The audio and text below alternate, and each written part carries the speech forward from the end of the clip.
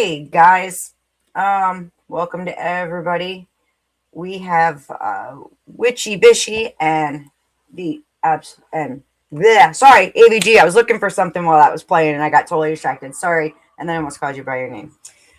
We are gonna debate about eugenics tonight, so this should be interesting. I'm kind of in the middle about it, and I think that there's a lot of people that are when they start considering what all of it actually means, right? So this should be really, I hope, informative. Witchy, you're up first. So we have 10-minute openings, but take your time. No, or if you and faster, that's fine. And AVG, quick question: Mhm. Are you good with cams up or you good with Oh, cams yeah, down? I just had to grab something. We're good. Yeah. Okay. Okay. Whenever you're ready, by all means, go ahead, Witchy.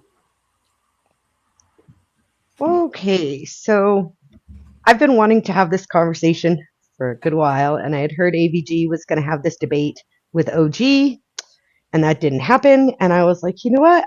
I would love, I had told her this before, I would love to talk about this with you because I have a very strong affinity for the idea of eugenics. And so I want to start out with, and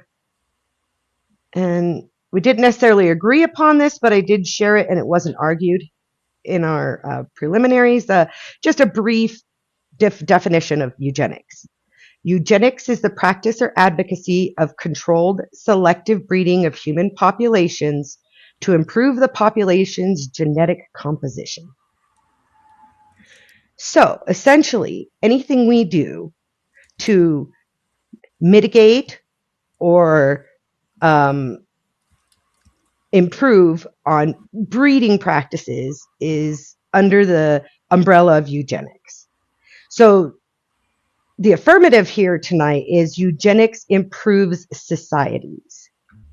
So what I'd like to present are a few statistics related to how crime rates have gone down post Roe v. Wade, post the Roe v. Wade, and that there are statistics of teen pregnancies down, including those that are aborted. Even with the abortions for teen pregnancies, we still have a lower pregnancy rate in teenagers since birth control and other forms of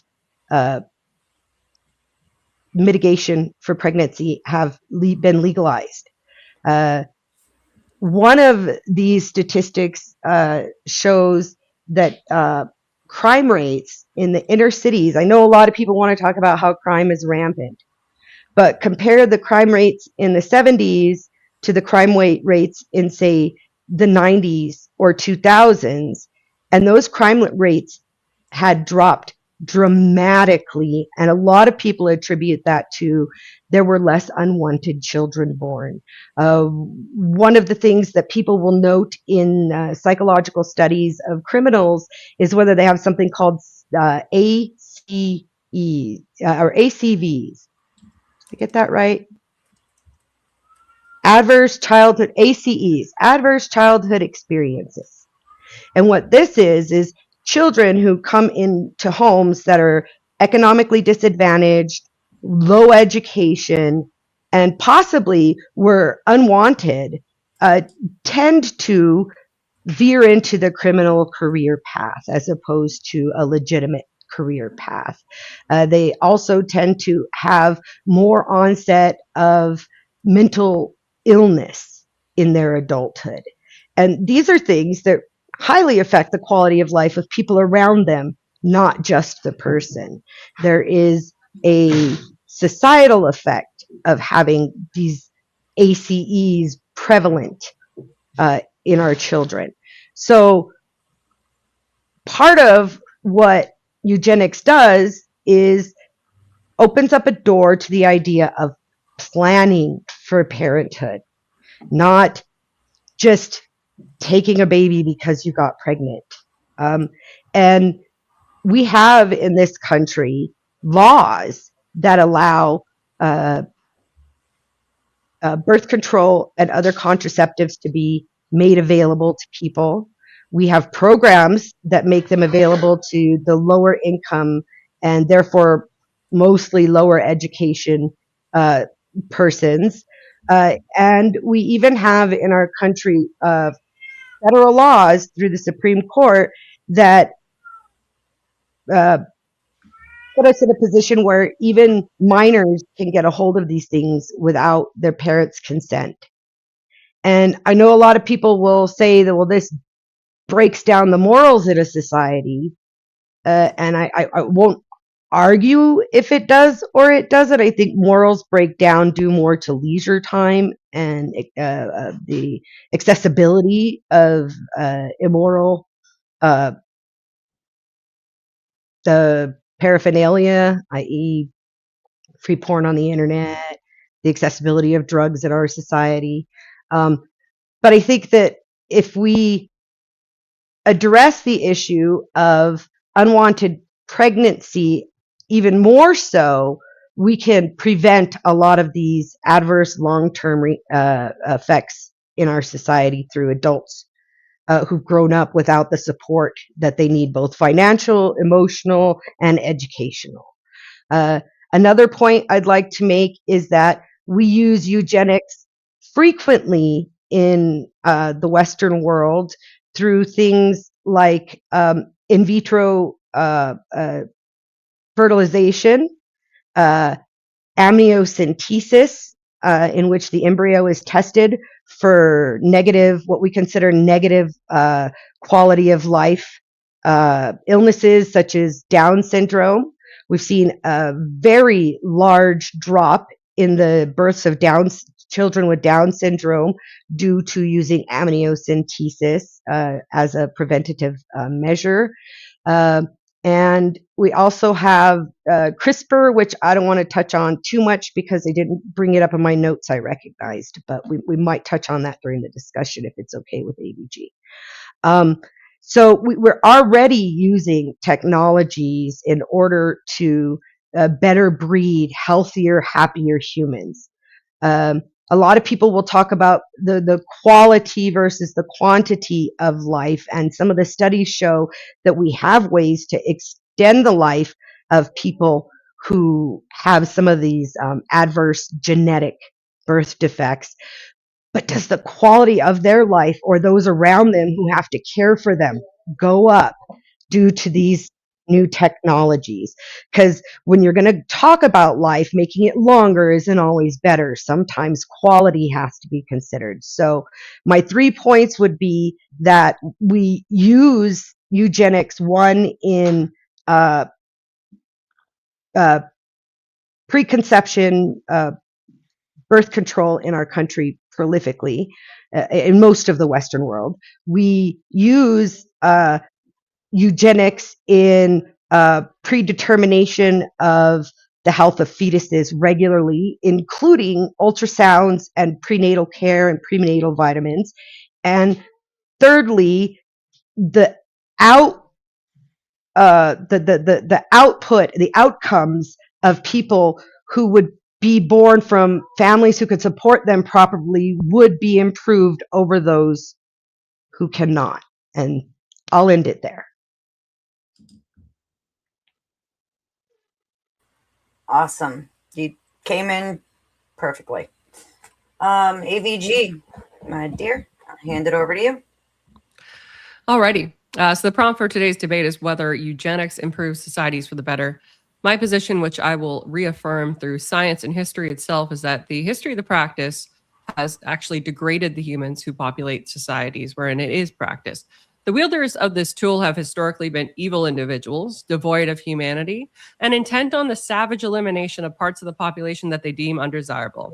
I'm talking about individuals such as Margaret Sanger, a staunch racist and anti-natalist, and the leader of the Schmaltzy Party, Schmittler. Both of these individuals have the blood of millions of individuals upon their hands, all in the sake of bettering the population.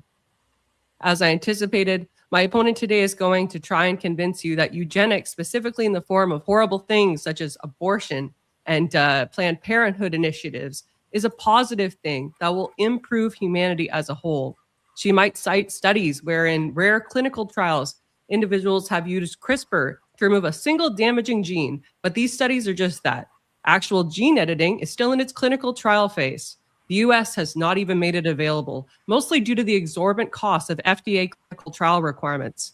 And whether CRISPR would actually benefit humanity, for example, by removing damaging genes for all in need, regardless of income and status, and would not have negative effects on the genetic diversity and immunity of the population in its execution, remains unknown.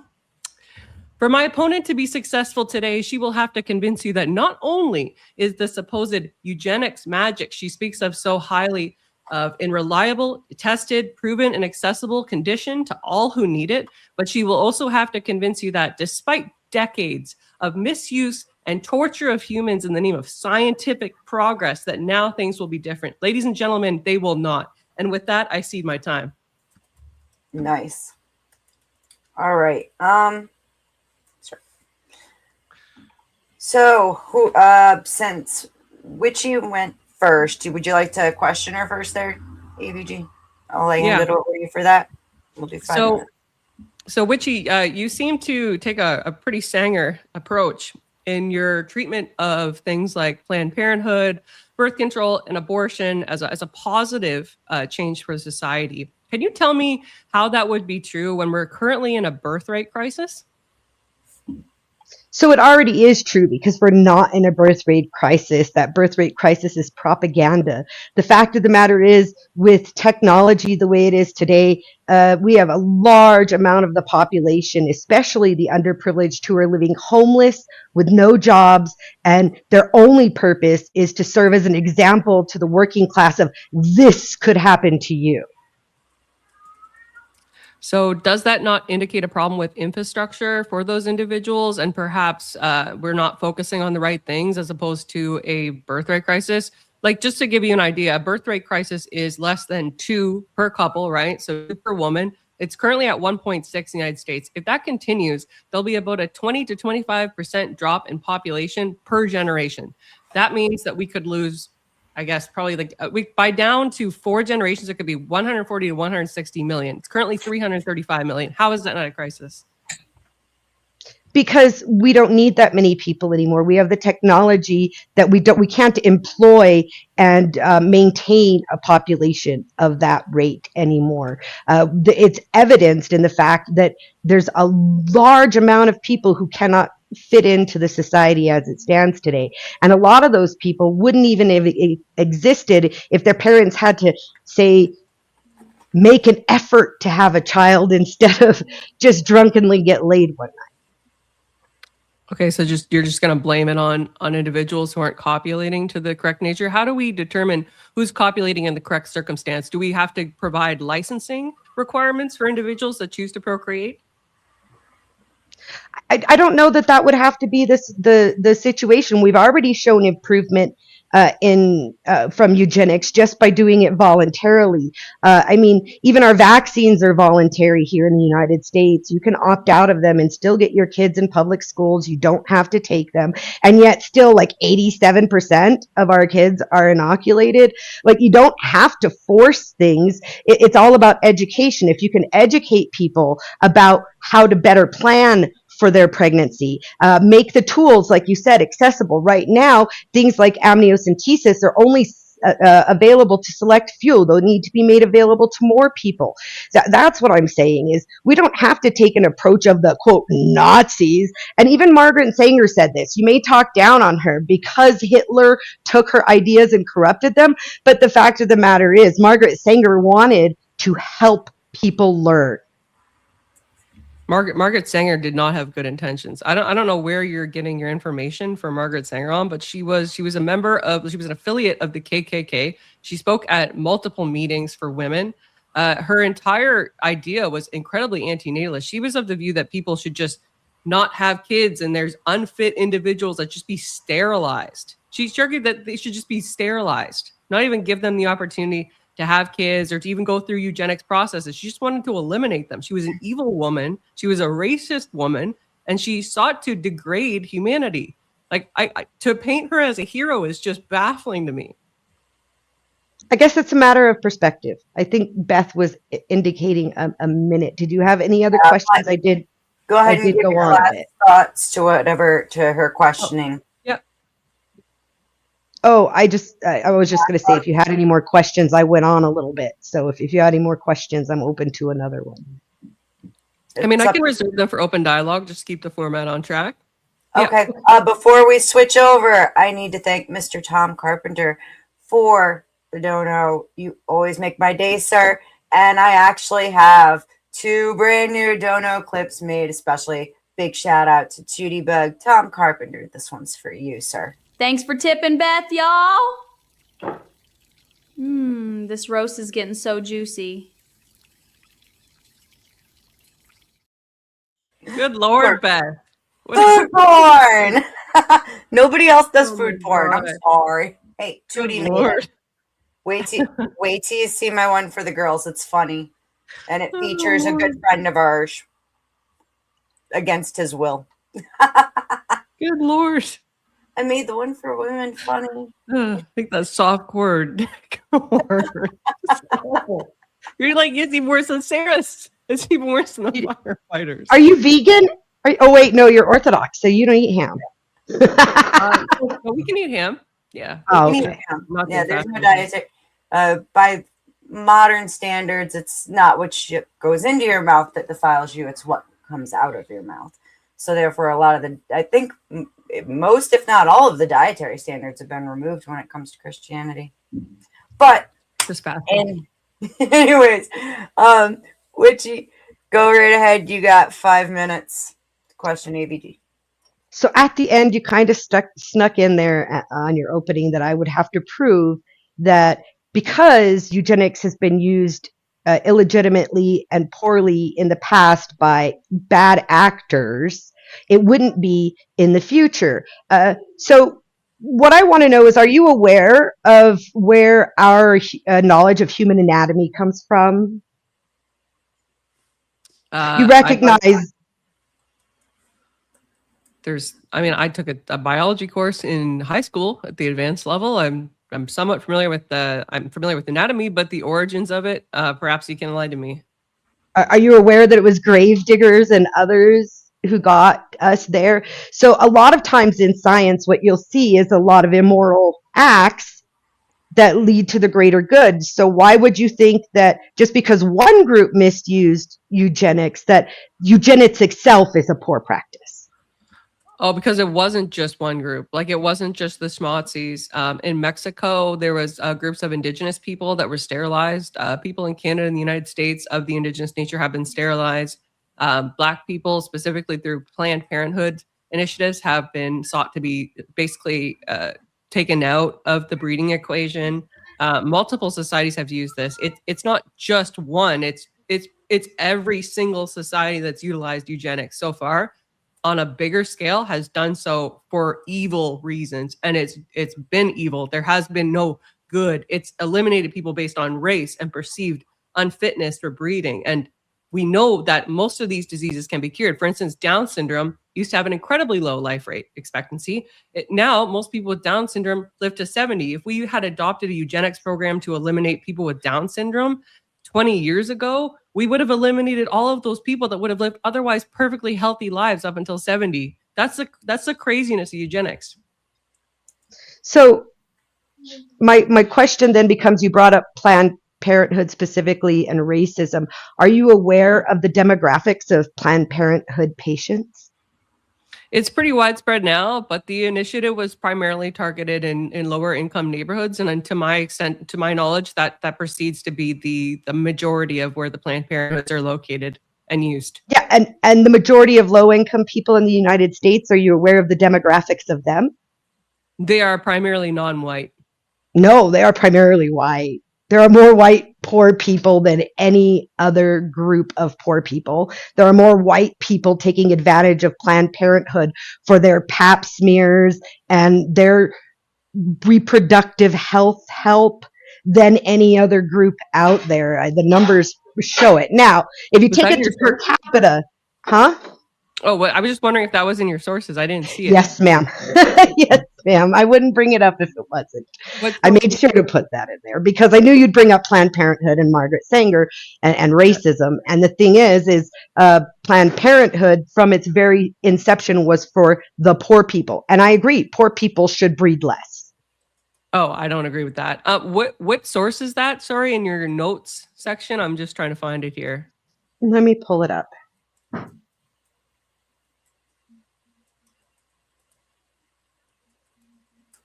The first three are for like crime and. If you want to share screen at all, just let me know. I'm all set up to do that. And I'll add a few extra seconds for the time spent looking.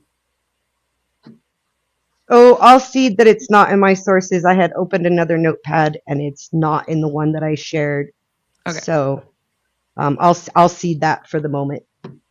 Okay. Yeah, I don't think that's true. I think actually my understanding is that Black women are the highest demographic for abortions. And I don't think... During the open discussion, may I provide another source? Oh, yeah. Sorry. Go ahead. Proceed with your question. Sorry. Go ahead. Yeah. Okay.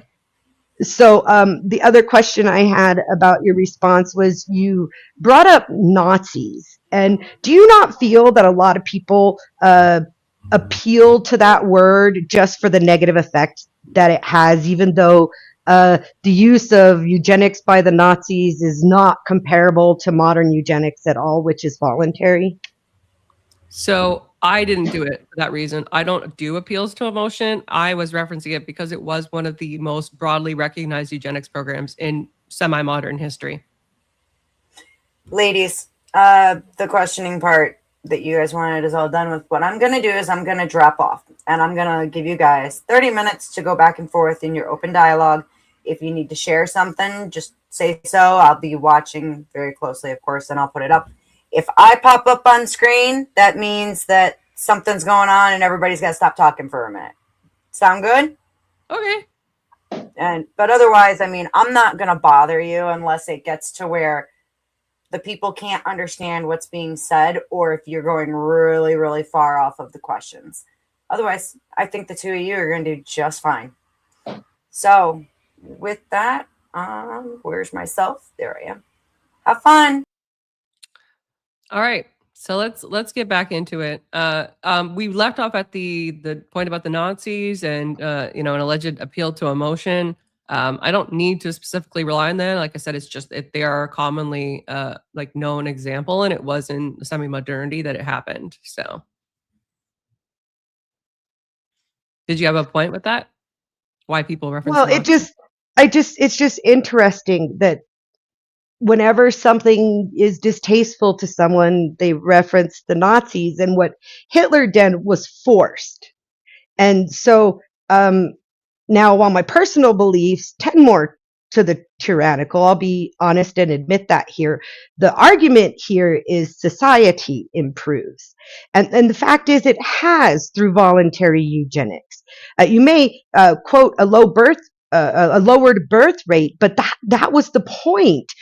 We have much lower rates of the adverse effects of having unwanted, unprepared families. When families aren't prepared to bring children into this world, that's a lot of suffering for both the family and the children and society. Why can't they just give the kids up for adoption?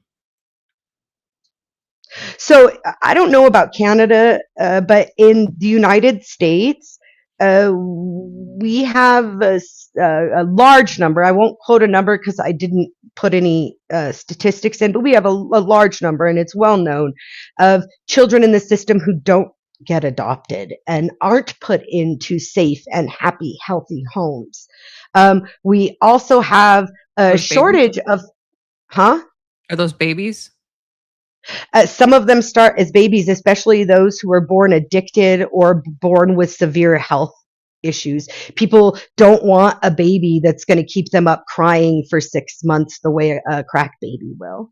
Yeah, that would be the exception though. Like by far and large, babies are the most adopted, and it's pretty rare that healthy babies, stay out of the or stay in the adoption system for very Healthy long. babies. How many poor people you know have a good diet, don't use drugs or drink, don't smoke cigarettes, live in a healthy neighborhood, get good exercise, get proper prenatal care, including prenatal vitamins? I mean, you may have grown up in a neighborhood where those things are really available because Canada has a different sort of healthcare system than the United States. But in the United States, especially, and especially in lower income countries, most of these babies that I'm talking about wouldn't be born healthy. They're not having the kind of prenatal support they need, and they won't have the postnatal support that they need either.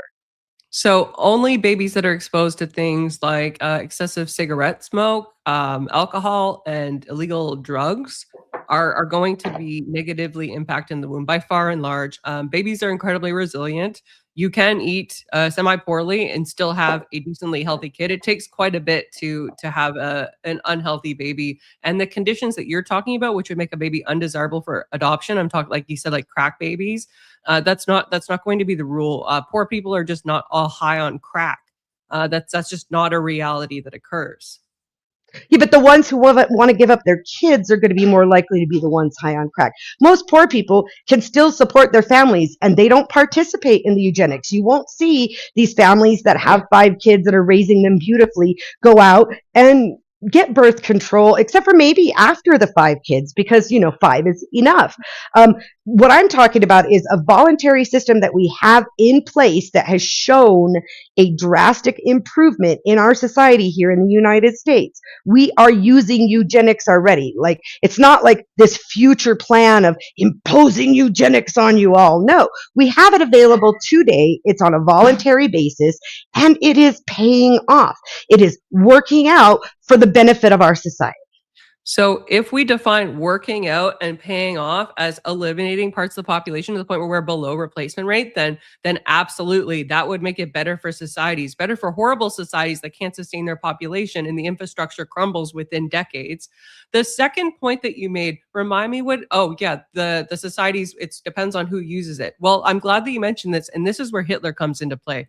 Hitler took over a government in Germany of just out of nowhere. The guy was a relative political unknown, and he utilized force doctrine, right, to impose all kinds of restrictions and to unalive millions of people, right? So if you say like, okay, that's not possible in North America, well, technically that's possible anywhere because it can happen. An authoritarian leader with sufficient backing and power and radical ideas can step in and utilize a technology if it's made available to the public.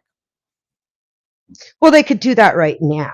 I mean, we certainly have the tech to do that right now if they wanted to. The point is, we already are using eugenics, and the use of it thus far has improved society in the United States. We have lower crime rates, we have lower teen pregnancy rates, we have lower suicide rates than we had in the 70s. Like, if you really look at this, these are things that are just a result of many factors, but one of them being the availability of birth control and abortions. And that is eugenics. That is planned breeding. That is changing the course of breeding through an action that I can take. Now, abstinence, we can talk about that too. I agree we should be preaching abstinence more than anything, but we could talk abstinence till we're blue in the face. I have 2 teenage girls. I do not delude myself into thinking that my talking about abstinence or the school talking about abstinence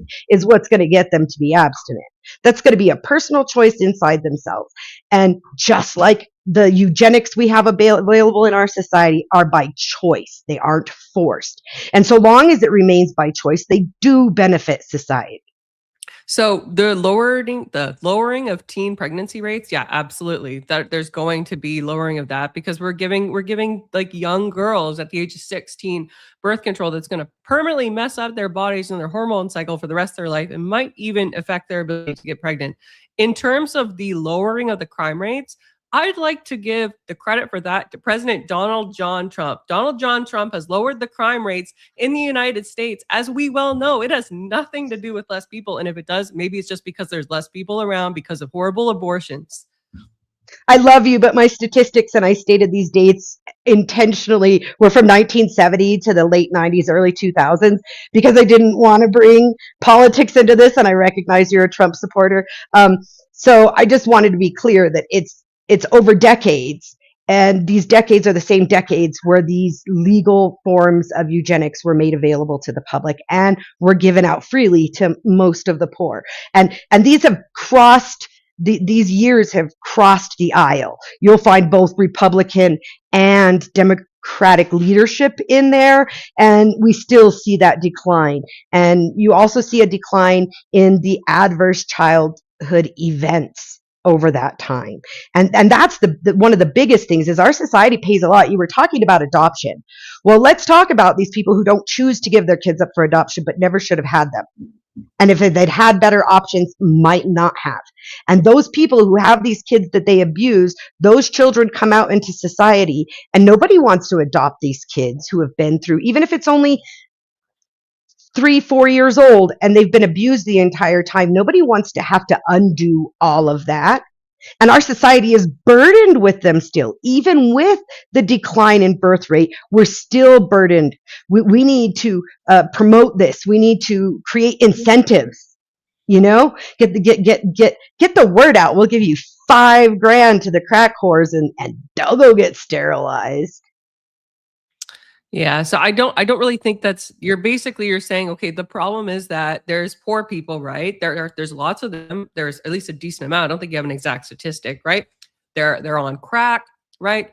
They're completely, just lost causes. In your view, there's no point in putting them through like, a therapy in the secular sense, or even getting them to join a church and find community and better themselves. No, we should just sterilize them so that they don't carry on. Like, do you understand how like that can sound evil, like very immoral, like just to say, okay, well, they're just lost causes. Just fuck them all. Let's just chop off their balls and just ruin their ability to procreate. You're not helping them. You're not helping them at all. You're just removing their ability to procreate. If you could show me results where we could rehabilitate or help these individuals who are low education, low income, low value people, if you could show me a way where we could rehabilitate them, everything we have tried has failed. They continue to procreate. They continue to create a burden on society. In my home state, for example, I live in one of the poorest states in the country. In my home state, something in the neighborhood of 1 million people live in the main city. This isn't a statistic, by the way. Something in the neighborhood of 1 million people live in the major city. It's a small state. And yet recently in the news, it was stated that we are one of the largest receivers per capita of benefits. And it's the worst educated state in the nation. Well, we vie with Mississippi every year, one of the poorest. And the issue is these are the people having children. We don't incentivize them to not have children. We incentivize them to have children that are going to be born into the same poverty, into the same neighborhoods with low tax rates because it's not great property, and they have very poor education based on that because most education is done off of bonds through property taxes in the United States, and it's a perpetuating cycle. If you have a better solution, I'm all ears. As far as I'm concerned, this one is working. I'm not saying it's the best solution out there for everyone. I'm saying is the eugenics we have in place today here in the United States that I'm aware of, these programs that are available for controlling breeding in the United States, including someone was saying in the chat about traits and whatnot, including amniocentesis and CRISPR and other things. We are improving our overall society, and that's what we have to focus on. The individual is not the key here. The individual has become the focus way too much in modern society and not the whole society as a whole. And that's why it's collapsing. Yeah, that's moral relativism, and it's a flawed system. Look at this. You gave me some examples. I'll give you a couple examples. There's two men that are in my direct parish. Okay, they both were addicted to hard drugs for years. One of them has been sober for 12 now. He recently celebrated that, and he has a role within the clergy type category at my church. If you're going to sit here and convince me that there's a huge portion of the United States that's addicted to crack, okay, and is having a bunch of babies, I want to know what those exact statistics are, because without that, all I see is a compounding issue. We just stop them from breeding. So then society collapses because there's nobody to do the jobs of healthcare and education and other things, or to be caregivers for their family. And then those people get depressed. And then those people use drugs. And then those people end up the same statistics as the exact ones that we were trying to eliminate with the evil system that is eugenics. So I'm glad you brought up recovery. I have 7.5 years, a little bit more than that, since my last drink. And I'm very proud of that through AA and the grace of a creator who loves me. And I want to say that recovery is possible. How do we recover them? What I've seen being in the rooms, being a recovering addict, what I've seen is the majority drop out because it's a program that you have to choose to do the work. And a lot of these people that I see, the majority of people who are put into the rooms, especially those who are put in through court order, do not actually work the program or improve their lives. They continue to be a drain on everyone around them. And yes, those people should not be raising children while they're in the throes of a disease. They shouldn't. And we should incentivize it, not force them, not say, oh, you can't have children, I'm going to sterilize you. No, go and say, well, look at your life. Are you really going to make it better for a child? Well, how about we offer you $5,000 to get a vasectomy this week? Incentivize it. Where are the statistics? I've asked you for statistics on how many people are on crack and crackheads. It's not crack. Crack is just it's one of those words we throw out here in the U.S. It's mostly fentanyl these days. But you want to know what percentage of the United States is addicted to drugs? And it's having babies. Yeah. Okay. How many babies born addicted in the United States in 2024? 5 to 7 out of every 1,000. So roughly 500,000 a year are born addicted. So that's a lot of babies. Not that much. No, but the population is 335 million, right? Currently in the United States. Yeah. Okay, great. So it's still the exception. It's not the rule. I don't think that justifies going and just sterilizing those individuals. I think we should get those people the treatment that they need, right? Be it through the church, or if they want to, they can get therapy, right? Mental health is on the decline, and treatment for it is on the decline in the United States and Canada. And I think we should invest more money into that, invest more money into people having kids, because the birth rate, even if you say that there's not a crisis, there is a crisis. Like I said, generationally, we are predicting a 20 to 25% population loss that is going to cause the collapse of society. It's already causing the collapse in societies like Japan, where they have to beg people to have kids. I bet you they would beg a crackhead to have a baby in Japan. I bet. I'm just hypothesizing here. Just to be clear, you keep saying go and sterilize them. We haven't done that. We've made options available, and those numbers have decreased over years by doing so. This idea of it having to be forced isn't real. We already have these programs in place, and they're voluntary, and they're happening. If we wanted to increase it, though, we could incentivize it. That's what I'm saying. You don't force anybody to do it. You incentivize it. And somebody's saying, I don't understand percents in the chat. It's not even 0.5%. Like, it's 0.5%. No, it's not even 5 to 7 newborns out of 1,000. You'd need 100 to have 1%. It's a fraction of 1%, a small fraction. But the fact is, those numbers continue to stagnate and not get higher, even though we have a higher instance of drug addiction currently. And these are things that are happening through the eugenics programs we already have in place. I'm not implying that we need to go out and force anything on anyone. Now, my personal beliefs may tend that way. However, the argument I'm placing today is that we already have these programs in place. I'm not as aware of Canada. I'm sorry. It would be better if I knew a little bit more about Canada, but I know in the US, the programs we have in place have improved society over the time that we've been using them. And I think we could increase that improvement by increasing incentive for those programs. Yeah, by reducing the population even more. Yes. Right, until it's in a state of collapse and we don't have anybody to work the hospitals or educate people. Do you recognize how much of our work, as you call it now, that's being done by the type of people who are incentivized to do this? Most of the people who are incentivized not to have children aren't raising doctors and lawyers. They can't afford in our system to go to school for that long. Most of them aren't. You're not really going to lose that. What you're going to lose is the labor class. And the fact of the matter is our technology has gotten to the point where we don't need that big of a labor class anymore, as evidenced by the fact that a big portion of our labor class right now is unemployed, on the streets, addicted to drugs, suffering. We have people who are working 2 jobs, living in their cars because these jobs are being outsourced to technology.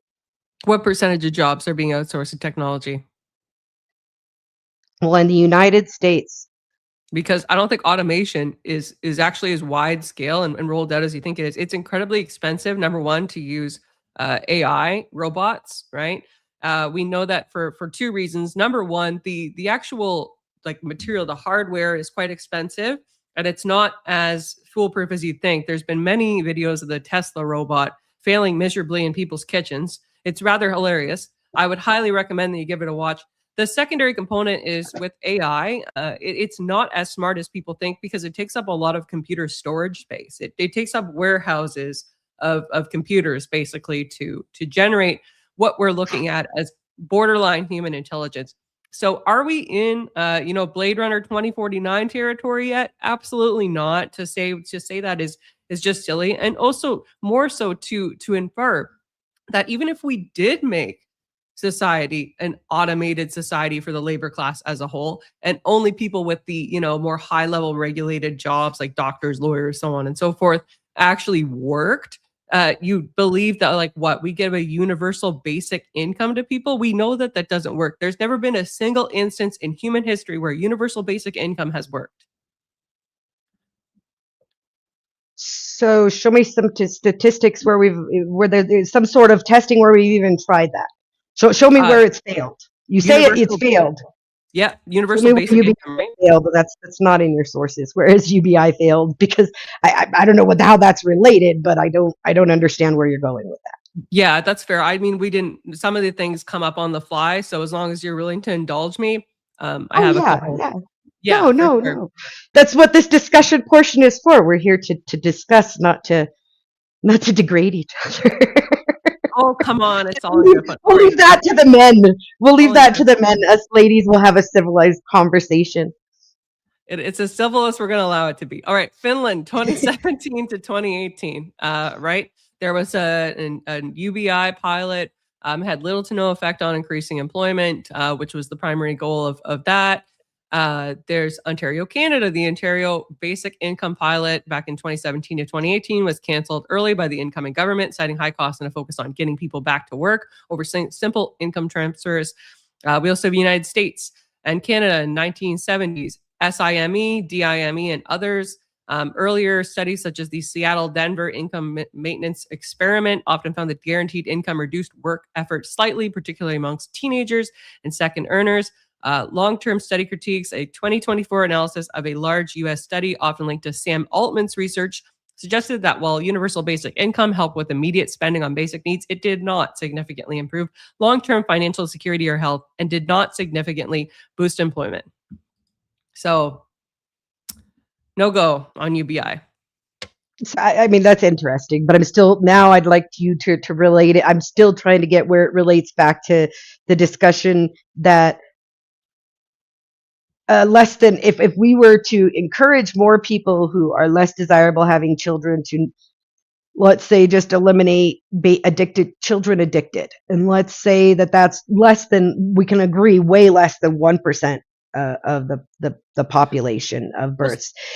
How is that gonna wipe out the entire society? And we're not even saying to sterilize these people. Eugenics isn't just permanent sterilization. There's lots of ways of preventing pregnancy that aren't resorting to sterilization. And then again, this wouldn't be forced, it would be incentivized. So the majority of people who are having children aren't just going to up and decide to go sterilize themselves for $5,000. You're going to have to talk about the bottom of the bottom who's going to be willing to take $5,000 to give up their ability to have children, at least even for the time being. A lot of the sterilization procedures that were of the past don't even exist anymore. Doctors, unless you've got some severe health issues, aren't going to just go give women hysterectomies. But there are reversible procedures that can be done that are non-invasive. There's IUDs and vasectomies, and there's the, what's it called, the Nuva ring now for women that you use it releases every month, hormones but you don't have to take it every day. Yes, within the yes, they vagina. release Yeah. hormones, but it's voluntary. I'm not saying you go to the schools and tell every kid who comes from a poor family you're getting sterilized. I'm saying as these people reach an age majority and can make a decision for themselves, we incentivize them waiting to have children until they're in a position to support them. Oh yeah, no, for sure. We give them all the equipment free of charge, or even give them money to go and be sexual degenerates, where they can have like a bunch of kids without getting pregnant. Just let them be degens. Just let them fuck like rabbits and just see what happens. You know what's funny? And I thought about this as you were talking. You expect me to believe that there's a future wherein eugenics is available, like maybe we even have stuff like CRISPR, right, scientifically available, but we can't cure crack babies. We can do this amazing thing like editing out genes, but we're not going to bother to cure the crack baby. We're just like, just toss them in the garbage. Just rip them out and throw them away, right? Just murder them, right? So it's kind of sticking to the provable stuff we've done in generics, in eugenics so far, that has panned out well so far. But if you want to bring up CRISPR, that's an even better idea, where we take and create children who are immune to being addicted, who are immune to herpes, AIDS, all of these things that have spread through our society. Now, mind you, syphilis was spreading through our society long before we had birth control available to everyone, and it was driving people mad because people are going to have sex. They're hardwired to have sex. Reproduction doesn't have to be a part of that anymore. It used to be, but we've seen an improvement in our society by removing reproduction from that drive to procreate that humans naturally have. You may not have siblings, I don't know, but I have children. I've raised adults, and I have 2 teenagers, and giving them hormones when their hormones are all up anyway has actually improved their lives and ability to focus in school, in my experience, has helped them to mitigate the damages to their psyche that happened during teen years. I have an adult daughter, so I've seen it with her friends. The high school that they go to has a program where you don't even have to tell your parents. You can go in and they'll set you up on birth control. My daughter didn't have to use that because I'm not against it, but it's a choice. And I think it has to remain a choice in a free society, or a supposedly free society.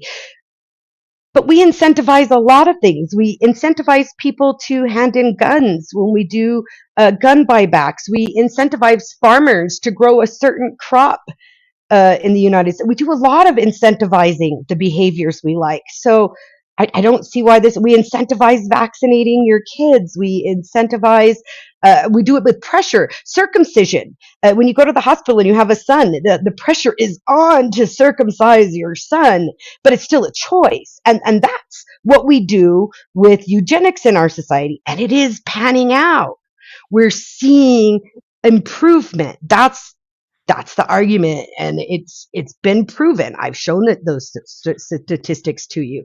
I mean, I'm going to close with them in a little bit, but you can't argue that crime's gone down. You can't argue that teen pregnancies have gone down. You just don't want to give credit where it's due. To Trump for the president. I have one more point. I have one more point, Beth. I know we're up. Go for it. Okay. So you mentioned CRISPR, you mentioned gene editing, and I have a really good point on that, and I'd like you to respond, Witchy. I think it's fair. So obviously it's an emerging science and whatnot, but are you familiar with basically in simple terms, it's like don't mess with something if it's not broken, or playing God is always a risky thing, right? Occam's razor. Okay, yeah. Thank you. Okay, so we're already familiar with how this works when we've introduced large-scale antibiotics to the population. There's been a reduced level of immunity towards certain viruses, right? You're familiar with that? Great. Well, are you aware actually that with CRISPR, we could actually find ourselves looking at super viruses and super gene issues, not only because it reduces genetic diversity, which can overwhelmingly lower the viral immunity for the population, but also, for instance, the gene that is related to sickle cell disease, it also helps protect against malaria. So, for instance, if we remove the gene for sickle cell disease, which is a horrible disease, right, from the population, you may unintentionally increase vulnerability to malaria or other infections. It's a risky science. It's untested.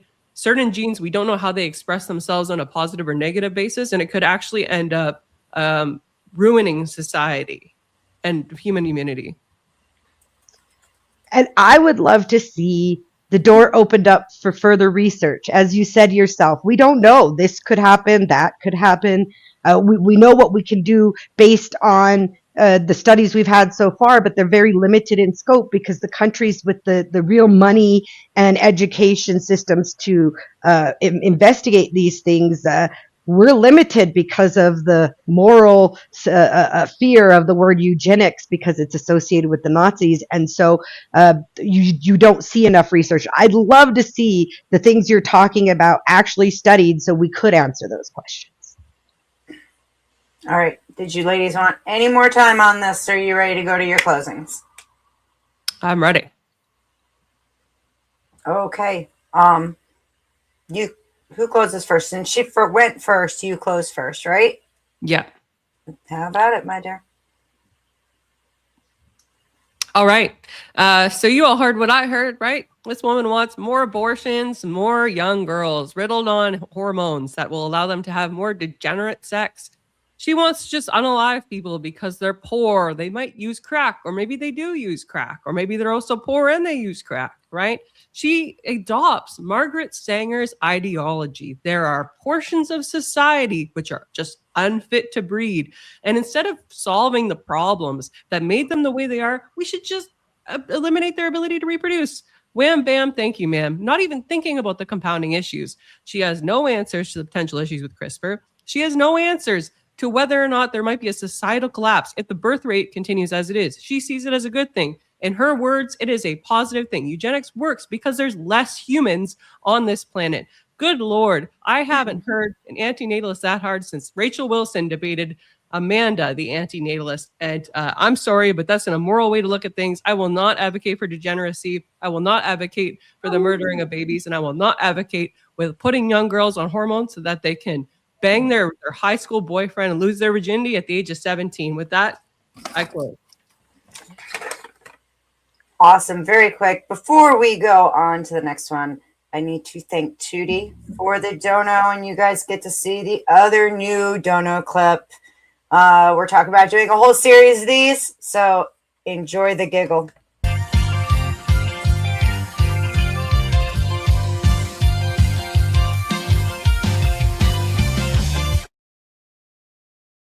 He cannot dance like that. You look so disturbed. He cannot dance like that. That is horrifying. It's AI. Good Lord. My thoughts are, whoa. That's better than the roast one, though. The roast one is too far, Beth. Too degenerate. Tootie made it. Tootie made it. I do hope you have his approval at least. He can be quite Yes. I talked to him beforehand. So as by the long way, as he's a willing butt. yes, it's a willing butt. Make sure you sub up to the Powder Dusty. I'm talking to other channel creators as well to have a whole series of all of us wonderful people dancing like dummies. I think the Marte dance video's got to win, though. He's, with the bills and stuff like that, he's got to win. I think Marte wins the dance AI challenge. He talks about being embarrassed about that. It's like, dude, you wanted the point of that video was to be funny. It was funny. I think it's great. It was funny. It's hilarious. I love it. I wish he wasn't so embarrassed about it because he did great. Witchy, whenever you are ready. Okay, so one of the things that people don't recognize in a world like ours where individualism has been pushed down their throats is the importance of society as a whole. And while birth rates are dropping, we see other things dropping too. And when we allow people some choice in their breeding, we give them more freedom than they would have had otherwise. As a mother of 5 children, being called an antinatalist made my day because my buddy Ellie, the antinatalist, is watching and he knows I'm not. But eugenics isn't about necessarily dropping the birth rate indefinitely, and it's not. What we're doing isn't doing that. What we're doing in eugenics, what it's doing is it's creating a society where the children who are born are more likely to be able to be supported educationally, emotionally, and financially to the age of majority, where they can become constructive, productive people in our society. And if we can show through these statistics, these lowered numbers of teen birth rates, teen pregnancy rates, these lowered numbers of crime and prison statistics. The majority of our prisons are seeing a decrease per capita in the sort of violent crimes that were happening before we allowed women the right to have some control in their procreation. And I think that we can go further with that. It's already shown positive side effects in our country and other parts of the world. There's some statistics about providing birth control in Africa that I didn't bring up because there's some questionality as to the voluntariness of those things. And we are arguing here that in the United States, what has happened is voluntary and therefore has improved society. So with that, I'll let it go. Awesome. AVG, be glad you didn't see the other one Tootie made that I just watched backstage. Oh, good Lord. I have a conservative, Christian, mostly male audience. My audience is only 0.8 female, actually. And most of them are men between the ages of 25 and 45. I'm very proud that I have less female viewers than Andrew Wilson. Andrew Wilson would be jealous of that fact. So, guys, I know we're going to do an open panel portion and stuff, and you want to run the poll, but I got to step away for a minute. I will be right back. No problem. Avarice, welcome. Everybody, I just pinned the link to get in. AVG, you are welcome to post it in your chat as well. Okay. I'm asking, though, that if you're coming up, please have some good ideas of what you want to talk about with everybody before we jump into kind of more of a all-out, shit show. Oh, she must be talking about me. Hi, sweetheart. It's good to see you. Avarice. Jay, you're gonna need to turn your camera on for me for a minute. You can turn it off afterwards. Sorry, I was tending to my eugenic child. Is JC? Might I say, who's in the top 98 percentile across the board? That's right. Read and weep it, bitches. Do you guys know who JC is? Is that from your community? J-C. No. You're gonna have to cam up. I'm very sorry. Oh, he ran. Okay. So what's your thoughts there, Avarice? We'll let you go first. You're from over there. I just got a few questions, so I'll wait for the I have nothing to say to the based ass page. Yeah. Yeah.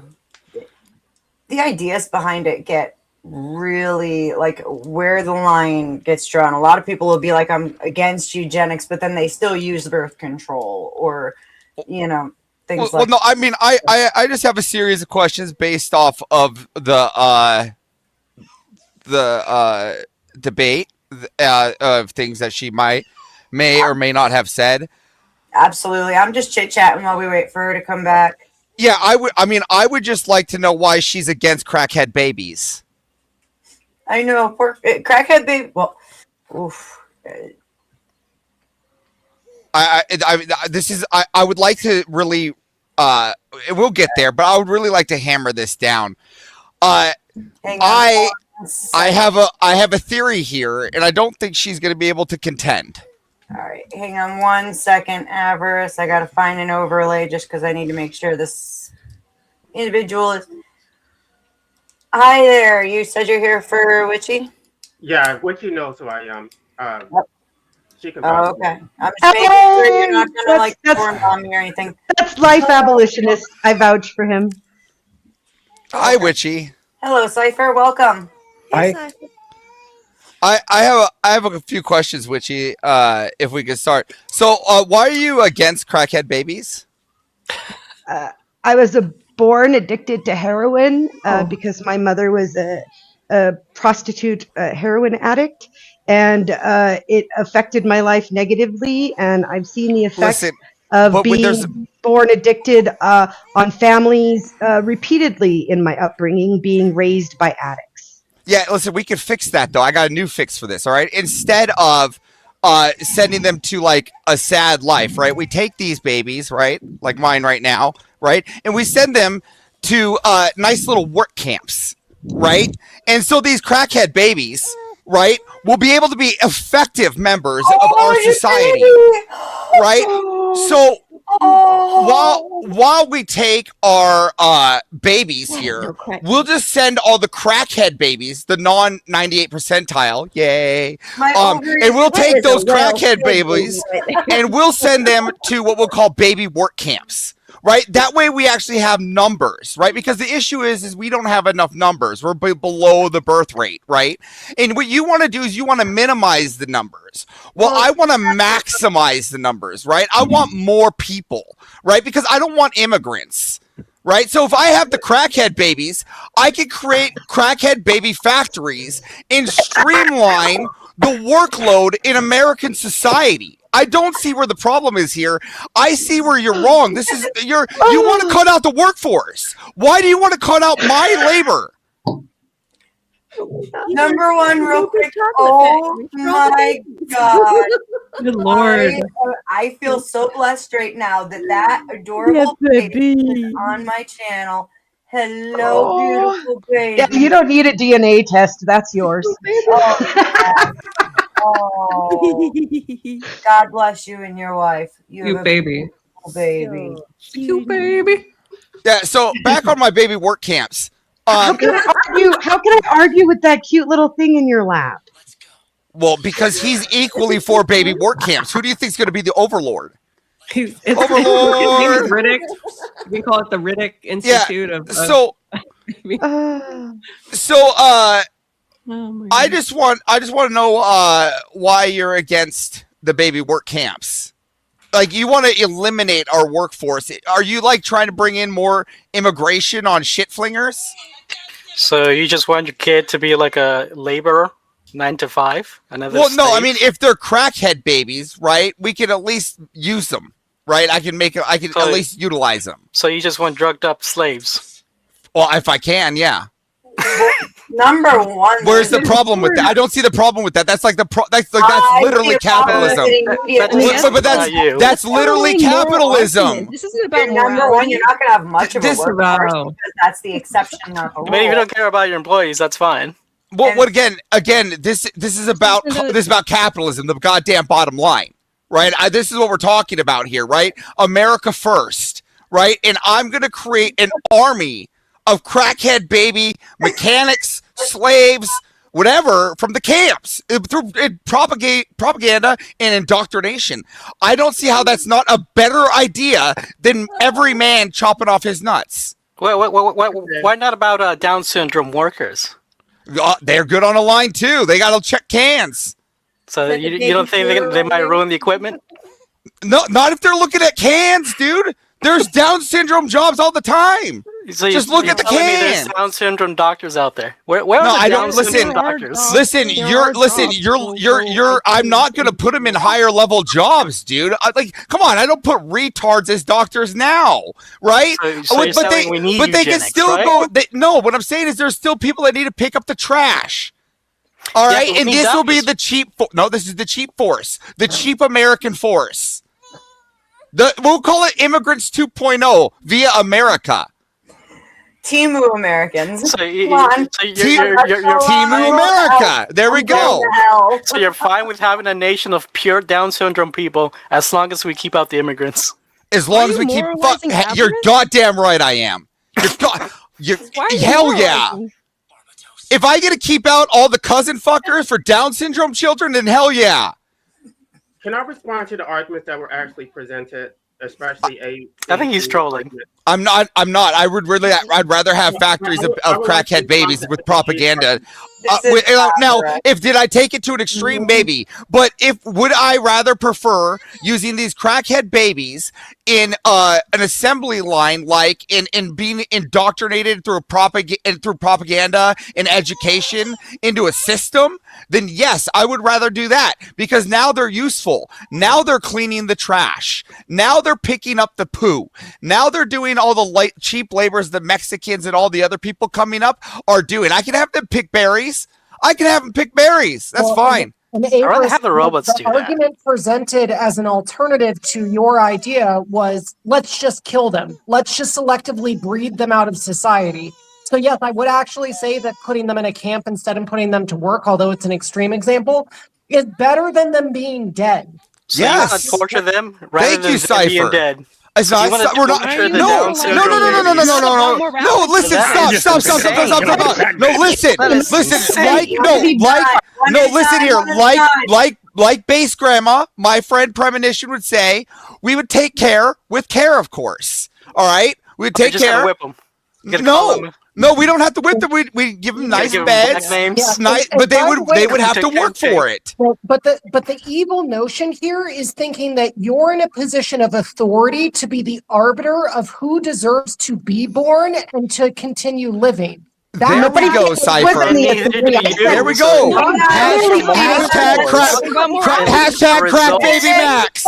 Get off your moral Maximize crack babies. Not being an ideologue.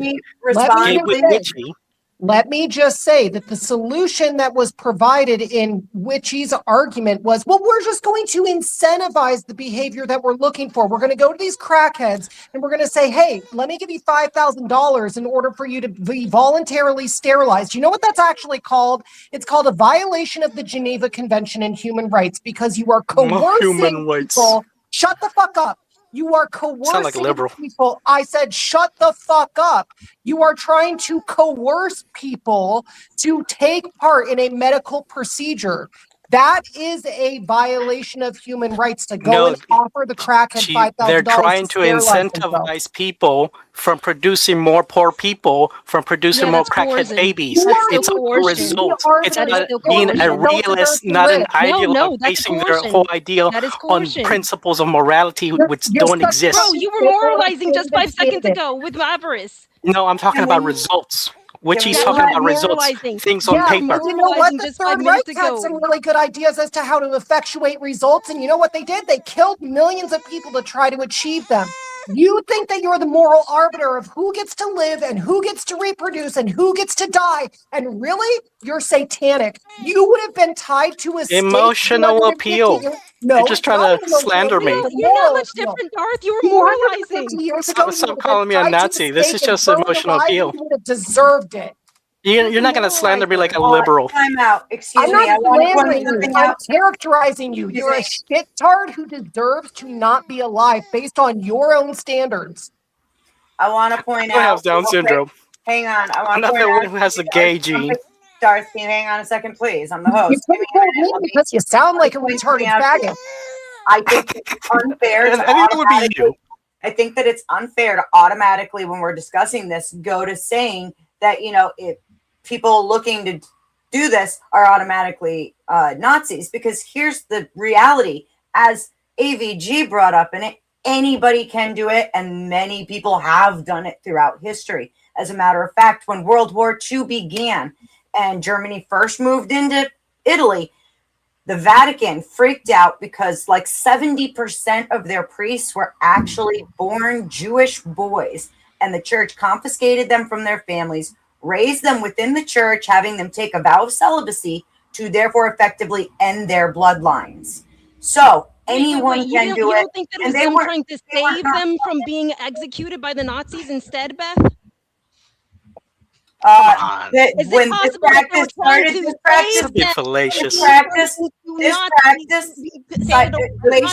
Glacier, this practice started long before the Nazis ever even existed. I would like to push back to this AVG. I feel like it's fallacious argumentation about history.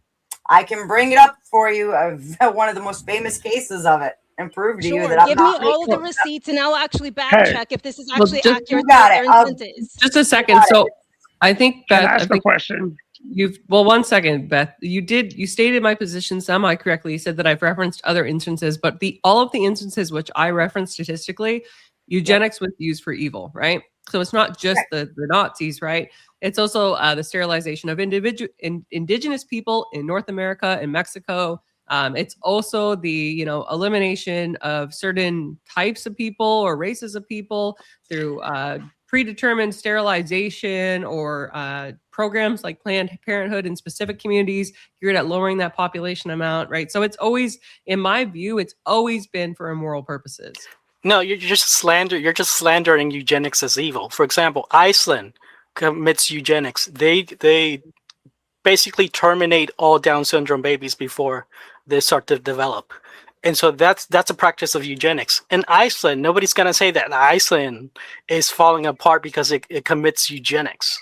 So this is just an attempt to slander eugenics because it's been used in the name of, maybe I'm not the smartest person in the world. We're arguing that maybe I'm not the smartest person in the world, but I keep hearing the word eugenics. And y'all are saying that, oh, damn it. Oh, my God. Just give me a second. I just want to ask a question. Real quick. No, one of the most famous cases in the back. No, you can look it up. I pulled the first link because I'm in a rush to get it for you. Okay. Okay. I'll look it up, but I'm not going to be just relying on just Wikipedia as my don't rely on Wikipedia. I grabbed the first link that popped up for the Matara case. Okay. It's one of the more famous ones. I know Shadow has been trying to get a word in, and I want him to. So AVG, you first, and then we'll pass it off to Shadow. Yes. So two more cases. Watch the back chat, Glacier. But when we're done though, she's gonna come back and finish why hers is better for my questions, because I want to get back to the crack babies on Witchy. I'm being serious because she said it was bad. I want to know the net negative here. I see where we could take a net positive. I want to see how she can turn hers into a net positive. So if we can get to that, I'll let everyone else go. I can wait, but I do want to get back to that. I would like to speak also whenever you guys are done. Okay, I just want to make two quick points. Number one, that's a straw man, Darth. I never said that eugenics itself was evil. Obviously, it's a science. It can be used for good so or it can be evil. good. The fact is that eugenics has historically been used for evil. The example that you gave is also evil. Okay, then it's just a genetic fallacy. Because I'm not finished. Sterilizing people because of Down syndrome is evil. Down syndrome is actually a survivable disease. People with Down syndrome typically live towards 7. You cannot cure Down syndrome. Down syndrome. Please stop interrupting. AVG. Stop interrupting so that the next person can speak. Yeah, let me reply to AVG. Let's say all the entire U.S. population became Down syndrome. By AVG standard, this is perfectly fine. So would AVG be willing to live in an all Down syndrome world? Yeah, no, this is people not with Down That's a syndrome complete live straw to man. this 70. is yeah, It's a this is reductio ad suicidal absurdum, and I empathy. don't care. Suicidal empathy. This is principles of morality blinding you to real results, to the real world, to the if you really want to live in a Down syndrome world, go ahead. Never said that. So wait, conversely, Bro, would why are you you rather kill moralizing? all of the Say, people with Down syndrome? Bro, why are Do you but do you to think say it would be Down a good idea syndrome, to kill them all? yes, Down syndrome is negative to But life. It's nobody said anything antithetical to about life. killing people. Why are Preventing you pregnancy moralizing? isn't killing He anyone. just did. No, he just admitted that he would rather that Down syndrome people be killed. Yes. That's Killed? the No, I said prevention that he's prevented presenting. from having children. How Prevented do you from think it's reproducing. prevented? How do you think it's prevented? How would you suggest that it's prevented, Darth? For example, in the case of Iceland, they would test killing them! Killing them! Oh my God! You think killing a fetus? Yeah, that's not murder. Yes, that's death. That is That's murder. human life. That is murder. That's not murder, Okay, man. please. That You is know, murder. murder Darth. is a That legal is term. murder. It doesn't apply to That is fetuses. murder. No, it's not. No, I'm not going to take your I'm loose Yeah, ready. it's a definition. legal That's term. fucking murder. The state gets to decide what is murder and what isn't murder. The goalpost shift. That's murder. No, it's not. Yes, it is. Not even in America, it's murder. More if they're You anti-humanist, know what murder is? this is anti-natalist, anti-human garbage. No, I'm the only anti-natalist on the panel, and I have not been able to speak yet. So you guys have not. It's because it was my turn. It's because I thought I was going next. I'm just trying to be polite. Go, Shadow. I need a palate cleanser right here. Can we do Shadow then life abolitionism, since I don't think either of them have talked? Is that okay, Beth? Yeah, that would be good. Yeah. Yeah, thank y'all. I appreciate it. Hi guys, it's Shadow. So I'm gonna ask. Hey, a few Shadow. questions. Hey, so I'm gonna just ask a few questions because I'm a little confused by this eugenics conversation, right? Because if eugenics is the termination of certain types of life, is that an accurate definition? Kind of. Okay, is it the preventing of? No. Would you like me to read you the definition we agreed that I shared with AVG that she didn't counter for the debate? Sure, please. Okay, let me pull it up real quick. I closed up my notes because I knew the free-for-all was just going to be people yelling over each other. Okay, so the definition that I shared and she didn't argue is eugenics is the practice or advocacy of controlled selective breeding of human populations to improve the population's genetic composition. Okay, genetic composition. Keep that in mind. But Witchy, it's also safe to say that you added the modifier of voluntary to that definition, right? Okay, no, that's cool. I can swallow that pill.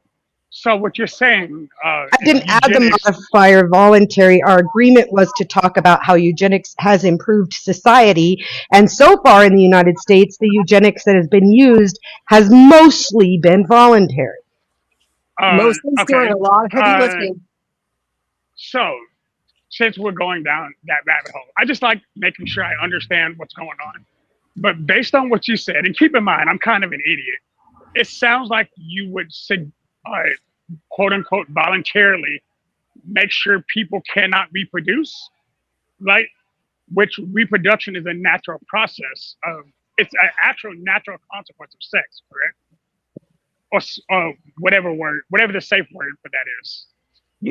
No one would make sure people volunteer to not reproduce in our society. They birth control. They go have abortion. Hold on, because I'm asking specific questions because I'm trying to get a clear understanding. But when other things get added, it doesn't really help. So I'm just trying to make sure. Whenever you're saying it's the purpose of eugenics is to have selective breeding, that means people who want to breed, who would be a net negative to society, they would be incentivized not to breed through some manner, correct? In an ideal utopia for Nikki, yeah. So like finance, like a financial benefit. Like, hey, if you choose not to breed because your genetics, yes. Well, I'm just naming some, right? So like societal benefits, correct? So let's say if you say, hey, we'll give you $30,000 if you never put your genes into the gene pool so we can cleanse our genetic pool. Would that be a fair statement? Yeah, we do that with migrants all the time, right? So the conservative Republicans are okay with committing eugenics against the migrants. No, why are you interrupting him? Right. I'm trying to be very specific, and I'm trying to have a specific conversation about eugenics. So, continuing. Sorry, I don't mean to be rude. 2D, I'm working on that. And look, I've been doing my best. So, in that case, would that not be considered financial coercion? Because you can, bribe somebody who is in a position of dependence that would, quote unquote, need those funds and convince them not to do something that they otherwise would do. Would that be a fair assessment of that situation? You mean like taxes? I'm not like taxes. I mean like giving people money to not reproduce, which is probably one of the most natural things of biological creatures. Taxes gives you money to reproduce, so it's the same thing. Yeah, there's welfare, my man. Taxes incentivize reproduction currently. Okay, but to incentivize someone to do something and to incentivize someone not to do something would actually require two different intents, correct? Either way, if you're saying that it's wrong to incentivize people to do something through money, then we have to get rid of all those tax credits for new child. Whoa, hold on. I never said anything was wrong. I'm being very particular about what I'm saying right now. Shadow, you're not going to get the gotcha you're trying to reach for. I'm not trying to get a gotcha. I'm trying to get an explanation, which y'all aren't doing very good at doing. I asked a very specific question. Generally speaking, it is already being done, and it is being done voluntarily without incentivization. That was the argument. Whether or not it should be incentivized is a personal preference idea of mine. It's not what's going on in modern eugenics. Modern eugenics isn't using that sort of incentivization. The incentivization that it's using is the idea that women are free to make these choices now where they weren't before. So is that the incentivization? Because I heard somebody say abortion isn't murder, which by definition, murder is, and I quote, the involuntary taking of a life. Would that be accurate? No, or am I wrong? It's a legal too? term. Okay. No, you're wrong there. Murder. Cool. What's the legal term? Yeah, murder is a legal term. So murder only exists within the system of whatever government. So if the government dictates that a fetus doesn't count as a human person, well, technically it's not murder. So the U.S. government, doesn't consider abortion murder because it's not within the legal term. Premeditated killing of someone with malice or forethought. That's the legal definition. Thank you. Of a person. Fetus is persons. Wait a minute. Look, I'm asking for simple definitions, and for some reason, every time I do it, y'all are trying to give me an explanation to why you don't agree with what I'm asking. What other question? Actually, Shadow, I think Shadow, I've been very quiet over here. I think Avers gets a +1. Yes. +3.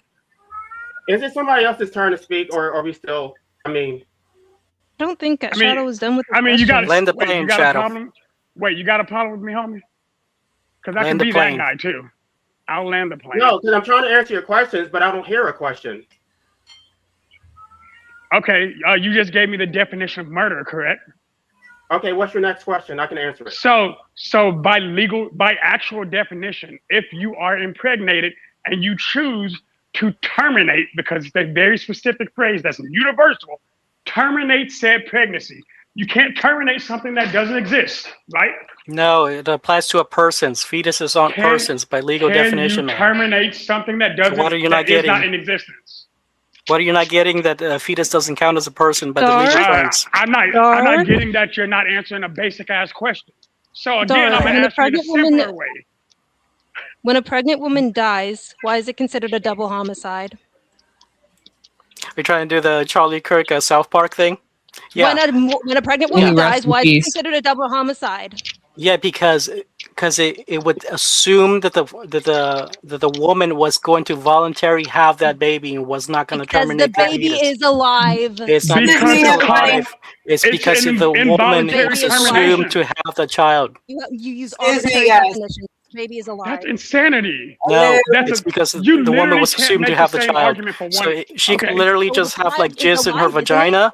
The It would child be is alive, double isn't it? homicide. That's why it would be classified as a double homicide, because they both died. No, it's because And the woman actually, was he just assumed said something was that's going to not have the true. child. The difference is Hold up. circumstance. He just said something that's not true. He said if you just have jizz, you're pregnant. No, the pregnancy has to be confirmed for the double homicide to even stick. Okay, by she got legal pregnancy sense. tests right after that. Okay, so we do know the difference. Bruce Jenner. Bruce Jenner didn't get charged with double homicide, even though he left a woman and an unborn child to die. He didn't even get charged with homicide. Should have been. So it's not double homicide when you kill a pregnant woman. In very few states is that the reality. And 40. All right. Excuse me, guys. I have a Cash App that came in. I actually have 2 that came in, and they need to be paid attention to right now. Number 1, I need to drop someone to make room for the Powder Dusty. It's been paid for, guys. And number 2, Tootie made another video of Dusty. I hope that he's here to watch this. I'm going to go ahead and play that. And Dusty, this is all her. And in the meantime, if someone wants to drop, figure out who you are. Otherwise, we're just going to go at random.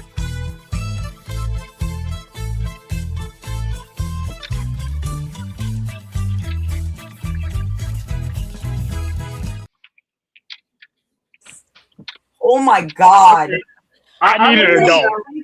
Somebody take away the AI from Tootie, please. Because Tootie, what the fuck is wrong with your AI algorithm? Good Lord. I Just pick who you want to drop. I need a spot. I will drop down. So bad. Can I address AVG? Who said they were going to drop? I said I will drop it. I just want to make my point first before Make your point, and then I appreciate you. Then his spot is going to Dusty, so nobody try to jump it, please. Okay, first of all, I would like to push back against the whole notion that those who enjoy sex are degenerate. I don't understand the point of that language. I don't think that is anybody's business. Furthermore, you have not actually articulated why demographic collapse is a bad thing. Hey, Beth, put me in the back. Put me in the back so Dutch can come up. Sorry, bro. I had a book which is on Amazon, which I'm an anti-nihilist and I'm also an anarchist. So the way you dismantle the state is through demographic collapse. I think people should stop procreating. They should stop rewarding the state, because when you give the state your children, then you give away all the leverage you have. When you look at all these other countries where they do have fertility problems, when they are procreating below replacement rate, then the state actually gives in and capitulates to their needs. They become far more responsive. Furthermore, as an anti-natalist, I think procreation is murder. I think you don't have the right to impose life on someone without their consent. None of us asked to be born. Life comes with a death sentence that we did not ask for. We are enslaved to an existence that we did not choose. I think procreation is the most immoral and unethical thing you can possibly do. I think that an oversupply of labor actually leads to depressed wages. From an economic standpoint, it's the worst thing you can do. Especially right now, we don't have a future. There are no jobs. There's not enough jobs for people who currently exist. So what future do you think people are going to have when AI is going to displace these people even more? And we're being displaced with the immigrants. So I don't see any good outcomes coming from I'm not a eugenicist. I mean, technically I was going to disagree with Witchy at first, but now I actually agree with everything that she said. And I would actually go further than her, because I'm not just a eugenicist as terms of who should procreate. As an anti-natalist, I think the entire human species should stop procreating. I think we should go extinct. Everybody should stop procreating.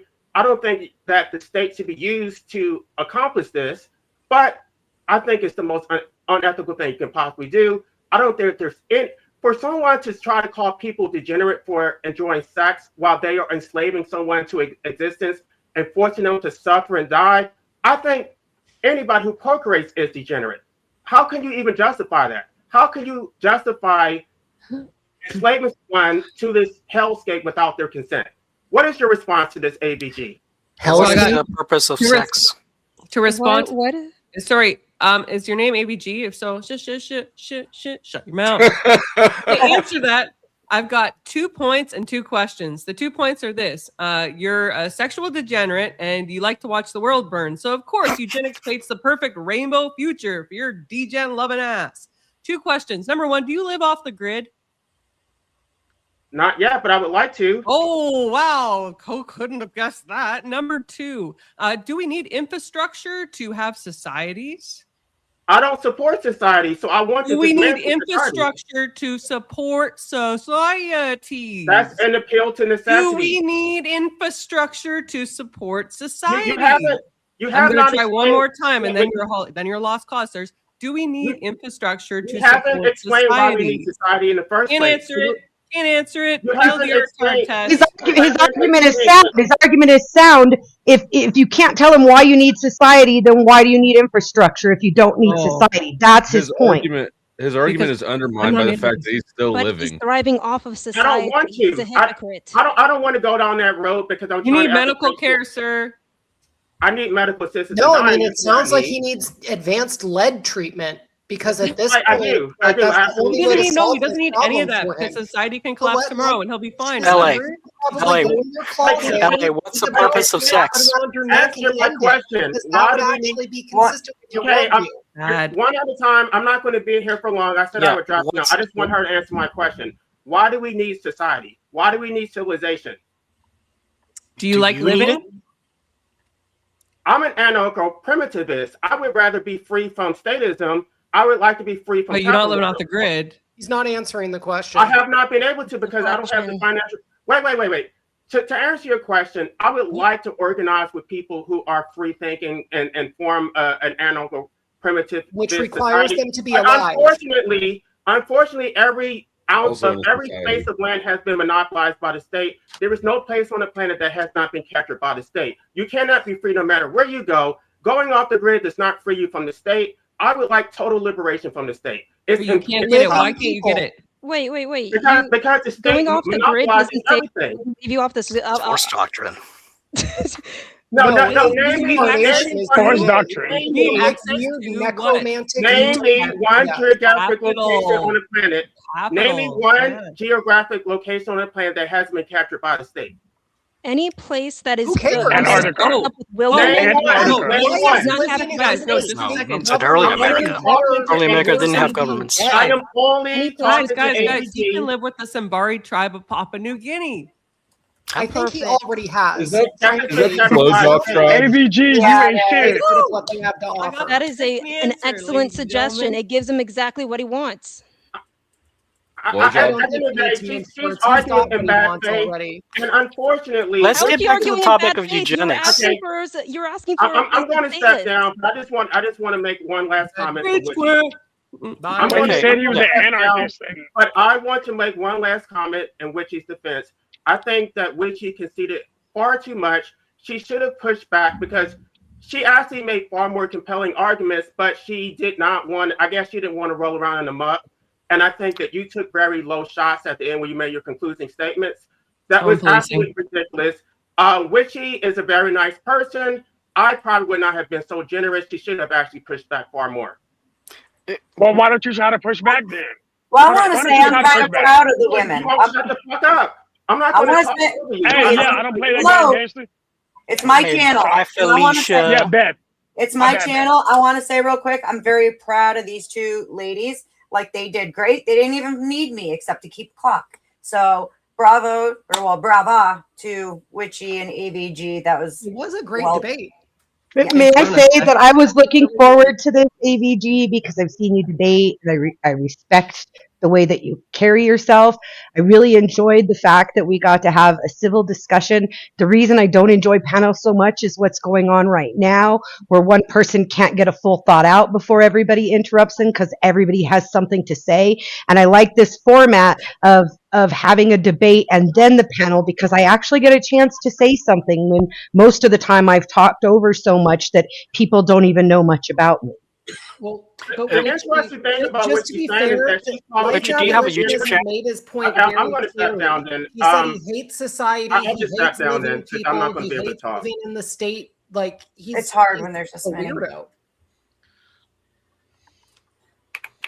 Well, he said AVG couldn't defend her point, so I was hoping he was going to do it for Witchy. He was going to push back, right? I'm not an asshole, guys. I love hearing people talk. That's why I'm waiting on Powder Dusty. Powder. He said the worst thing we can do is procreate because that's a non-consensual thing that no one consents to being alive. So we should just not be living. What's the argument? But it's undermined because everybody consents to staying alive, right? He could cease to be alive if he really meant what he was saying.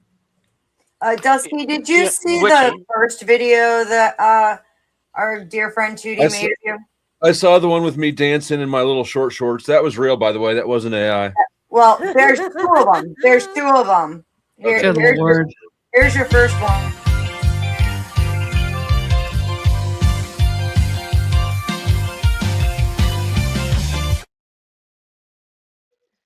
Beth, make somebody pay before you make me watch the other one, please. Oh, good Lord. Somebody I'm begging. Okay. Did he take jazz lessons or something like a year ago, or where are those moves from? Like, I've had those moves the whole time. I love that. That was straight up Richard Simmons. You were sweating to the oldies. It's like, do you have a YouTube channel? Enjoy the new dreams. I do. I do have a YouTube channel. I want to subscribe because, like, I think we can talk about eugenics. I think you can make your case stronger because I do study, biology. In your case of eugenics, here's the whole thing. The whole premise of evolution is based that mutations create, new species of animals.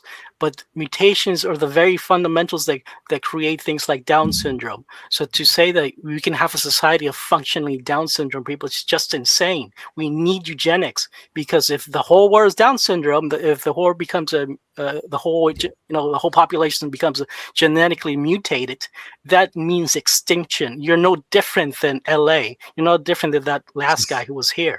So you need to, if you're not pro eugenics, you're no different than the last guy. But Darius, no one made can people with Down syndrome painting this weird picture of the whole world becoming Down syndrome? It's like, no one actually made that argument. The argument, the argument is that autism has increased from 7% in the 1980s to 20% today. That's an staggering amount. That should be alarming. The amount of diseases increasing has increased from the 1980s. It's staggering. And people with Down syndrome have babies. You need to cultivate the herd.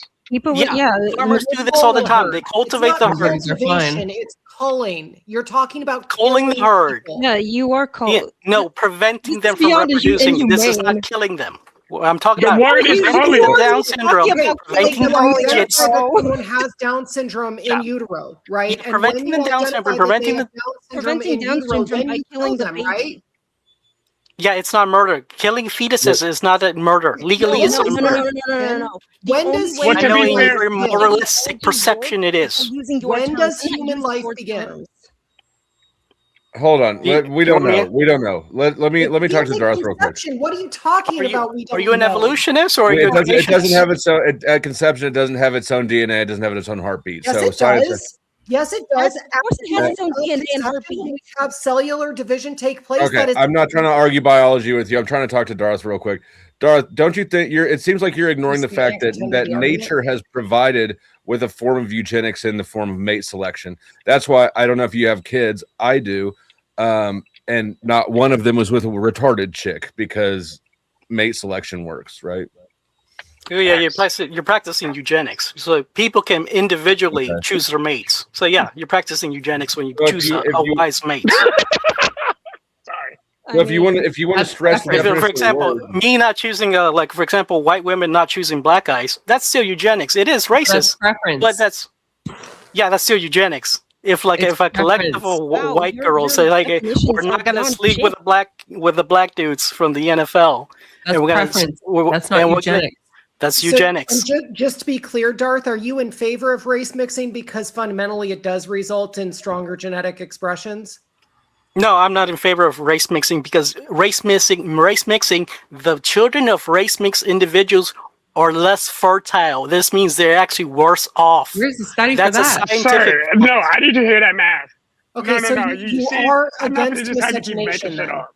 I'm against race mixing. Yes, it's an abomination. Wow. Okay. It is literally worse than homosexuality. Wow, Darth. in all fairness, he is talking to a panel full of not mixed race people. Emmett, excuse me, guys. Hang on. European mixed with European. Housekeeping. No, One I'll second. show you the 10% that is not European. I have mixed race. You got that 10% black on the If you're not actually racist like me, then you have no problem with America becoming fully black and being colonized by immigrants from a Christian population, Christian black African. There's plenty of African Christian countries. So if all those African Christian countries came to America and produced with all the white girls and made all of America black, then you would have no problem, right? Of course not. Hey, do you know you have no problem with that? anomalies? We love snow bunnies over What here. is wrong with black and white people intermixing? Hey, I'm just saying, I was designed to be perfect. So, eugenics worked for me. Sure about that? No, I mean this is just blatant racism. Like, he has absolutely no grounding for No, his I don't opinion. hate He black hates people. black people. I still want them to be around. They're still part of God's creation, and I cannot reject them. Wow. No, Wait, why are you appealing to God? You just talked about killing babies. Let me know when I can ask some questions, Beth, please. You arbitrarily moralized, Midgets. Darth. They're an abomination in God's eyes. All right, guys, can we please let our newcomer get a few words Peter in? Dinklage is an Oscar award-winning Who hero. cares? He's an ugly little midget. Darth, hang on. Emmett, welcome. I want to give you and what Dusty was a chance to get in on this a little more because it's kind of chaotic up here. But But by the same standard, Darth, we could probably find many reasons where by your own standard, you should not be allowed to live. So Yeah. let's go through your bona fides to understand why you should be allowed to continue living. Because I bet Yeah, you I don't anything, have we should Down probably syndrome. take you out back and put you down like old Yeller. Yeah, Wait, how I have tall Down are you? syndrome. And I'm Wait, not how gay. tall are Your you? definitions Hey, and Darth. ramifications are just arbitrary, Darth. Hold So on. you're Hey, talking Beth about had- attrition hey, cipher, not eugenics. Beth, No, I'm not right. talking. No, I'm Beth talking had- about what this things guy's that Beth, call for can be fixed. attention. Hey, host, call for attention. Sorry. Emmett, I just didn't mean force to be that your way in because I keep saying I want to give someone a chance and then it doesn't happen. Look, if you want a nation, got That's you, fine. Emmett. If we want blood, we'll get blood. That's on Don't worry you. about it. You if are you wanna welcome have to a- give blood. Go for it. if you want a nation of Down syndrome black midgets, and you think that's perfectly fine because my morals, you go ahead and be blinded. But I mean, get we have it with the we real have world. one of Shadow the You need Titan, eugenics. right? And we want them around. So I don't know. Dusty, Should- hold as long on. as he does- Listen, as long as he I'm doesn't all on. fucking- Yeah, I'm all on. I'm all on for G-siding anybody. You know me. I don't care about that. Okay, but if that is the case, then we have to agree that the pretty shooting was pretty justified and amazing, right? I think all we need to agree on is that Shadow the Titan cannot bang any short chicks, or else apparently the world is in trouble. That is You not get them true. pregnant. You can bang midgets, it's just not. don't get them That is pregnant. not true. It's called a No, hysterectomy. they cannot be white. The snow bunnies are not allowed because Whoa, the sir, I think Thuran you're says that tripping. they Do don't not like. bang Yeah, a white we're not gonna midget. allow that there, Thuran. It's bad. Do not touch So Down it's syndrome because white it's bad, midgets. fan. Do not touch that. Nobody's just so gonna y'all touch you, Deathrans. Okay, nobody's gonna touch you. It's gonna be fine. Don't worry Let's about do it. some math. There's only 3 black people in the state of Montana.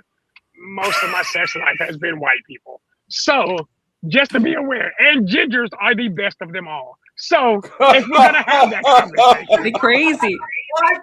crazy ladies. Oh Yeah. my god.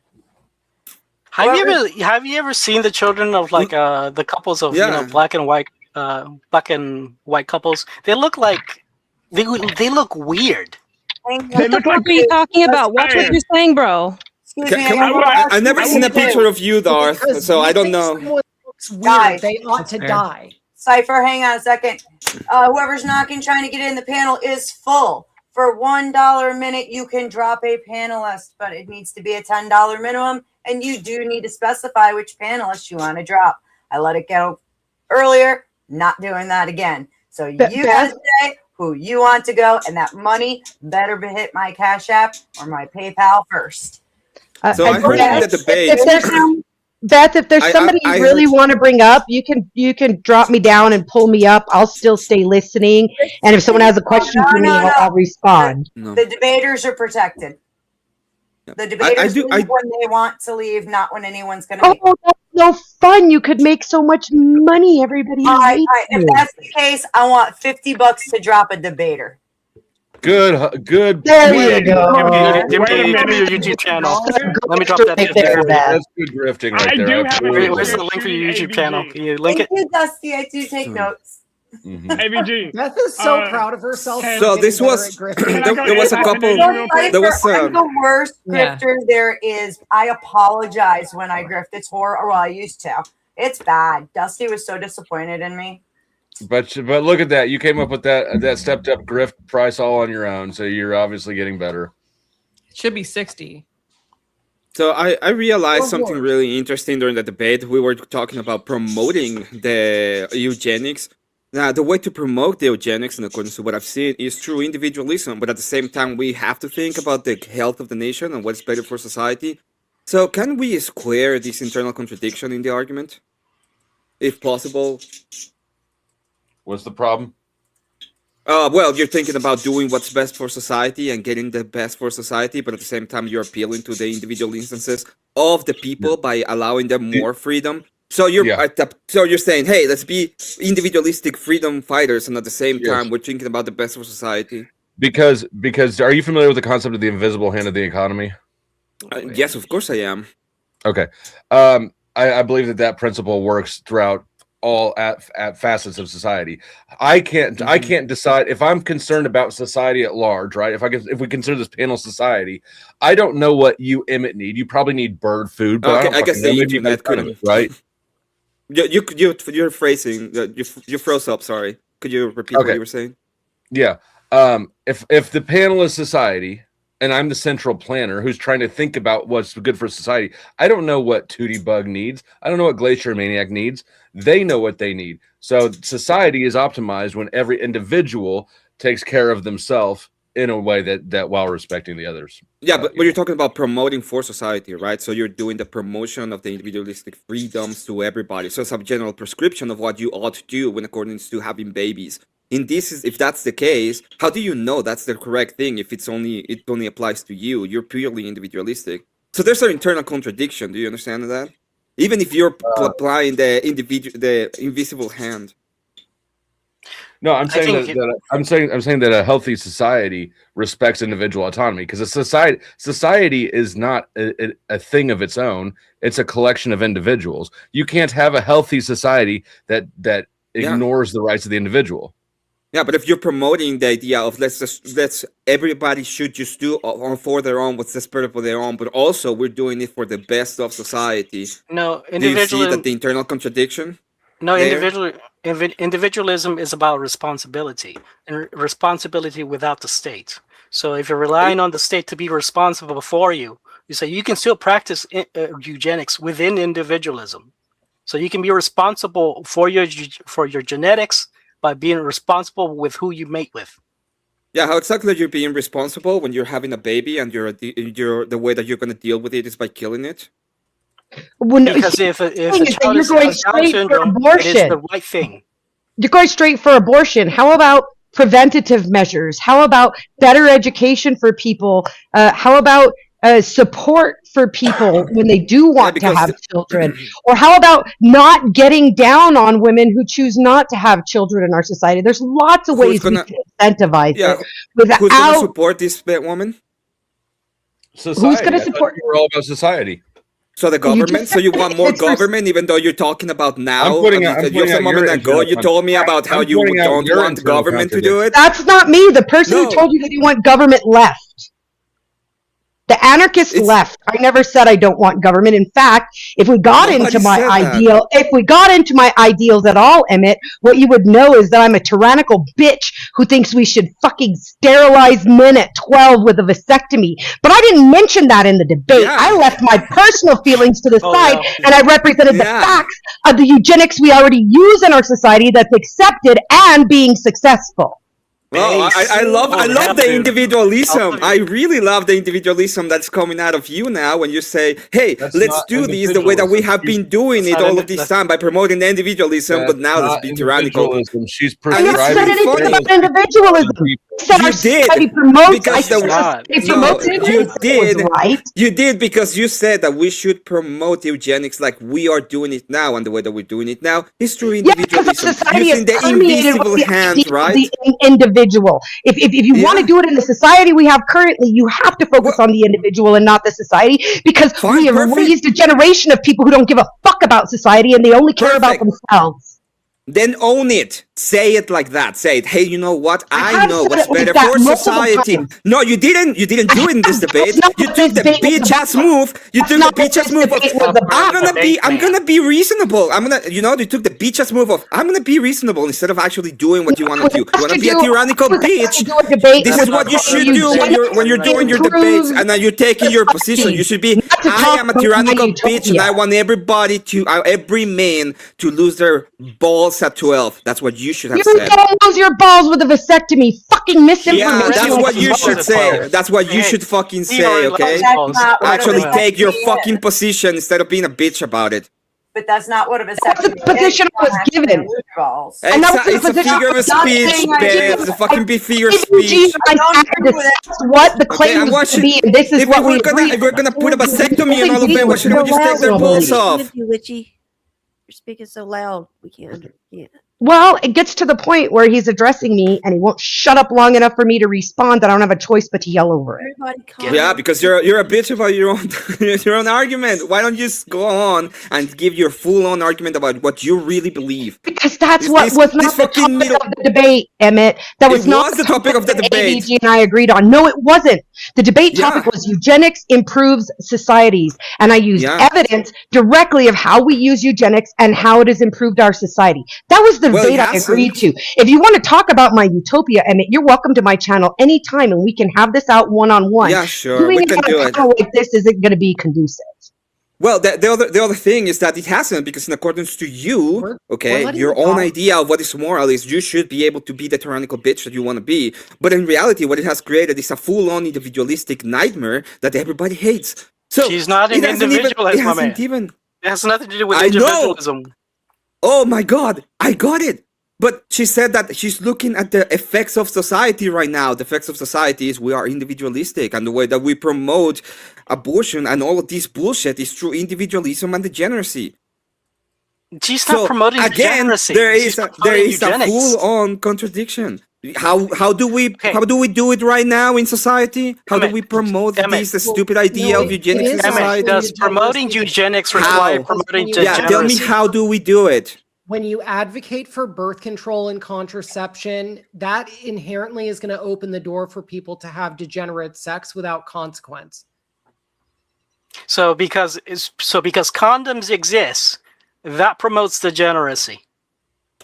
Yes, birth control Pretty in much, general, and yeah. having a laissez-faire God. attitude towards like sex in general. So if we got so you think in the Middle Ages when they didn't have condoms, that they weren't, practicing degeneracy, like, doing their kids.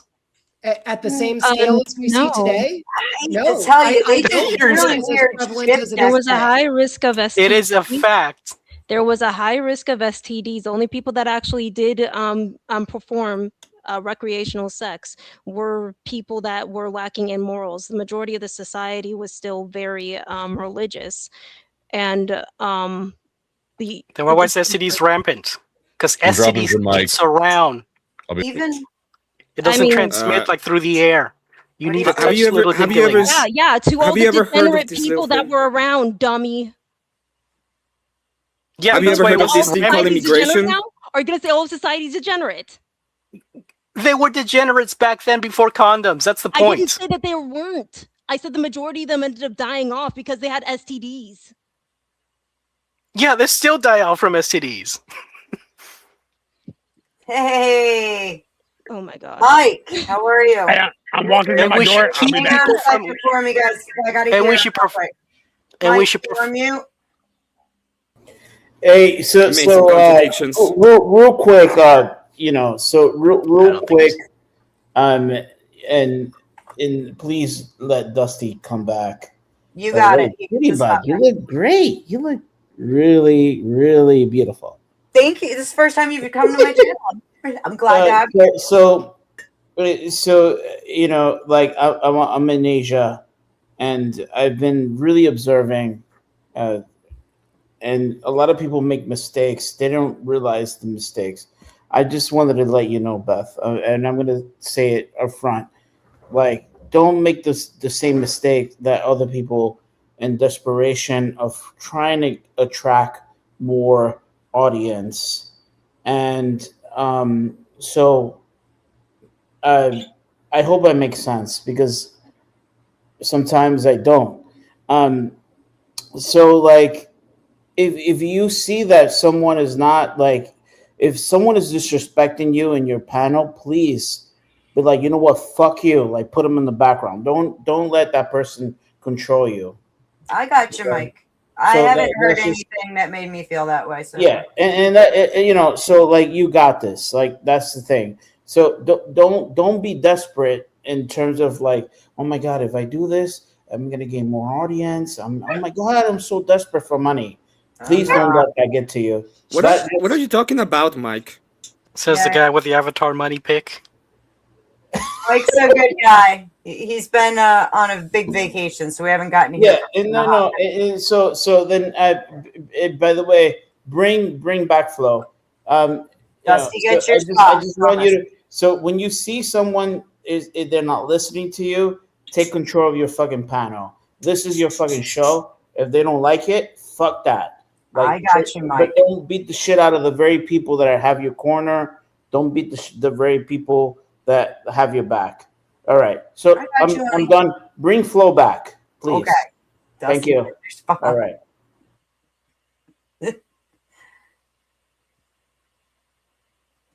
Let me tell you how to run your show, Beth, now. Okay? I'm going to do it in a very nice way, just to let you know. Emmett. It's not dark enough for you yet. No. Yeah, I know. It's kind of weird. Y'all can go back to arguing. I don't mind. I was looking up for more links and stuff and handling stuff in the background anyways. I gotta go because I have to prepare for my own debate. But I just want to point out the internal contradiction of how people who want non-individualism want to promote individualism, which I thought it was kind of funny. Good to see everybody, and I hope you have a good one. You can't get to collectivism without going for individuals. No, I know, but I mean, then if that's what you want, if you want collectivism, then just say it. You don't get to communism if we don't go into the individuals. But the communists at least tell you, hey, what I want is communism. They're not trying to pretend to want. You want more government than I do. They don't want to pretend. No, we want the same amount of government. You agreed with me the other day that we want the same amount of government. Just say it. Remember? You want a theocracy. You want the church to tell people. I don't want a theocracy. Their lives. Just say it. I don't want the church in charge of the state. So you want to be degenerates? You a pussy, Emmett. Yeah, I recommend you. I recommend you to read Chalcedon. Okay, I recommend you to read Chalcedon, so you understand my position on that. Anyway, I gotta go. It's slurping is gone. Yeah, I gotta go. I'll put the topic on the background, and yeah, thank you very much for having me on, Beth. Have a good day, Emmett. See you, Emmett. Later, Twilight. He's a serial killer. how does this work, Beth? Do you like post a poll at the end of this to see what the audience He's got that thinks? Patrick Or Bateman I personally don't care. I enjoyed the conversation, win or lose. I just know that AVG has like a win-loss record that it might affect. I do. Gotcha. This is my AVG has a debate. win-loss record. I do. So far, there's Jimmy, will you get the fuck off the panel? Jesus. Took him forever to leave. Oh, there it is. I just learned something that I now have a mission against. I want AVG's win-loss record. Yeah, I've had 4 debates. I won all of them. Well, actually, no. There was technically 7 because there was 3 on 10th Man's, and I lost one of them to the Powder I Dusty. beat you. So it is, You got to it check is this one 6 as a loss. Dusty got you on one. Yeah, it is 6 wins, 1 loss. She had a perfect record until she realized I was here. Isn't that about legalizing all drugs? No, I just forgot about the 10th. Yeah. Man. Yeah, that's a shitty topic. Do you want to take it on? You, Yeah, AVG, throw a poll up on your channel as well. I did. I already did. I ran it at the Pull start. by tonight, Cypher. We'll have it. I was so busy trying to manage this and find links and all that crap. I didn't do it at the start. My bad. I'm Cypher, sure you won on yours. nobody can beat me on this topic. So my chat got 96. I won. WitchyBishy 4%. 27 votes. On which topic, Dusty? Oh, on legalizing drugs. Yeah. No, I don't think anybody can. I think it's a better idea. You're going to get more respect for the win if it comes through off of Beth's chat as opposed to your own. Personally, I think you could take that as a win, but if you want it to be more respected, I think it needs to be on the host's channel so that the win comes through as an actual win. I agree. That's why I'm looking forward to the results. I think you won. I do have a question for AVG.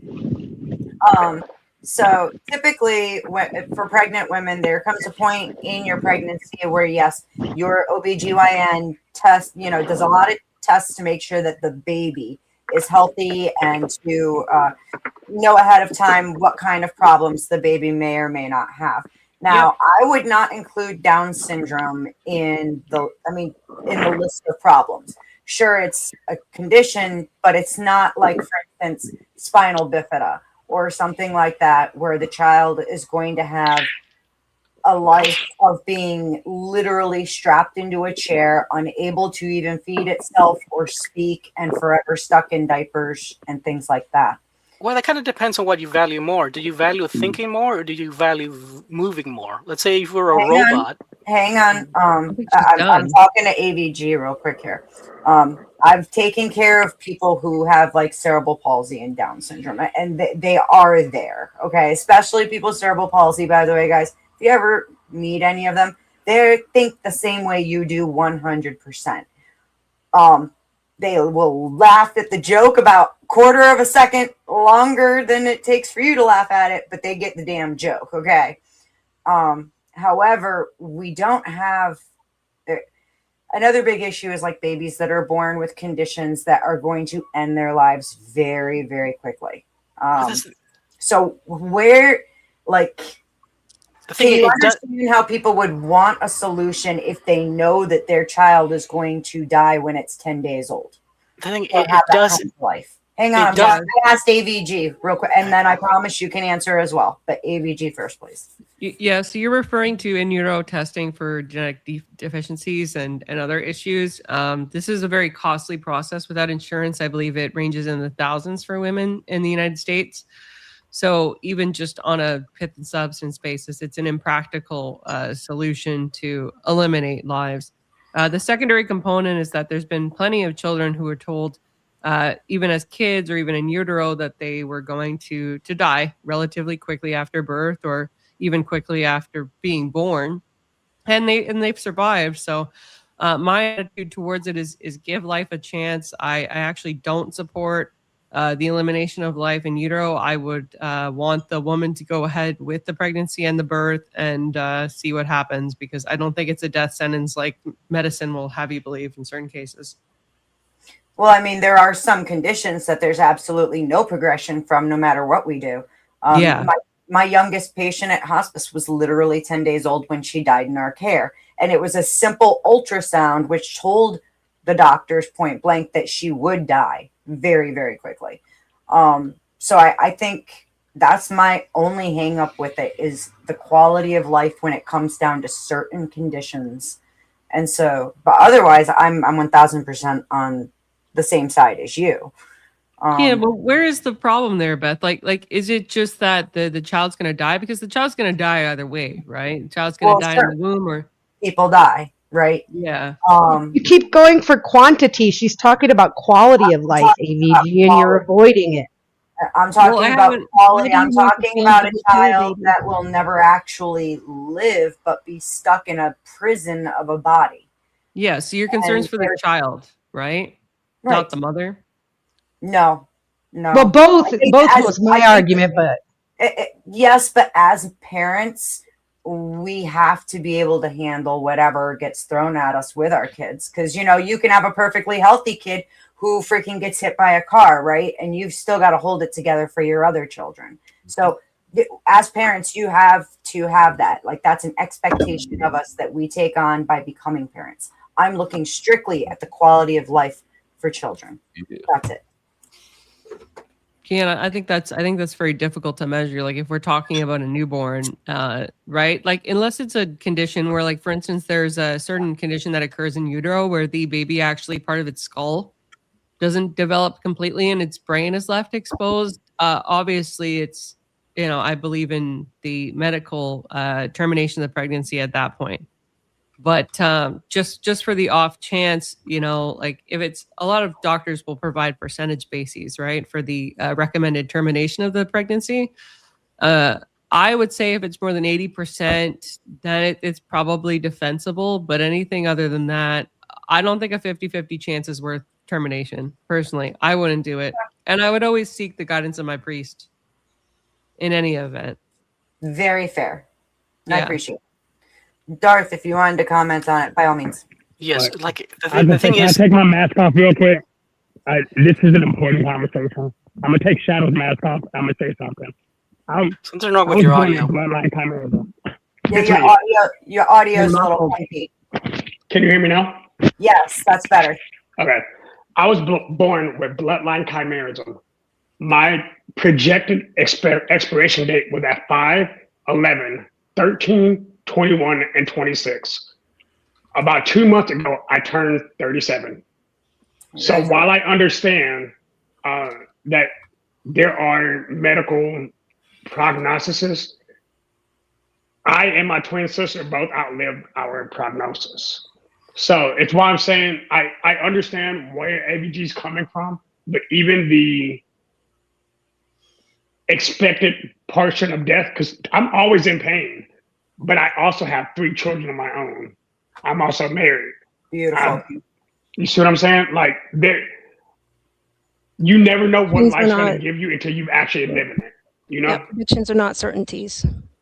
Okay. Yeah, but the crazy thing is, these people who were anti-natalists would argue that you deserve to die and that you shouldn't even have a choice in the matter. Just like, asking you directly, Shadow, aren't you glad that you're alive? I mean, yeah. I hope everybody was. Well, no, not from what we heard earlier from the abolish humans or whatever the fuck that guy's name was. He literally said, like, let's kill everyone.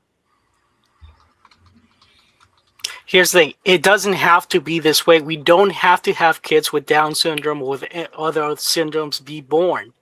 This is just here. The coding of the genome is highly sophisticated. We have something called a rescue genome. The reason mutations become so prominent is because people tend to marry around people they're usually around with. So if people are carrying the same mutation, that mutation becomes pronounced, and that mutation leads to the disease. But again, the genome is highly sophisticated. It can cure these. It can cure this mutation through a rescue genome. With this means not having incest, because having intercourse with your sister, you both have that mutation. If it's good enough for the royals, it's good enough for us, buddy. Well, yeah, the royals and the kings are all demonic. No, you don't appreciate a good Habsburg jaw. Hey, Darth, do you know how chimerism comes to be? It's I'm not sure what mutation leads to that, but it is in fact due to a mutation. Right, it's bloodline chimerism. It typically comes from fraternal twins. It happens in about 30% of us. I was born a male, obviously. My sister, female, and we had a third twin who was split between the two of us because we were born triplets. The third twin didn't make it. With that being said, based on what you just said, that genetically speaking, I should have been cold. No, genetically speaking, you have passed that same mutation onto your children. So later down the line, if your child marries somebody with the same mutation, that's a huge assumption. Those are several huge assumptions. Right, because I have three kids, and none of them. These are biological facts. They are assumptions. No, I'm telling not you, assumptions. It definitely is, because chimerism isn't even passed like that. No, the reason your doctors ask you about your history. Let him explain it, since he actually has to study this. I study this more than him, pretty sure. He is the one you that study. the condition. I have the on his own supply. I'm sorry. I have biology. You're smelling I your have own 38. farts, dude. Hey, I have 38 years of history supporting this. No, biology. I'm not talking about. I've got 39, so I win. Real quick, I've got 1 minute left on the poll. Come on, guys. We are literally at 50-50 right now in my chat. I'm giving it 1 minute more.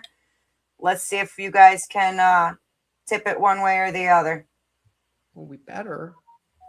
Yeah, just because you have suffered from the genetic disease for 37 years doesn't mean it goes away. It's still in your DNA, and there's a chance you pass it on to your children. And if your children marry somebody with that same mutation, explain it, Darth? My God. no, this is scientific fact. He described, though, I don't even think that's Hold on. genetic. I think that's incidental in utero. Right. So, Darth, the first thing you said when you commented to me was, I don't know what that is. So how are you, someone who does not know what that is, going to tell me, somebody who has I have 5 different doctors who deal with my blood condition monthly. How are you going to tell me something you don't know about personally? Or even academically? Yeah, because I actually study eugenics. Okay, but do you study chimerism? Do you study chimerism? No, not a specific disease. So you don't know what chimerism is? Not a specific disease. You can talk about a specific disease upon one. Because you don't know what it is, you just made 4 assumptions that were wrong. No, that's not an assumption. That is a biological fact. No, disease is genetic. Chimerism is not passed through genetics. It's literally a genetic anomaly of twins, triplets, or above. It's a genetic anomaly? Yeah, then it's genetic. Hey, guys. Oh my God, you're so stupid, bro. Out of 45 votes in my chat, 58% are in favor of AVG, 42% of Witchy. So you guys were close. You were 50-50 right to your end. I think some of her people snuck over. It's okay. Hey, Witchy, I tried voting for you. Hey, that's Witchy, a lot closer than I voting for you. thought it would be. That's a lot closer than I thought it would be based on the topic that we chose.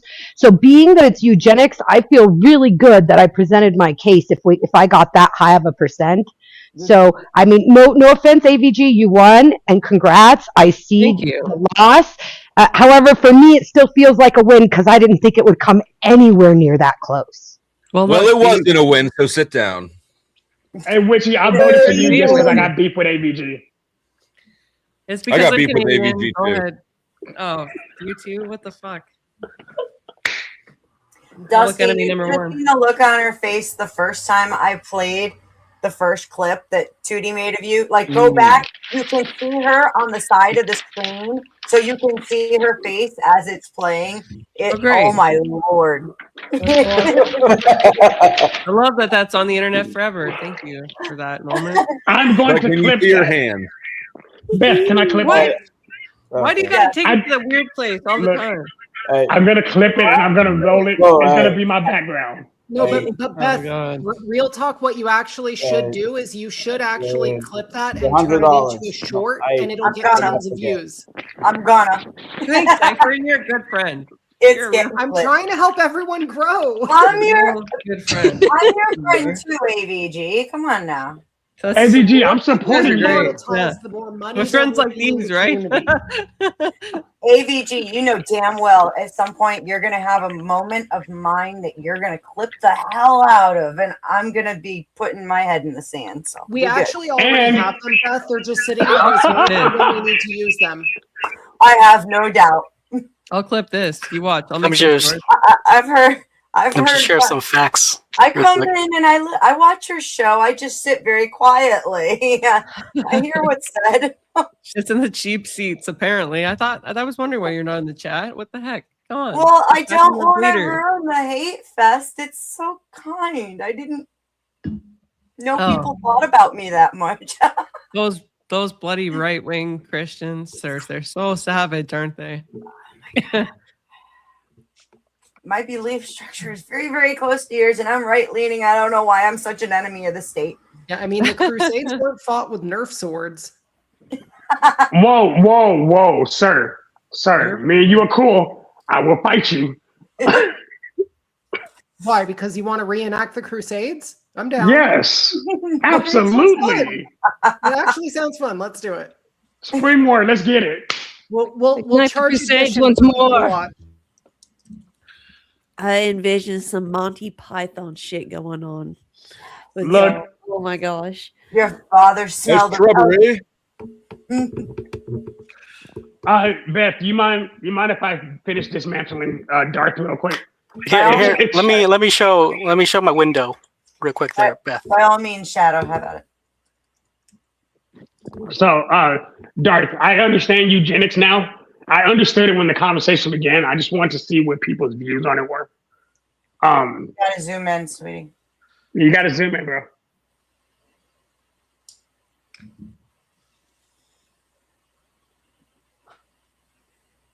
While we're zooming in, hey, AVG, it Good says enough? your record is 7 wins and 1 loss. Who was the loss to?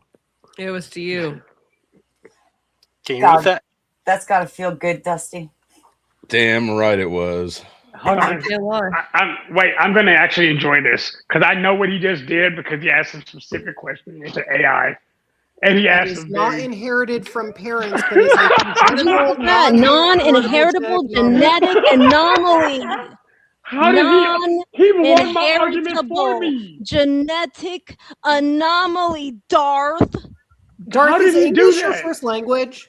I don't think so. Bro, are you aware you made my argument for me? Oh no, Dusty. Tootie Bug is really having a go at you right now. Oh, yeah? Oh Lord. I'm not even gonna I see the start of this. I'm not even gonna like What a degen she is. This is What would her husband think? What would her husband think? I thought that all my dancing clips would be private between me and her, but I guess not. I don't think this one's dancing actually. Oh my god. Make the magic Mikeism. Stop, Tootie. Get your head out of the gutter. Somebody send in a super chat so the degeneracy can continue. Cash App, PayPal. I got another Dusty clip. I'm surprised nobody had more questions. Beth, nobody had any questions for the debaters? We're talking about my degeneracy. Oh, okay. They did AVG. The problem was everybody who wasn't debating answered the questions and talked over so that you and I never got to answer them. There were a ton of questions at the very beginning, but every time one of us tried to respond, we just got talked over. So I was just like, let them make the points. Okay. I think the CRISPR one, I was kind of glad CRISPR didn't get brought too much more into it. I think I'd have a big problem when it comes to CRISPR because we don't know what the long-term effects of that are going to be, right? Yeah, I mean, just because you're trying to change one single gene, that doesn't necessarily mean that it isn't going to affect other genes if it's gone, you know? Yeah, It's bad. It's lower genetic diversity. They can only right now eliminate one gene at a time, and they can't even do it in the United States because of all the FDA regulations with respect to clinical trials. I had a whole bunch of points on it. Even then, it's like I said, one gene could depend upon a different gene in order to properly function, and you take away the gene that it depends on, and now you fucked up the entire. Well, they actually don't remove a gene. The way CRISPR works is they go in and they break a gene and force the genetic code to fix it. So the gene doesn't actually disappear. They just break it and it refixes with a different mutation. Then if that's the case, if they can do that, why can they not cure cancer easier than without? Because they have the cure for cancer, but I can't say that. Sorry. Oh yeah. We never got to hear about Avarice's crack baby empire. Why did he never come back?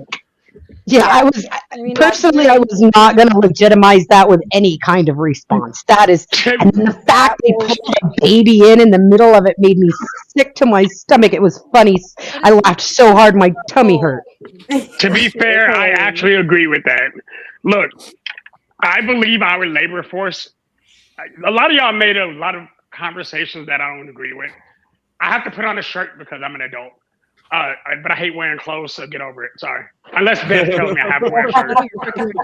This is quite the paradigm you're in. Have to wear clothes, don't want to wear clothes. Taking pictures of you to make it into her next video. She just got the magic mic. Is that a Mexican bottle Coke, Dusty? The what? I'm bougie and fancy. What is that? Champagne? Me and Dusty are friends. This is Mexican Coke because it has real sugar and not that fructose corn sludge. That's the good Coke. Listen, it's not good Coke. It's real Coke. Aspartame in it. You gotta rot your brain. Right. That aspartame shit gets people hooked. It's bad. Yeah. Aspartame is so bad for you. At least seizures in my middle child. At least stevia is literally a ground up plant. This is something that occurs naturally, but it's sweeter than sugar and it's got a weird aftertaste. And on top of that, though, there's really cool studies showing that the stevia it can reverse type 2 diabetes and lower your A1C. The way you get around that aftertaste, though, is going with the liquid stevia. If you do the powdered stuff, for some reason, it's like got this off, like last for everything aftertaste. Yeah. What's the point of stevia over sugar? Is it calorie free or something? Yeah, and it comes from a freaking plant. It doesn't spice. Yeah, but so does cyanide. Well, that's true. But there's also other alternatives like monk fruit extract. That's another good one that's sweet and 0 calorie and natural. I just like my good old school sugar. I'll get fat. I'm 40 and I'm in a relationship. So no, the problem with sugar is actually, what do they call it now? Type 3 diabetes, Alzheimer's is what they're classifying it as now. Really? Oh, are you kidding me? Holy crap. Yeah, it's a form of diabetes now. Oh, well then. Sugar's like a neurotoxin. Huh. I was thinking of making Aperol spritzes during this debate, but I figured it'd be too much work. And I got like the Prosecco and Aperitivo on tap. So it's like, oh, maybe I should do that and like in a nice wine glass. But I'm like, this is going to be too much. I won't be able to. You having Prosecco right now? And not right now. I was waiting for Mike to pipe up. It's in my fridge. I have one chilling and then I have one in the. Well, you know, so for the for the audience. Prosecco is Italian. It's Italiano. That's why. So in terms of the winery, there's a huge fight with the Europeans and the fucking Frenchies. They're like, oh, you cannot call it champagne unless it comes from us, because that's the thing. So that's why we named it Prosecco. Yeah, from the part of France in Champagne. You're correct. So that's the. But at the end of the day, it's the same shit. It's just sparkling wine. There's no difference. Sorry, guys. I didn't mean to interrupt. Yeah, Katie likes that shit. It goes to her head. Oh yeah. A proper Aperol spritz though has to have Prosecco. It has to have a dry Prosecco, a bit of lemon zest, Aperitivo, right, and a good ratio between the Prosecco and the Aperitivo. Yeah, exactly. For guys, the Am I every sensing a wine match has its made in course. heaven here, Dusty? I'm sorry. Huh? Am I sensing like a match made in heaven here, AVG and Mike? No, This stop trying to pawn Mike off on me. I know he's got the autism test. You're not getting away. No. I thought Mike was with Tense Man. No. I don't think guys on the internet. Yeah. I'm just saying, y'all would have one hell of a picnic. I have a lot of respect. They would have one hell of a picnic. I don't think guys on the internet. Oh my God! Why you had to put me on the spot? Pages to control it. To me, I'm sorry. Paige I'm not is like my mother that much. Please, Lord. I'm sorry. Like, oh my God. Did somebody say Paige? I feel like Paige would be complaining in the morning, like, you didn't need my coffee. I'm like, I don't drink coffee. I'm sorry. I'm busy with my customers, with with my property. But you didn't need my coffee. Jesus, in this reality, I'm a bitch who likes Just give coffee. her some Prosecco. It'll be okay. Just give her the backhand and tell her to shut her mouth and make her own coffee. Yeah. Mike, you forgot. She believes a woman's place is in the kitchen.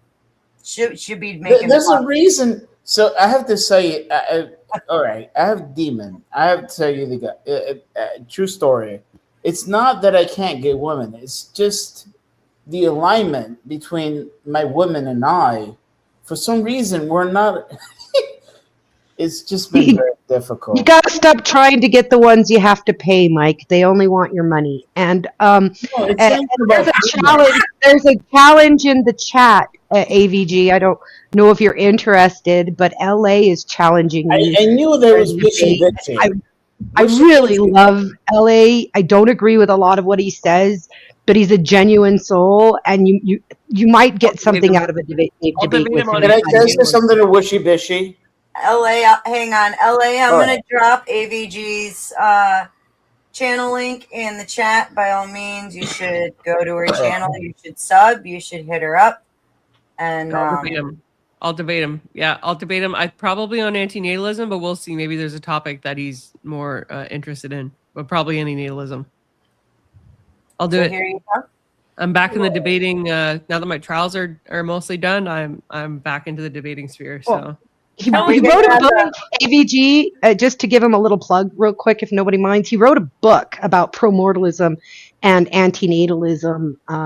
It's pretty interesting. So if you talk to him, ask him about his book for sure. Well, all right. Or no, actually, never mind. I had a question and then I answered it myself during the debate, so it does not apply. Yeah. So. What, Mike? WitchyBishy, if I'm sorry if I'm not correcting it. Well, if my wording your name. All right. So what made you feel that way about me?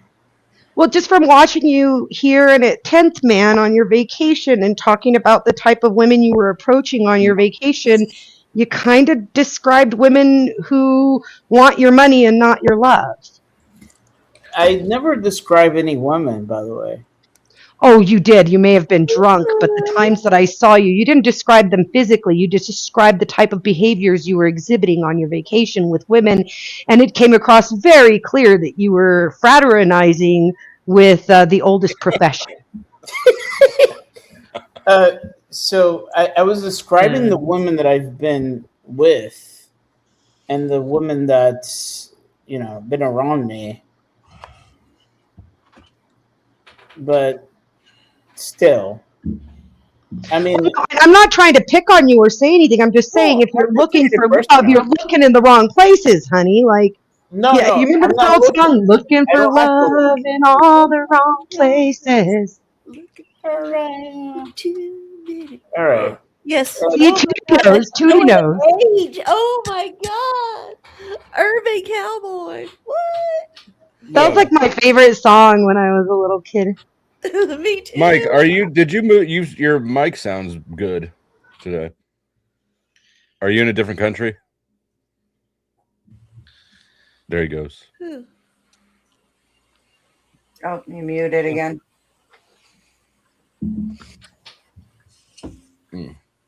So, did anybody else want to argue about anything else on this topic?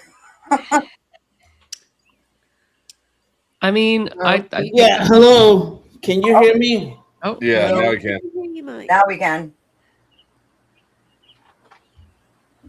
I think I asked if you changed countries because your mic sounds clear. yeah, I no, think he spoke too soon, though. I switched hotels. I'm Shit. switching Hang hotels. on. I'm in Vietnam. North or south?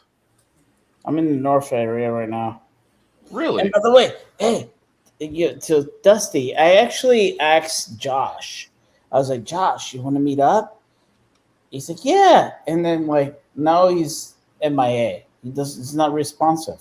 He's in the chat. Is he? Like, yeah, he's right there. Jeez, there we go. Here, Josh. Sorry, that was my bad. I didn't realize the message. Because Josh is in fucking New York. I messed up on the link, so there. Now it's set. Yeah, he's not MIA. He makes our country look bad. Your state? I've got a couple of people coming in. Vibe's supposed to be coming in too. Hey, just a real quick point to raise about CRISPR, which came up in the debate. In my opinion, that's actually something we really have to contend with at some point, because China, whether we like it or not, is moving forward full-throatedly embracing CRISPR, and they're going to get to the point where they're developing super soldiers. And like, you don't want to even talk about eugenics. Like, this is a whole nother level of genetic manipulation. That Get to, they're already there. They're already there. They're showcasing them. If you watch what's been going on the last few months in China, they're doing a showcase for their some centennial or some shit, and I've been watching it, and they're already showcasing genetically engineered super soldiers in China. We are so far behind because people are afraid of what eugenics means because they associate it with the Nazis so much. But it's really easy whatever to Chinese look past the presenting. ethical and moral implications of doing such a thing.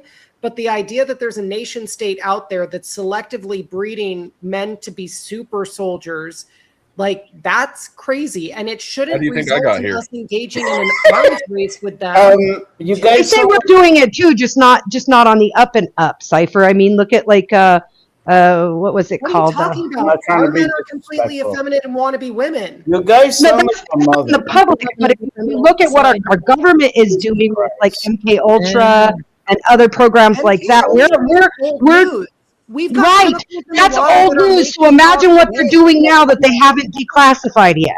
No, All right. They're what's not happening telling in us they're America doing is it. Can you we're guys- being intentionally undermined and demoralized? Like, there are My chemicals that goodness. we're being exposed to right now Right. for the express purpose of actually effeminizing You the men. guys are fabricating a lot of shit.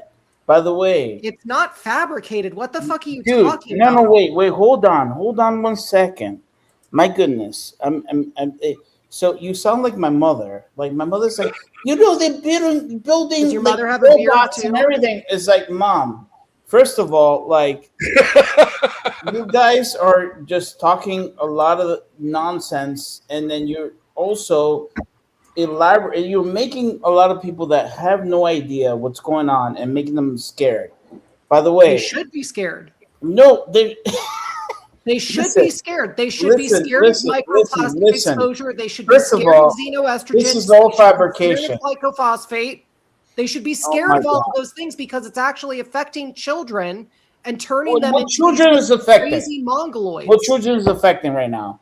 Oh, okay. What are you talking about? When you look at, first of all, overall birth rates, and then you look at the split Birth rates between and girls what- that are being what's- born versus boys that are being born, when there is a preponderance of chemical exposure to glycophosphate, microplastics, What? and xenoestrogens, you have more girls being born. There's actually full documentaries about this. A whole town in Canada was impacted by it. It's not my fault. Wait a if minute. So you're you're talking about Canada? I'm talking about a specific town that had a documentary made about it that was Where? in Canada, where there was a plastic factory. It leached into their water supply, and xenoestrogens ended up affecting the entire birth rate for like an entire generation. Calm down, Where? Mom. I can't.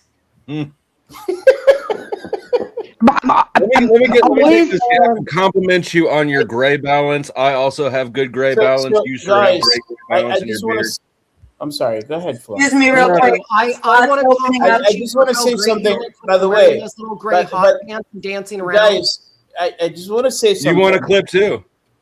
I already saved it. I don't know what you're talking about. I was there screen recording. What's the number? What is exactly the number one consumer? The number one consumer country in the world? Yeah, US, the probably. United States. All right. So, guys, I'm butting in real quick. Sorry, Mike. I promise I'll be short.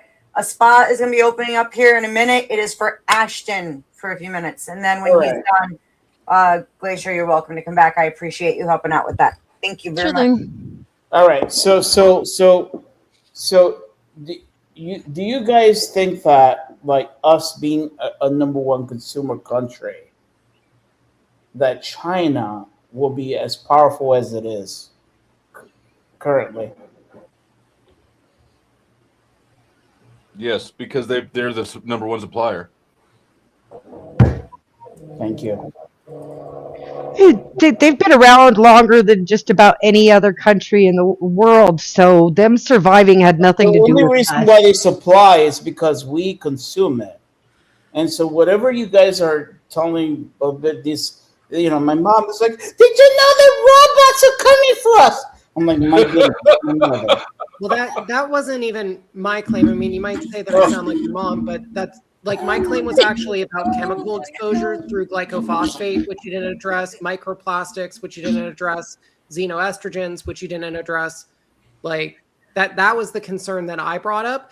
When it comes to China, that's really just a national security issue from a logistics standpoint, because we depend on them so much for steel. And we depend on them, and they depend on us. And they depend on us, by the way. It's not economics; it's national security. Yeah, they depend on us as well. Not to the same extent. The United States created China. We created China by our consuming needs, right? We all needed a flat screen on our TV. We created China before we ever existed? How the fuck was that possible? Wait. China has been around. China has been around for thousands of years. America's 250 years old now, but we created them. Well, I think they're the superpower they are now. Yes, 100%. We turned them into the production facility they are today. Correct. Well, and it's other nations in Asia as well. Like you look at Taiwan. WitchyBishy. We basically gave them have Taiwan. I'm so sorry. WitchyBishy. We gave them the facility during the 50s. By the way, a lot of the industry in Denver. I'm sorry, in the so they decided that the production is gonna be a lot cheaper in China, and they moved to China. A lot of the companies owned by Americans are in China because it's a lot cheaper. Right, because we're exploiting labor, and we also have lower standards for workers in China. Like, it's actually a slave argument. Dusty, I mean, it is for you, sir. Well, Cypher, I mean, ultimately, you're correct, right? We didn't want to enslave our children to make cheap TVs.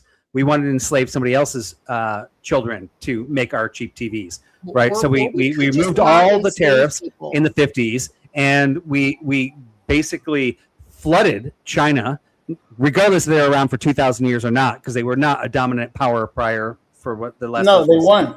But we flooded them with our money because of our materialism, right? A lot of the companies, my dad, for instance, if I may, real quick, my dad would tell me, let's pay fair wages for our manufacturing. My dad. I thought that said dad shot, not dead shot. By the way, everyone, welcome. It's good to see you. Although I guess you're dead shot today. I thought it said dad shot. My dad, like he has and I'm Italian. He had an Italian. He was like, "What the fuck am I doing?" In the 70s, he was like, "You know what? Fuck this shit." He moved this company to China, and he made a lot of money. And to this day, Yeah, it's a Faustian bargain. What's your point? My point is that a lot of these companies that were in the American industry move into China because of cheap labor. It's a lot less.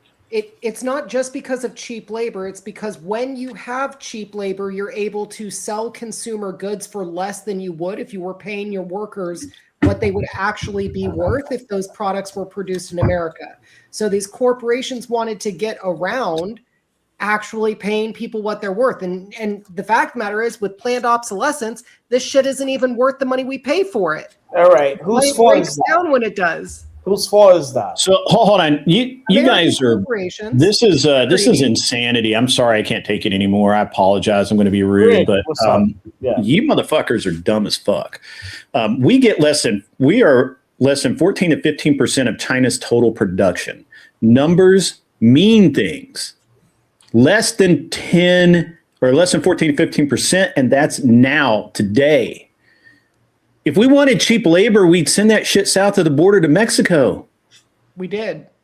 Well, we tried, but they couldn't do it. Just like in Vietnam, we tried to do it in Vietnam, but they couldn't do it. The thing is, the Chinese can do it. Why then is the majority of American consumer goods made in other countries? Why are the majority of our goods? Because of our government. No, sir. My buddy. Who closed the last lead mine in this country? Who closed that?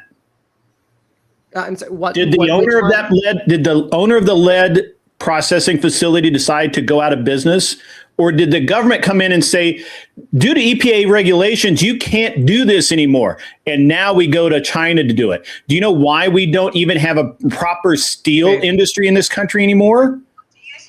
Because we've legislated it out of business, sir. That's why China's picking up our slack, because they will do it. But Grid, I agree with you. But how is it that we got to this extent? I just told you, we legislated it there. Every single step our government's taken has been to make America less competitive in the world market. On the window, and you know for a fact.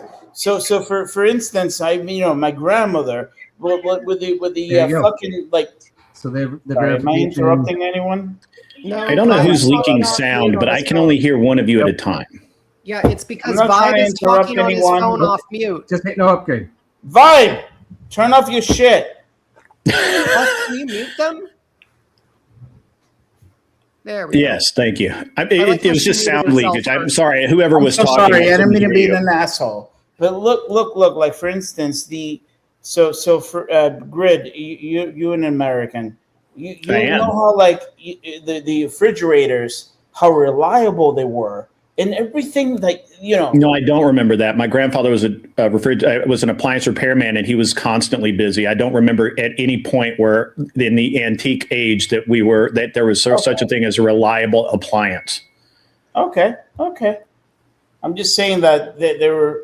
I think that we like to have this version of history that we tell ourselves so that we feel better about what we've done. Personally, hang on. Okay. Just on the topic of planned obsolescence with appliances, though, you can't acknowledge. I didn't say planned obsolescence.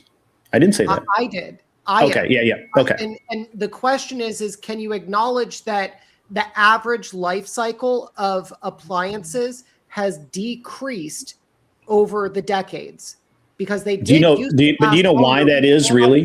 Sped up the turnover. Sure, but do you know why that is? Because companies want to continue making money. They want to. Yes, but also people need jobs. In China. In America as well. What from servicing it, because most of the appliances. All right, if nobody. All right, hold on. If I buy a car every 10 years, which I do actually. But if I buy a car every 10 years, how many cars do they sell? Just based off of you? Just based if everybody only bought a car every 10 years, how many millions less cars would they sell? Yeah, a significant number. But people buy new Yes, cars. yes, exactly.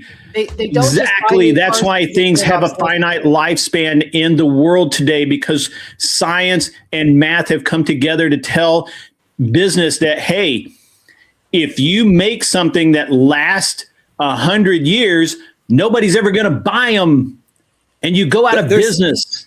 Right. There's another thing. I can only hear one of you. I will fight all of you, but I can only hear one at a time. Why has it got to be a fight? There's another thing that happens. At this point. I'm sorry. I have a sense of humor. I apologize, Cypher. I have a sense of humor. It's a weird sense of humor. Okay, two things. I never come into these panels. Grid, don't you think that also brings consequences? Well, there's consequences to everything, right? Like the consequence of shutting down our lead production in the United States has made the cost of batteries go up. It's made the cost of fishing lures go up. It's made the cost of bullets go up. It's had a massive ramification so that we can just say that we're a cleaner country, then we have less lead pollution. We have less of this and less of that. But the reality is that they put a bunch of people out of work. They put, those people no longer have jobs. Yeah, and meanwhile, you have people in Flint, Michigan still being poisoned by their pipes. There's one thing real quick. Well, that's also due to their government. So, Grid, I'm not disagreeing with you. I'm making the point that the bullshit excuse of we need to eliminate the lead production industry from America and then offshoring it didn't actually do anything to improve conditions in America. I agree with you. It was strictly a political economic decision. Look, you can say that China has done X, but the reality is that China didn't do shit. We did it. We sent. But you love cars and you know cars, right? Sold us out. Mm-hmm. Okay. I'm sorry, Vibe. I couldn't. Again, one person at a time. I can't hear. I apologize. I'm trying to jump in here, right, and kind of go against you a little bit here, Grid. Sure, go ahead. Is we know that like you're a car guy, and we know that in the 80s and the 90s when Japan started importing cars here, that there was something they actually looked at was the welding spots on how accurate U.S. workers were on accurately welding spots versus Japan. And Japan had like a 90% accuracy rate, and we had like a 60% accuracy rate. That's why our cars last as long, right? Actually, hold on, Vibe. I appreciate you bringing math into the argument. However, I appreciate the math. However, I'm going to tell you that the reason that the Japanese cars were successful here is that they were not taxed. Okay, but what Japanese car has to do? So sorry. Okay. We have two Japanese car has to do with. I'm trying to address Vibe's point, Mike. I haven't heard your point. I'm sorry. Hang on, Mike. I can only do one point at a time. My goodness. I'm okay. It's okay, Mike. I promise, man. I'll be right there with you, man. Just give me a second. You're next, Mike. Promise. When we talk about offshoring industries and doing business in all of these different places, one of the things that I always look for is how hard the government's going to fuck us on it. And what the government did back then is they said, hey, Japan, you not only do not have to pay import tariffs on your products, but we will actually subsidize you bringing your cars in, especially if you build a factory over here. If you build a factory over here, we will definitely suck your balls. But what they did for our cars, when we shipped them over to Japan had 120% tariff on every Jeep, every Dodge, every Chevrolet, every Ford, which meant that none of those companies had any interest in selling cars in Japan. Yeah, but here's the thing, right? I mean, I'll agree with you on that in the sense that like we actually supplemented bringing that in, but it doesn't change the accuracy of a soldering point. But Americans didn't care about that. That didn't matter to them. Well, it actually is a direct. Do you know where Lexus comes from? U.S. All labor right. Do you know if we're talking about cars? Do you know where one at a time, Mike. Let's go ahead. Vibe, I'll come back to you, man. I'll come back to you. Mike, what do you got, man? I'm sorry. Do you know where Lexus come from? All right, Luxury. Mike go. Mike has luxury exam. So Lexus actually come from Toyota, which is luxury. Yes, I'm well aware of the Lexus brand. Yeah, exam from US. And like, yeah, I tried to work with Toyota twice, and they suck. All right, so we went from China, and then we were talking about the China, and then we derailed. You really can't talk about China without talking about the world economy as it is, because we didn't create China. China was, up until like, what was it, 1978? I don't know. I was like 7 years old then, but China was walled off. Nobody in, nobody out. That's why the legend of Bruce Lee is what it is, because he literally had to escape to Taiwan so that he could, or Hong Kong, one of the two, so that he could escape to America, right? And the Chinese are, the scary portion here is all you guys talk about, that China's going to take over, China's going to invade this, China's going to flood the market, That's whatever. Bullshit. That is the bullshit. The scary part is not that China decides to come here; it's that they just decide to shut the world out again, because they've done it at least three times in history, where they have just simply said, nothing comes in, nothing goes out, no one leaves, nobody comes in. They expel all foreigners. They said, "Fuck you guys, fuck the world." Britt, you and I were on the same page. I'm so sorry. That's how China was able to recreate themselves, because they locked themselves outside of the world. They say, you know what? Fuck you guys. This is what we need. And they decided that we need to create our own. Well, China did that for a very specific reason, right? Nobody made the claim that China was coming after us. The claim was that they're moving forward in research that we don't allow. It wasn't that they were coming after us. Yes, Mike brought that up about his mom being afraid of the Chinese robots. Nobody else brought that up. Yeah. No, I would agree with WitchyBishy, whatever. I would agree with that statement. China's Bitchy is fine, Grid. It is WitchyBishy. You can see that in my avatar, but YouTube doesn't like it, so it's Bishy on YouTube. I got you. Yeah, I was like, I'm not really sure. Basically, the reason why China is very powerful is because of us.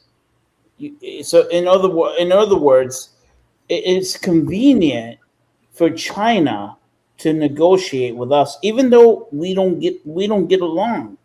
The reality is that China's not passive. China has been very ambitious and aggressive in advancing their economy and their industry.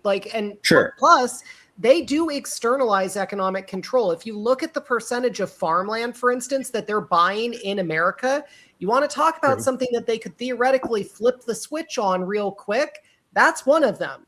You know why they're doing that, though? Well, do you understand the philosophy behind it? Well, what's your theory? Well, it's not a theory. So in America, you can become a citizen in a number of ways. One of the ways, and the easiest way for a Chinese person to become a U.S. citizen, is through investment. It has to be at least $500,000, and it has to be in very specific things. Farmland being one of them. It's very easy for a Chinese person to literally say, here's 500 grand. I want however many acres that buys me. Or here's $1 million. I want however many acres that buys me, so that they can buy their citizenship here. It has less to do with the Chinese government and more with people who want to become U.S. citizens. Well, by the way, this is how the Chinese were able to basically take over Toronto and other cities throughout Canada. Yeah, but we don't want the United States taken over, right? So allowing it to creep in through like a side door. By taking over, they influenced the real estate market. I didn't mean take over politically. I just don't want them buying American real estate at all. I don't think they should be allowed to come in and buy land. Why? Here. Is it okay for Europeans to do it? No, I think it should only be American citizens that are buying land. Okay, that's fair. I would agree with that. I would actually agree with that point. I agree with that. This is actually how the immigration process actually works. is if you apply for American citizenship and you have nothing to bring to this country, if you can't deposit some money into a bank account, they're not going to actually give you citizenship. Yeah, this is that's true. This is how citizenship works, right? It says, hey, you want to come to our country? You have to bring something valuable, right? So like that is how citizenship works. Yeah, well, I'm in favor of amending that right the fuck out. Like, but then again, we need to make other amendments to like end birthright citizenship, for example. Like that's ridiculous. The idea of anchor babies and all that shit. So that has there's a lot nothing of to do work with to this, be done. Right. I mean, ultimately, we're talking about you're saying that, well, they're pouring money into this country. That's an invasion, right? That's a war. However, I'm saying that that's actually part of our immigration process, in that we want those people. What Grit's saying, right? You're we want the smart people. We want the people that make money. We want the people that are going to grow our country coming into our country. And we would like that money out of China and in the U.S. I don't care what country comes from. I don't actually want foreigners coming into our country like that. So you don't want any immigration? I'm an isolationist. Yes, I want Okay. a big fucking wall that keeps the bad people out, and people with devalued currency that try to use flim flam to convince us that they have something we want when they don't. Yeah, I want them to stay in China. So we definitely should have kept Elon Musk in South Africa. Yeah, we Never have let kept that guy motherfucker in our South country. Africa. Yeah, we don't need that guy. Well, I mean, Yeah, he we don't doesn't need have him. to be a United States citizen. People can travel. There's a difference between traveling and becoming a citizen of a country and then having a voice in the way that it's governed, manipulating. But it takes a lot of effort to become a U.S. citizen. It's not an overnight process. Yeah, I'm saying we need to be more selective as a nation as to who we grant citizenship. We are to. very It's selective pretty fucking about that. selective. Not selective enough. How do you? Okay, prove that. Hold on, stop. Everybody, stop.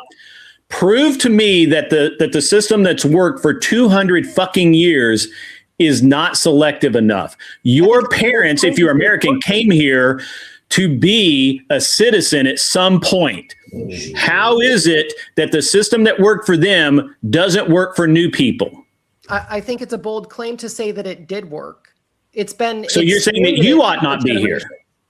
Yeah. Sorry. Here's a So perfect you're saying that example. you ought not be here. Potentially, that's the case. Yeah. Okay, cool. But I mean, I can't say that. I won't say that. I won't say that because I have personally gone through the immigration process with my wife, who's Chinese, by the way, and have insight into all of this that maybe is a little different than what you guys see. And so, potentially a fair bit of bias, right? I hope. do you I can have acknowledge bias? that. No, I Right, don't hope particularly you care for acknowledge China, and she doesn't either. I mean, she came here to get away from that, not to be part of it. That doesn't mean that you're They're not biased, bringing though, right? China here. They leave China there and come here. That's an immigrant, right? That's what immigration is supposed to be. Is you leave that shit there and you come here. My son, who's a Chinese American, technically does not, or American Chinese or whatever fuck you want to call him. He doesn't call himself any of that. He calls himself an American, and he wants to go to West Point. So I would rather have 20 of those fuckers Sure. than any of many citizens in this country. Sure. But I don't get to pick and choose. Yeah, no, I completely agree with you. I think we're arguing for more selective immigration policies, right? No, I'm not. I think it's selective enough. Now I want the policies followed. I think it's The policies need to be followed. Thanks and It's blessings about to your enforcement wife at the moment. for doing it the right way. Yeah, it is about enforcement. I agree, Tootie Bug. American patriot. Thank you. It was Glacier. Yeah, I mean, I'm with Grid too on this, and I used to live in an Asian country, and had one of my kids in an Asian country, and then we moved here. We had to go through the whole immigration process. It cost us a lot of money. We did it legally. They wanted to make sure that we were valuable to the country before we came here, and we're all now American citizens. When people run over the border, that pisses me off. Because like I spent so much money to do it right. Right. Exactly. I want to ask you guys a question. Isn't this one of the best country when it comes to healthcare? No. No. What are you insane? Yeah, no way. Healthcare. No way. I can't name the best, but I can list the worst. Yeah, but the whole Seriously? our healthcare system is to Yeah. keep you sick. Oh, Like, God. Even Israel is far ahead of us. Our entire system here, actually, Cypher and I are going to agree on this. We do not We don't have have a the best healthcare system in this country. We have a sickness care system. And in this by the country. way, it gets Seriously? even worse when you scratch the surface and you Yes, look at very how many seriously. people are Very- who said seriously? When Who you said look that? at, for example, the transgender epidemic, what do you think that actually is? That's You people can living on take prescription drugs and surgeries for the rest of their lives. even taking that I off. wish of I could the tell table, who's talking. Mike had said it, Grid. But even Oh, I taking got you. the trans situation off the table, Cypher. Yeah, I don't this need to take it. country, when it comes to healthcare in this country, it's about maintaining the illness and not solving it. And even when you have good insurance, you are still paying a ridiculous, absorbent amount for something that costs fucking pennies. And it's ridiculous. The money was in the I worked in healthcare for over a a little decade. bit on that, Beth. I worked in healthcare for over a decade, and what I saw was horrific. I think it depends on the insurance agency. Like I saw Cigna when I was part of Cigna, they were all about preventative. Like they were constantly like, you got to come in, we got to make sure that you're okay first. But then Kaiser, they don't give a shit. They just want you to get sick. None of them do. And like They just had the you insurance feel agency. better. But So- even so- even so something we- more interesting I about believe this. that you're actually trying to say that Are we- Cigna are is we an saying that the altruistic American medical insurance company. That's ridiculous. Are we saying that the American health society is a piece of shit? You know, Yes, I will say that out loud with my full chest. The American healthcare system is a failure. is garbage. Yeah, but do we go to a socialist system grid? Do we go to that? Because No, I actually you know what? No, we don't need to go to a socialist system. I don't at think so all. either. The healthcare system in China is as bad or maybe worse. Yeah, Well, it's totally socialist. Made and we get death panels. So guys, agrees that. Can I say something about the healthcare? Hang on. Can AVG add? AVG, by all means. I don't even Yeah, know. so just to give you guys an example. So I injured myself very horribly, like to the point where I had nerve damage down my entire leg 2 years ago. Excruciating pain. Waited 6 hours in Emerge. Recently went to figure out whether or not I have a patella fracture. I had to wait about a week just to get a hold of my doctor. When I got to the clinic, they said you can only do one issue. You can explore one issue today. Yeah, no Your social family selfie. doctor. And I said, this is my family doctor, and I'm going to ask him to deal with all of my concerns. And the nurse said, well, it's up to him. Pretty much, it's up to your family. You are at the whim of your doctor and how much time your doctor has. It is shit. I think it's even worse, honestly, from people that I've talked to that have legitimate insurance in the United States. Because I have corporate health insurance and I have independent one, and I actually don't really think that it's anything great. So Yeah, I'm really sorry to Here hear in the about States, AVG, okay. if I take my daughter to the emergency room in the city that I live in, and I have decent health insurance for my kids, we will sit there at least 12 hours before we're seen, and they hardly ever do anything. It takes me to get my daughter's well child. My daughter is aging up. You go once a year for well child. Her birthday is in April. I called in February to schedule. We're not scheduled until next week for her well child. So even in a for-profit system, you have to wait. Yeah, maybe I'm offline on this, but I personally think that like in the 50s, a lot of companies actually gave really good health insurance to their employees. I Now, think you are today- off base. I think what you're thinking about are healthcare lodges and healthcare cooperatives that were run by organizations which would contract with doctors individually and therefore and bring these doctors in. Actually, Fabian Liberty did an entire really deep dive into these healthcare lodge things, and it was amazing what the AMA and other organizations did to prevent them. And the health and the insurance industry to get rid of those. Our problem is not, so the problem that we have is that with the insurance industry the way it is, we effectively have socialized healthcare. You don't think about it that way, you don't realize it's that way, but it really is in most aspects socialized healthcare, and it's wrong for our country, and we need to get rid of it. AVG, by the way, I'm really sorry to hear about that stripper pole incident. I feel bad that you had so much problems with your legs I've there. never been on a stripper pole grid, and I don't want to be on there. So she left the door open with the whole leg in. She left the door open. I got to walk through it. Yeah, now we know the real story. What would your prescription be? A second, I got healthcare in this country. My prescription would be. Can I clear the record? Yes, Steve and my chat. I'm in Canada. Yeah, it had something to do with entertainment. I was helping my dad build a recording studio in his basement because he's a guitarist and singer. And I was lifting one of the Yamaha speakers. I guess it was a bit too heavy, and I felt something pulling my hip. Sure. And then when I was traveling home, I lifted my luggage at the overhead bin, and I completely Shadow, put your tits away. Sure, tits out again.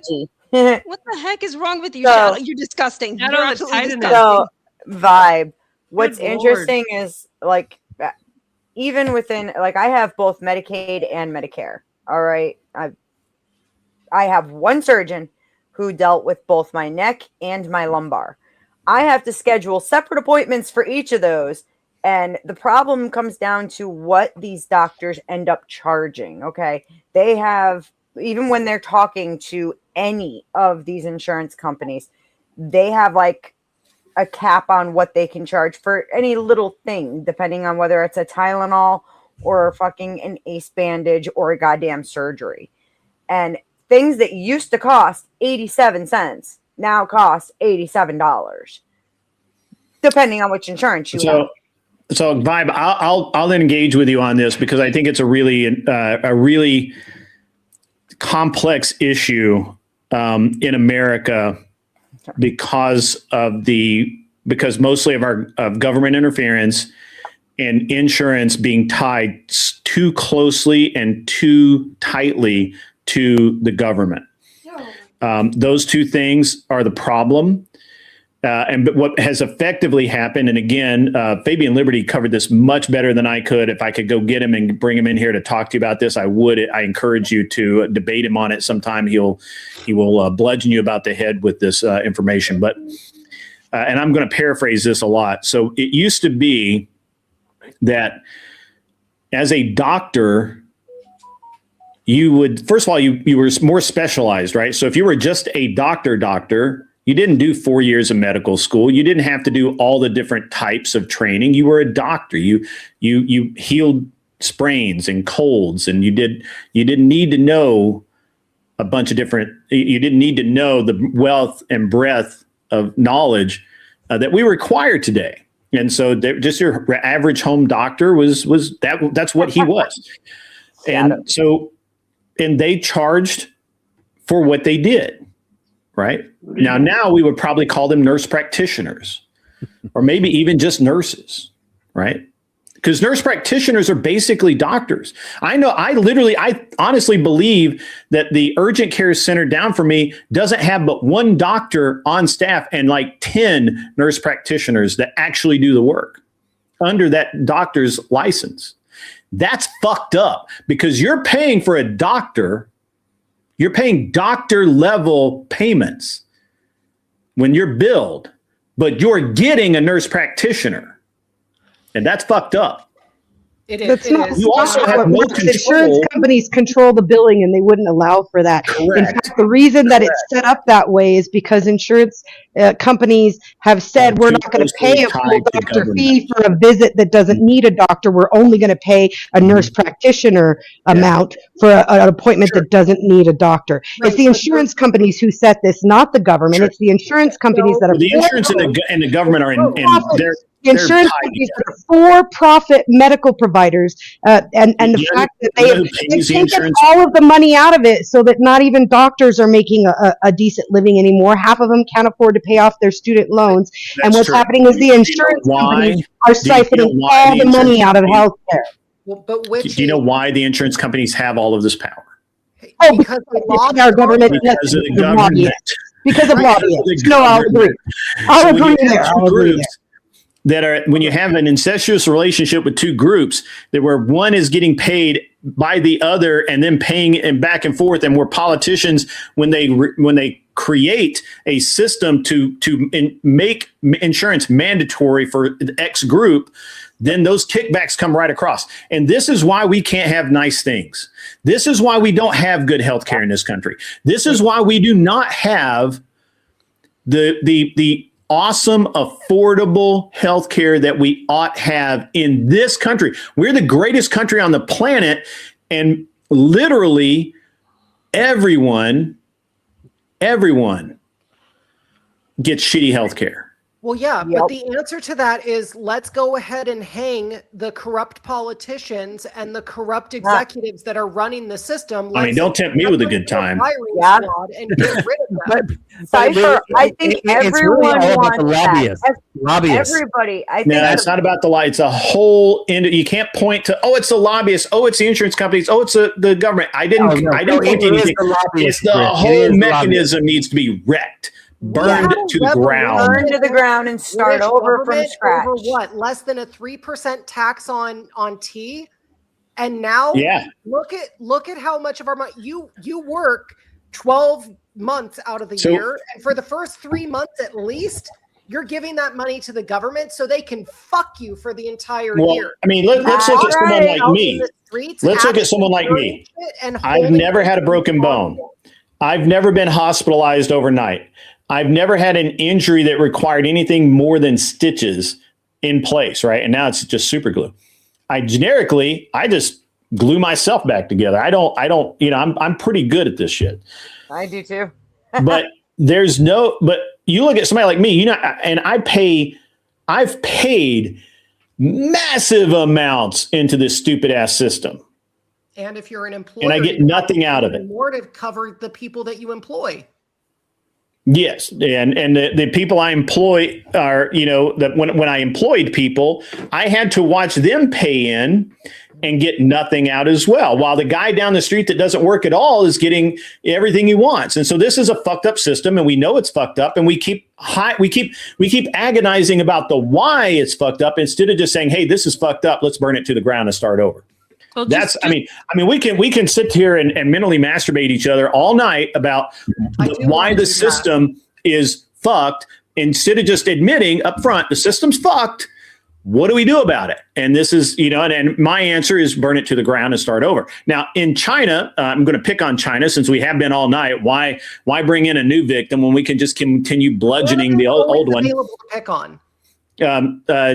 China has actually started privatizing healthcare, getting government out of it. They started with dentistry, and dentistry's gone like through the, like the cost has gone down. It's it's easier to get appointments. It's easier to get better help, better care. And they're using that as a blueprint for other medical procedures in China, because they realize that, hey, guess what? The government sucks at this. Bureaucrats suck at this, and we need to get them out. Now, and we look at Mexico, which I'm going to pick on Mexico here for a minute, because I have a friend of mine who goes down there about twice a year for stem cell injections. This guy's a military vet who was burned, had lost at least one leg. He might have lost both, but at least one. And he's I can't remember how damaged he truly is. He hides it pretty well, but because of the burns that he has, they will never heal properly, and literally leaves blood on the sheets every night. Yep. The pain that he feels is, I can't even imagine. So twice a year he goes down to get stem cells therapy from Mexico, because it's not only cheaper, it's more effective than anything he can get here in the US. And the way they do it in Mexico is insanely awesome. Like I've never praised Mexico, but this is the smartest people on the fucking planet ought to be doing this, and we're not. And here it is. They go to mothers who are having babies, and they say, "Hey, we would like to harvest stem cells when you give birth. In exchange for that, we're going to pay all of your birth cost, all of it, every appointment, every procedure they have to have. They pay all of it. In addition, we're going to save some of those stem cells in case your child in their entire life ever needs them. Free. You don't pay a thing for this." And so mothers are, why would you not do that? And so they do. And you know what? It's a great system because it keeps the cost of those stem cells low. It means that people can use those in various procedures. And we ought to be doing that. How can we, the smartest people in the room, not fucking do that? They're probably doing it for certain people. No, they aren't. There's too many regulations with the FDA. It is a very common issue that actually people do go to Mexico for this. I've thought of it as well. Tourism. Then She's thought of it as well. Yeah, I've thought of it as well for my spine. Yeah, for undisclosed reasons. So here's the thing. Maybe I should turn on my camera again. So it's Paige. Hi, Paige. Hi, I got on my glasses. I thought that was a stripper up there. I'm sorry. You guys just don't know. Yeah, letting it go. All right, like, I'm going to tell you why I'm so happy tonight. No, I'm going to sidebar for a minute. Why I'm so happy tonight. I just bought another airplane, sent the deposit. It's going to be delivered in a couple of weeks. I'm super happy. So none of you fuckers can fuck with me tonight. Okay. And your joy made you want to call me a stripper on several occasions. That is fascinating. I can't think. Well, I mean, sure. It was fun for him. What's your real name, not your stripper name? That's funny. See, this is going to live. This has got a mind of its own. This has a life of its own now. This is so sad. All right. I'm going to have to clip it together. Don't do that. I just want to clarify for the public record, I have never stripped on a pole. I do not own a stripper pole. I've never used a stripper pole, even in a dance. But you want one.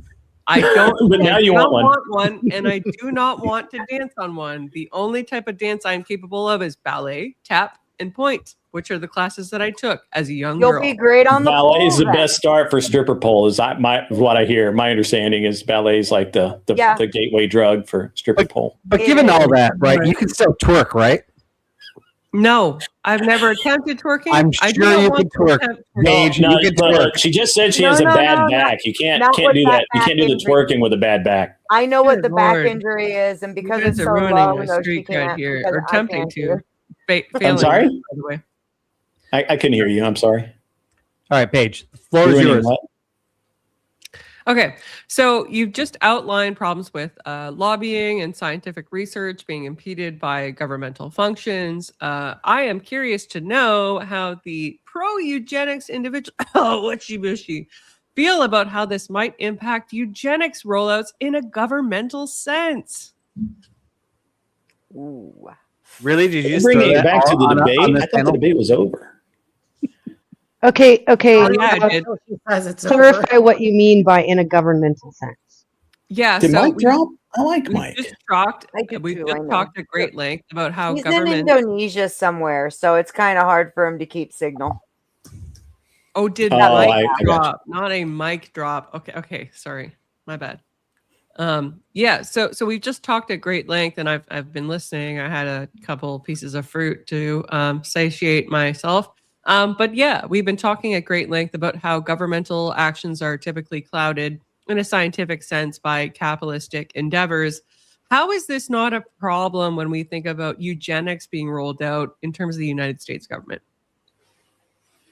Well, with the discussion we had today, what we were talking about is the eugenics that are already in play. But if you want to address future eugenics, well, in my utopic idea, the government you're talking about doesn't exist because I'm watching global governance move into place, and whether you like it or not, it's coming. And, I'm not saying in our lifetime, but it's inevitable. Almost anybody you talk to will admit that the way that the global economy is now, global governments, is inevitable.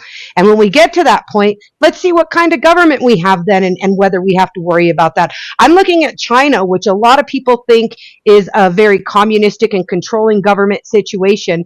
And I'm watching the advances they're making, and I don't see it having a detriment in their society. If you want to show me where it does, I'm happy to listen. I would love to. I would love to. So China, we know, is a relatively brutalist society. They do prioritize progress over humanity, and they've done so relatively consistently. For instance, with the one-child policy, we saw China basically forget entirely about the desire of humans to have families, simply for the goal of some kind of economic growth and suppression of individual resource allocation and consumption.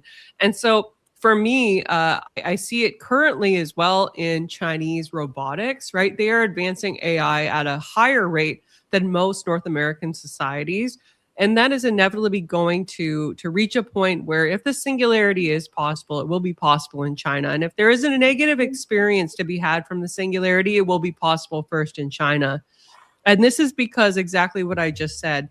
The Chinese do not care about humanity. They care about prowess and progress in the elements of manufacturing, the elements of technology, and the elements of domination of the capitalistic market. And so with a technology such as eugenics, for instance, I see China erupting into a series of social castes.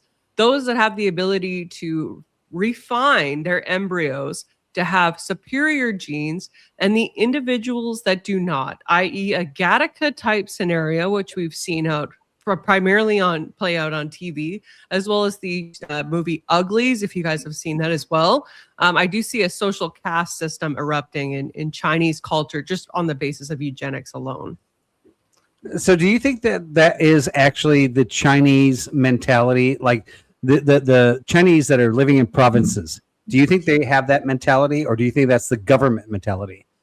So I'm referring to the metropolitan mentality, which would be where most Chinese individuals live. I'm talking about Guangzhou, right, Hong Kong, all of those major metropolises. This is how people view economic growth. They view progress at the expense of humanity as just like a measured loss, like just an accounted for loss. It's just how we do that here. We do that here already. We do that on the same basis.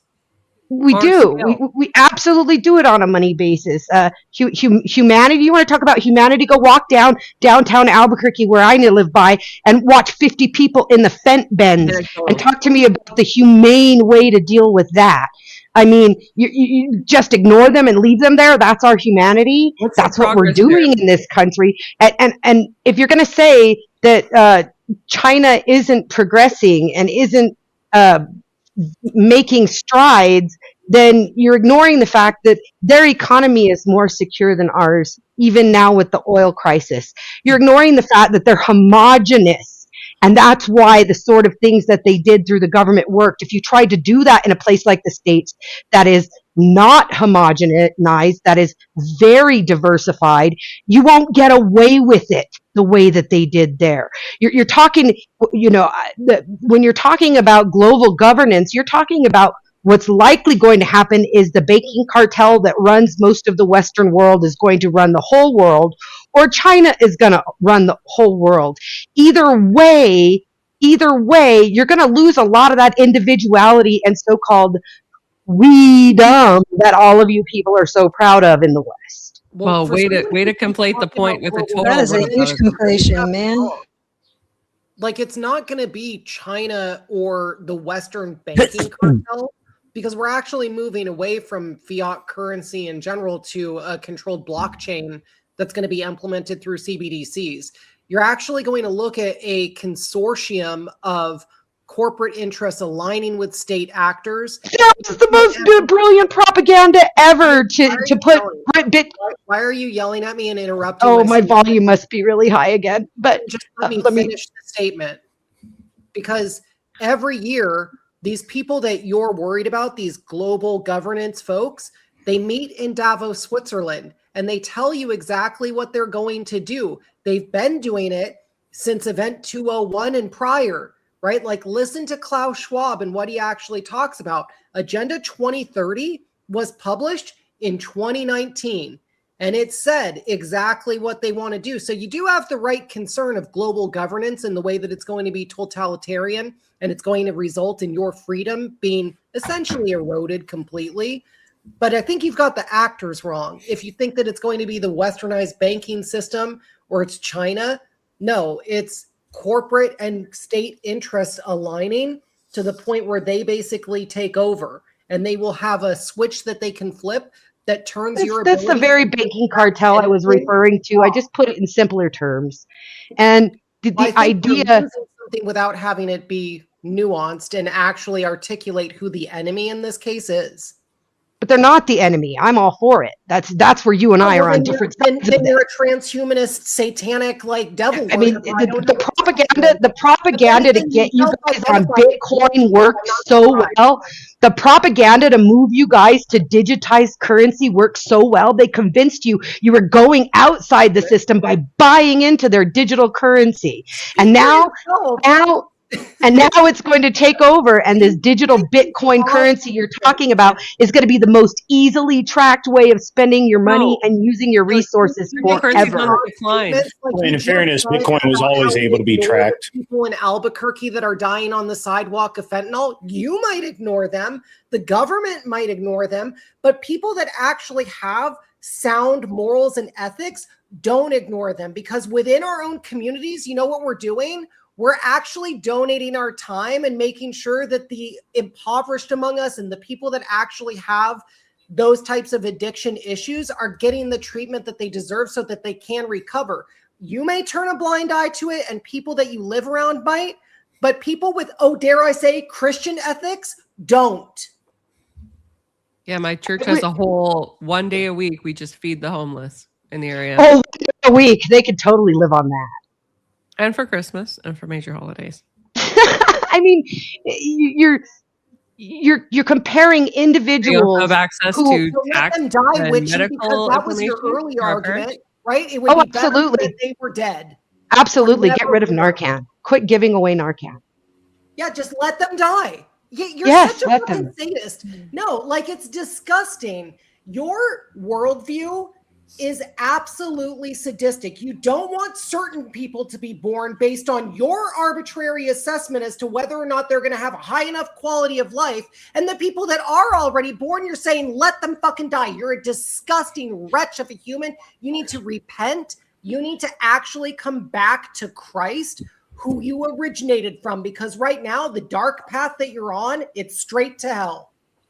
I gotta agree with as far as the idea that poor people should not be having children. I think there's a far easier solution, and that's getting back to our roots, where we're teaching people how to be self-sufficient, how to have your own garden and take care of shit without needing so much stuff, because it's not as hard as people make it out to be. That's a beautiful It's idea. not. It's just We've let that go. We've let that go. If we got back to it, Push it back a would little. not struggle. Sorry, Vibe. Go ahead. So Christian morals. You want to talk to me about Christian morals? You want to talk to me about the conquest of southern United States by the Catholics and what they did to the people here where I live? You want to talk about Christian morals? You want to talk about Christian morals and talk about forcing men into celibacy to the point where you're covering up their molestation of children across the globe? Like, don't come at me with Christian morals. Hang on, that's I not mean, celibacy. you're Christian morals overconflating keep me from, Christianity to Catholicism. Hold on. All Christianity comes from Catholicism. Even your Protestant. It actually You're not a Protestant, you dumb I don't think bitch. anyone on this panel. Far be that it is for me to be the Christian voice of reason here. got that wrong. Christianity actually originated from Orthodoxy, not Catholicism, you dumb bitch. Okay. Far be it for me to be the voice of reason here, but without Christianity, I would be a pirate slitting throats. I promise you. Oh, or a me hermit in the too. wood, or that hermit in the woods that everyone's afraid of. So, let's keep the religion thing on an even keel, because I am one of those really dark people that I know that I'd be be a bad person without Christianity. So let's just. Well, and we actually see it here on this panel when someone isn't Christian, the type of moral and ethical framework that they end up adopting, where certain people shouldn't be allowed to live based on their assessment of their quality of life. It's sick shit. Wait, why can't we stone people for their bad behavior? Why can't we stop them from breeding? Not the argument. What are you talking about? Where's the sadism? the You're just argument. pulling the pot from one side, not the other. Hang on. The conversation was who's advocating eugenics. for sadism here? The concept of eugenics would be just as much as selective breeding. Beth, I have to go do my Friday night thing, and it's been great, guys. You guys, it's been I always enjoy a good tete-a-tete, and you're all cool in my book, except Cypher. He's done a little better than the rest of you tonight. Oh, he's extra cool. You need to level up your game. Grid, thank you for coming. I'm honored. Really. Safe No out there, worries. Grid. Bye, Have a See you great guys. night. We'll see He you later. already told you what you have to do to be considered more cool than you are. You have to install the stripper pole behind you and like do paid dances on camera. Wait, Cypher, where's I'm your not saying to do that. I'm saying that was his idea. Wait, of Cypher, you- Cypher, where's your stripper pole? No. And Cypher, And- I have Oh. Cypher. You have been more lively tonight than like I'm like I'm a little turned on. Anyway, back to the fighting. Enjoy, please. Whoa. Was that a Furburger I'm moment? kidding. I'm kidding. Was that a Furburger moment? Somebody clip that. That's gonna be. Oh Lord! Did you say Furburger? Welcome back, Yeah. Bob. You Was that a Furburger glitched moment? right in the middle. I didn't make that invitation. I just said, "Damn." I've never Lord. seen Cypher be so passionate and use such language, and it's kind of like you No, do I've have never it in you. heard the word Furburger before, and Oh, I've been yeah. alive I for mean, many Steve, You years. haven't. Go to a That was certain the first debate I Burger. ever fucking had. Cypher had to do with the fur burger and whether or not oral sex is acceptable under Christian morals. That's the first Good debate Lord. I ever had. Wait, in so which our faith. position did you take, Giggity? Affirmative, and I proved it using 1 Corinthians. That it's not moral? That it is okay under as long as you're married, whatever can be done. Being Sodomy married is doesn't okay? mean that you cannot be defiled by your ex. So yeah, Yeah, no, Good as long as Lord. you're married, go to town. Have fun. that's be right. weird. See, Paige. Yeah, the man eats the Furburger, right? Correct. It's still gross. Wait, are No, you supposed to disavow. be eating So your own? sodomy is okay. Disavow. Nobody should be Sodomy eating is a Furburger. okay according to Christian faith. Where In it's the like a pretzel Furburger roll? restaurant, go away from the Furburger Look restaurant. at that. Do not Cypher approach. and I get Do along not- better than. Do not pass go. Do not pay Well, $20. okay, but Beth, the stipulation is that while married, right? If you're Correct. a single person, you shouldn't be having sex at all. Correct. Yeah. According to 1 Corinthians, as long as you're married, whatever you do in your bedroom is between you and your husband, and nothing can defile that bedroom. Yeah, but I think it is okay to say that certain things are gross anyway. Certain even if you things are should not be married. done. Yeah. The Eating the abominable poontang act. The abominable is a act still can't It's a be done. gross. You're telling me that Gross. sodomy is Okay. okay within the confines of a marriage. I said the abominable. There's certain acts which which Scripture says are absolutely abominable. Or should never, sex is ever happen. sodomy. And And that's one of the things the scripture says is abominable is sodomy. Right. Oral sex did not originally fall underneath the definition for sodomy. Actually, I it don't. did. But AVG, are we on the same side here? Oh my God. We don't eat And- the fur. I don't want anybody eating my Furburger. And the bungholio is for exit only. I agree You with could this. just buy a weed eater. The and take definition it. of sodomy by the word used in the Bible, if you look it up, is sex without the intent of procreation. So that's anything other than dick and vagina without any protection. Yeah, but you Then guys in that understand case, the only attack on Christianity right now is basically that Christianity doesn't believe in gays, right? So this is the biggest attack that Christianity has at the moment. I think And, it believes in gays, by the it way, just says they're Christianity sinful and need to repent. looks down I believe in on gay people. philosophers. They exist. The same, right? in that case, by the way, based on the definition, the way you're looking at it, then technically homosexuality itself isn't independently called out in the Old Testament if it's dealing with the word of sodomy being the problem. Yeah, but I mean, this is why Christianity is under attack. It's two reasons: the trans movement and the gay movement, right? And this is why Christianity is under attack. We see people in Hollywood on the streets going, "Gays are going to die," right? Or they're going to hell. This is not a representation of Christianity, by the way, because gossipers are in the same note, anyone right? who's not repentant Sinners of are in the sin same will note. go to Like hell. all of us are in the same note. Correct. You're not scripturally. You're not allowed to determine another human being's salvation. That's just as bad as committing the sin that you're telling them they're going to hell for. Tough I discussion. will say this is one of the reasons why it's so important Oh, to actually have a spiritual father that you can consult with about all of these types of questions, because the Sola Scriptura crowd that wants to believe that you have the authority to read the Bible and interpret it to your liking, that's a very wonderful path to temptation and to hell. Like, because you start justifying acts that are actually sinful based on your reading of scripture rather than relying on church tradition combined with a spiritual father guiding you. So what you're telling me, what you're telling me is the Bible is so unclear. I have to have it mansplained to me.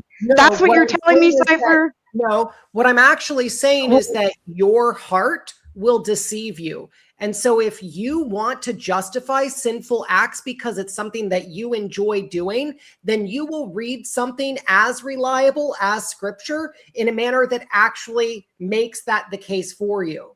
You will twist it in your own heart and your own mind based on your human fallibility and pride. So some other fallible human should be the one who does it for me. No, I said relying on church tradition and the guidance of a spiritual father combined with scripture. It's kind of like a three-prong approach.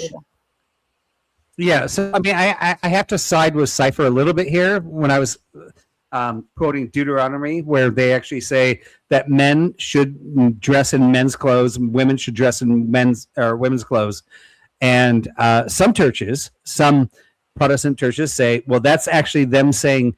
This is the Bible saying that if I'm born a man but feel like a woman, I should dress like a woman. But another person says, well, no, actually, that's the Bible saying that I should dress as a man because I'm a man, right? So we have two different interpretations, sola scriptura, right? So what Cypher is saying is basically, if we leave it to our own devices to interpret the Bible and what we think is right, we can make the Bible into anything we want. Now, on your point, I have a question. What he was also saying was that you can't do that. Like your Witchy was saying, well, Cypher, who is your authority, and how do we know that they didn't change that topic? How do we know that they didn't distort it through history? Right. It's actually pretty easy because, again, you rely on a combination of church tradition, which is something that there's historical record of. And frankly, in Orthodoxy, you can see examples of churches that went astray. And we have examples within the Orthodox faith of like it not being done correctly. And so we can look back at that as well as examples of what to avoid doing in the future. Yeah, I mean, this is the great thing about Orthodoxy, right? I mean, Orthodoxy is my perfect prescription to knowing the Lord, right? And I'm not Orthodox, by the way, just to throw that out there. But it sounds like the perfect prescription because it's the one true church. And you guys are the ones that say when we have flaws, we always pointed them out and we caught them and we admitted them. However, what about the ones you didn't catch? Well, like, I mean, you would have to actually inspect that. You would actually have to ask yourself, which, by the way. And how do we do that? How do we do that? You consult the church itself. And frankly, look, what actually happens is there's a system of communion that exists between the different Orthodox churches. So are you Yes, I understand this. Okay. So what ends up happening is that if a church within the Orthodox faith falls out of communion because of their practices or their prescriptions for a faithful and spiritual life, right, then they are essentially cut off from the corporate entity of the church, right? So that's happened as well. And they can take steps to regain communion with the other branches. But that's exactly what happened with the Catholic Church. It was originally the Catholic and Orthodox Church were one and the same. It was the same thing. Correct. But as papal authority began to be asserted by Rome, and the Pope at the time actually sent legionnaires over. Well, the Pope was the breaking point of Orthodox and right, that was the Great Catholicism, Schism. right? Right. Correct. So if you're arguing that I'm trying to understand how you're telling me if I have a question about what the church is teaching me, I just go to the church. Like you're not giving any outside opinion. It's just, oh nope, you just go to the church. It's always to the church. What if the church is wrong? And what authority does Orthodox have? I mean, I understand you guys have a lineage and hands laid on the passing of the apostles from Jesus Christ, the original person that said, hey, this is how it works. And we pass this on and we keep on doing that. How do you guys know that there is not a break in communication there? Just like you say, for us that are doing sola scripture, you're like, well, you can interpret it any way you want. How do we know that you're not through that, like that hands-on, that apocalyptic succession hasn't changed at all? Can I add something to that? You have to have faith. Can I add something to that? I agree. I'm all about faith, right? I don't need Orthodox. I don't need baptism. I don't need any of this stuff. I have faith, right? And that's where I come from. I don't need apologetics. I don't need any of this stuff. Prescribed by but scripture. I have to ask when people argue, discard why? Scripture when it's not convenient for you, which again is the impediment of sola scriptura that we run into, is that certain things just don't apply to us because we've decided that they don't. And again, I think I will agree with you. I want to let Glacier in, please. Glacier is barely spoken. Let's let Glacier say what she wants to say. I do want to add part of the reason about this. I do want to add something to actually consider is that the Orthodox faith does have a long history. On top of having just a long history, they also archive the history. So apart from the theological understanding that they explain to it, they also explain the historical ramifications because that's a part of what they're being taught. So you have more historical context of what's going on in the Bible rather than just relying upon sola scriptura, which people will have 10 different translations over one fucking verse. Well, and really, guys, get specific. What is it that you actually have a question about? Okay, just now, by way of example, Vibe used, I believe it was Corinthians about clothing. Men should wear men's and women should wear women's. Deuteronomy. Oh, sorry. Okay.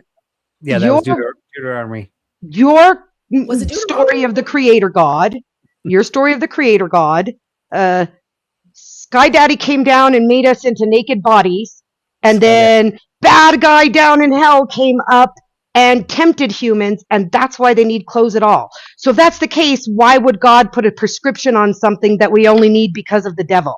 Well, so first of all, it's not because of the devil. Okay, the devil, first of all, is not mentioned as Satan in Genesis. It's the serpent that led Adam and Eve to commit original sin. So the reason why they became aware of their shame and their nakedness was because of the commission of sin, not because the devil played a trick on them. They knew very well before the serpent ever came along that they weren't supposed to eat of that tree because God specifically instructed them not to. They defied God because convenient excuse came along and they were told, oh no, you won't die from doing that. And they said in their pride, sure, okay, I'm going to go against God. I'm going to defy God. And frankly, it's the same pattern throughout all of human history where we decide that what we've been told can be easily dispensed with and we can justify sin as virtuous. And that's why we live the way that we do today, frankly. And even Christians are guilty of this. Even Orthodox Christians are guilty. We perpetually sin. But the important thing is that we have an attitude of repentance that is genuine and that our heart posture is different than just continuing to engage in sin and pretending like it's not sin. So are we going to circle jerk each other? Or are we going to get back to eugenics? Well, I wanted to continue circle jerking. Thank you very much. Oh, okay. So forget the topic. I just want to jerk off. Maybe we can circle this back to eugenics and just a general conversation in the sense that, like, okay, so I'm Baptist now. So I'm one of those Protestants that Cypher hates, right? I understand that there are many. Well, I know you're Christian, so you don't hate me, but we can see the perversion of what happened, whether you're Christian, Protestant, Catholic, whatever we got, right? We can see that there can be a perversion across all the boards, right? But I think overall we're pretty much in agreement that there are abstractions that happen in all of our faiths, but we pretty much are in line, except for with the outliers, and right? How does this circle back to eugenics? Now, well, I just want to close that and just say, hey, we're all Christian. Yeah. You abandoned the church. You're a piece of crap. Rebellion. We got it. Go back to in our eugenics. Christianity. Now we can go back to eugenics. And by the way, my question would be, we understood you're a rebel. Is eugenics? Like, Not if all, we make not everybody all, perfect, gotta how throw this out there. bad is that? Not all vibe. We're not all Christians. Thank you. Okay, Speak for we're yourself. not all Christians. I understand that, but of the Christians here, and I mean, I'm the one. I'm one of these Christians that actually, when I read numbers, I'm like, the numbers don't add up. I need to figure this out, right? I don't read everything because I'm sola scripture, and just go, yeah, I just take that on faith. I want to understand how that works. I want to understand where that came from. I talk to my priest, by the way, and I have. We love actually having Mexican food together. I'm always like, hey, I read this and I don't understand this. I don't get it. How does this work? Like, it didn't add up. That's fine. You're allowed as a Christian to question your own Bible. And I know Cypher is probably going to disagree with that, but in the sense that you should read and you should talk to somebody about that stuff. Hey, hang on. You should actually question scripture. You should question church tradition. You should question if the guidance of your spiritual father seems wildly out of tune with church tradition and scripture. Like, you should question them and say, why are you guiding me that way? And by the way, any church or spiritual father that doesn't tolerate questions being asked, as long as you're not being obstinate and indignant about it. I mean, there's a respectful way to go about asking questions. Now, if you do go in and you're a complete asshole and you're like, fuck this church, we're a bunch of, crazy people leading people to hell, obviously. Anyway, eugenics. Yeah, no, I like that. I mean, you should not just follow blindly. The conversation naturally progressed away from eugenics. Debate was eugenics. Things out. Well, Josh is upset that we're not talking about eugenics, and we have to satiate his desire for eugenics conversation. I would love to go back to eugenics, right? Because eugenics is actually kind of controversy to God in its sense, right? So if God created us as in His image and perfect in His being, then should eugenics even be allowed? And then I also would actually ask, is maybe part of God's plan eugenics?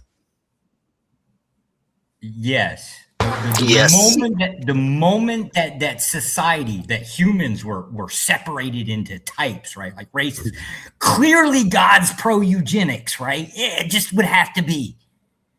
If Adam and Eve were just one of a type, right? Where the hell did all of the races come from? Yes, God would clearly be pro-eugenics.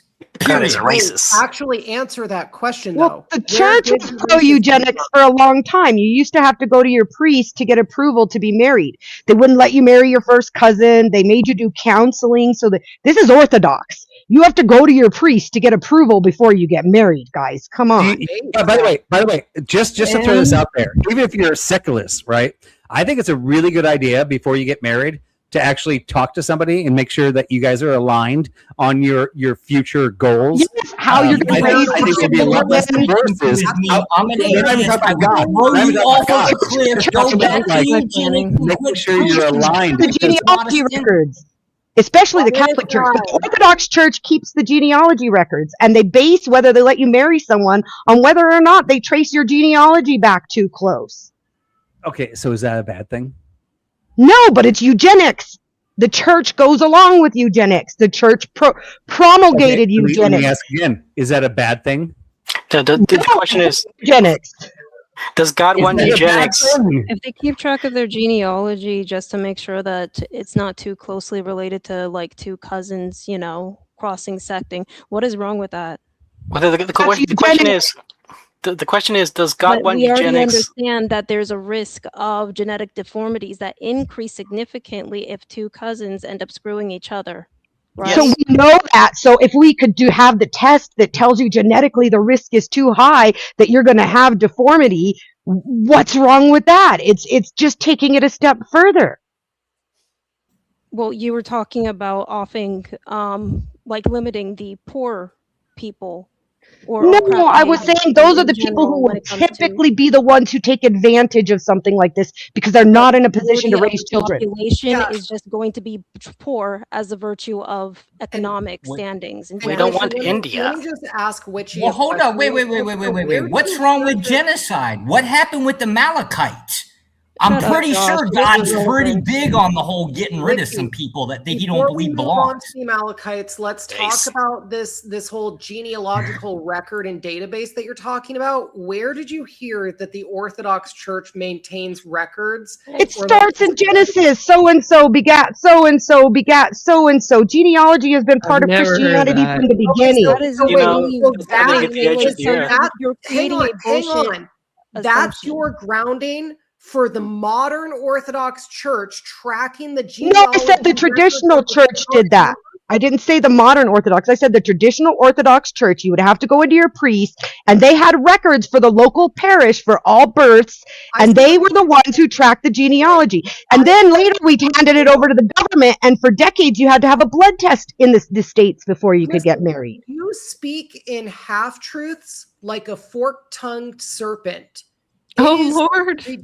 I mean, that what you just did, the original statement that you made it seem as though the church itself as an organization tracks genealogy and then approves or disapproves of marriages that are brought in because it did for decades, and then they handed it over to the state. You are a liar. You are a liar.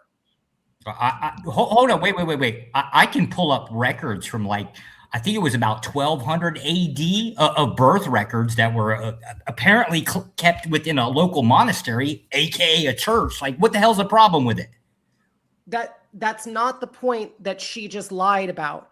What did I lie about? That's what genealogy is. You made it seem as though the Orthodox Church has systematic records on all of its members, and that if you go in to get married to someone, that they're going to be reviewing to see if you have consanguinity. And they don't actually fucking do that. What is this tone policing bullshit? Or a close blood relative and say, hey, we want to get married, then no, they wouldn't approve of that marriage because obvious reasons. Now, you can stretch this definition of eugenics to include that, but I think that that's a bunch of bullshit. Any planned procreation. It is eugenics. It's not that it's a stretch. Place is not the same thing as eugenics. Anyone that makes that claim is a dumb fuck. Any control on the planning for breeding for a desired outcome is eugenics. We agreed to that definition at the beginning of the debate. Nobody agreed to that. I just accept. You didn't disagree. Let me throw it out. You didn't disagree. Yes, I did not disagree. Okay, so again, you're now extending the definition of eugenics to include preventing incest from taking place. It is. It includes that. No, it's not. No, it's not. Extending the process, the application. That's what the point of eugenics is improving the bloodline, not prevention. Yeah. So like for instance, stopping a parent from having sex with their own child and procreating that way. You're saying that that's eugenics. Absolutely. Yeah. You're so fucking stupid. Oh my God. It improves the outcome by controlling the mechanism of the birth. No. I don't know what to say. The reason we do it is so that we don't end up with a bunch of if you're not letting individuals freely choose who they get to mate with, you're a eugenicist. Proving the genetics. You're an idiot as well then. If you're controlling who gets to mate with who and who doesn't get to mate with who. That's not eugenics. That's preventing incest. Prevention? There is a completely... It's still eugenics. Point of Eugenics is to prevent undesirable outcomes. Beyond the point No, of it's about That's literally the whole point of eugenics is to prevent undesirable outcomes. Like race guys, and stupid people, according to Margaret Sanger and because we Schmittler. all know that the point of eugenics is selective breeding that results in desired genetic expressions. It has nothing to do with it and stopping incest from occurring. You're a fucking liar, guys. I'm giving you your desired effect is having non-incestuous children. Okay, Guys, Beth is trying to speak. Let Beth speak. Well, I I'm love you, upsetting KVG. and I can't control my emotions. All right, let's let Beth speak. Take a She's breath live for a out there. second while I do a little housekeeping here. It's 9:17 Eastern right now. We are going to shut down at 9:30. So any fighting that y'all want to get it in now. At 9:25, we're going to start saying goodbye. I want people to be able to give their last words and stuff. So you got 9:30. 6 minutes. Have fun. What was that? I'm sorry. I thought you said at 9:30 it was closing. Yes. So at 9:25, we're gonna everybody can start saying goodbye. Yeah, I'm not smart. Yes, you are. You're fine. You're on a one-track brain right now. You're in fight mode. You go for it. Are you seriously gaslighting one of your panelists? Stop gaslighting him. Jesus. I'm gonna beat you with a gassing me pizza. up? I'm gonna Saying beat I'm you with a smart. pizza stone. Don't get in my way. Good Lord. This is my ex-wife on the panel, right? Next time I hear pizza stone, I think Beth of is the- actually my ex-wife. Don't listen to her. I She think thinks of she's the- got some control. She don't. Is that actually She- true? Eric Andre skit. not. Time It's to not. deliver. He just extorts me with some pizza stones. It's not true, but it's just a bit. But boy, we have a lot of fun with it, don't we?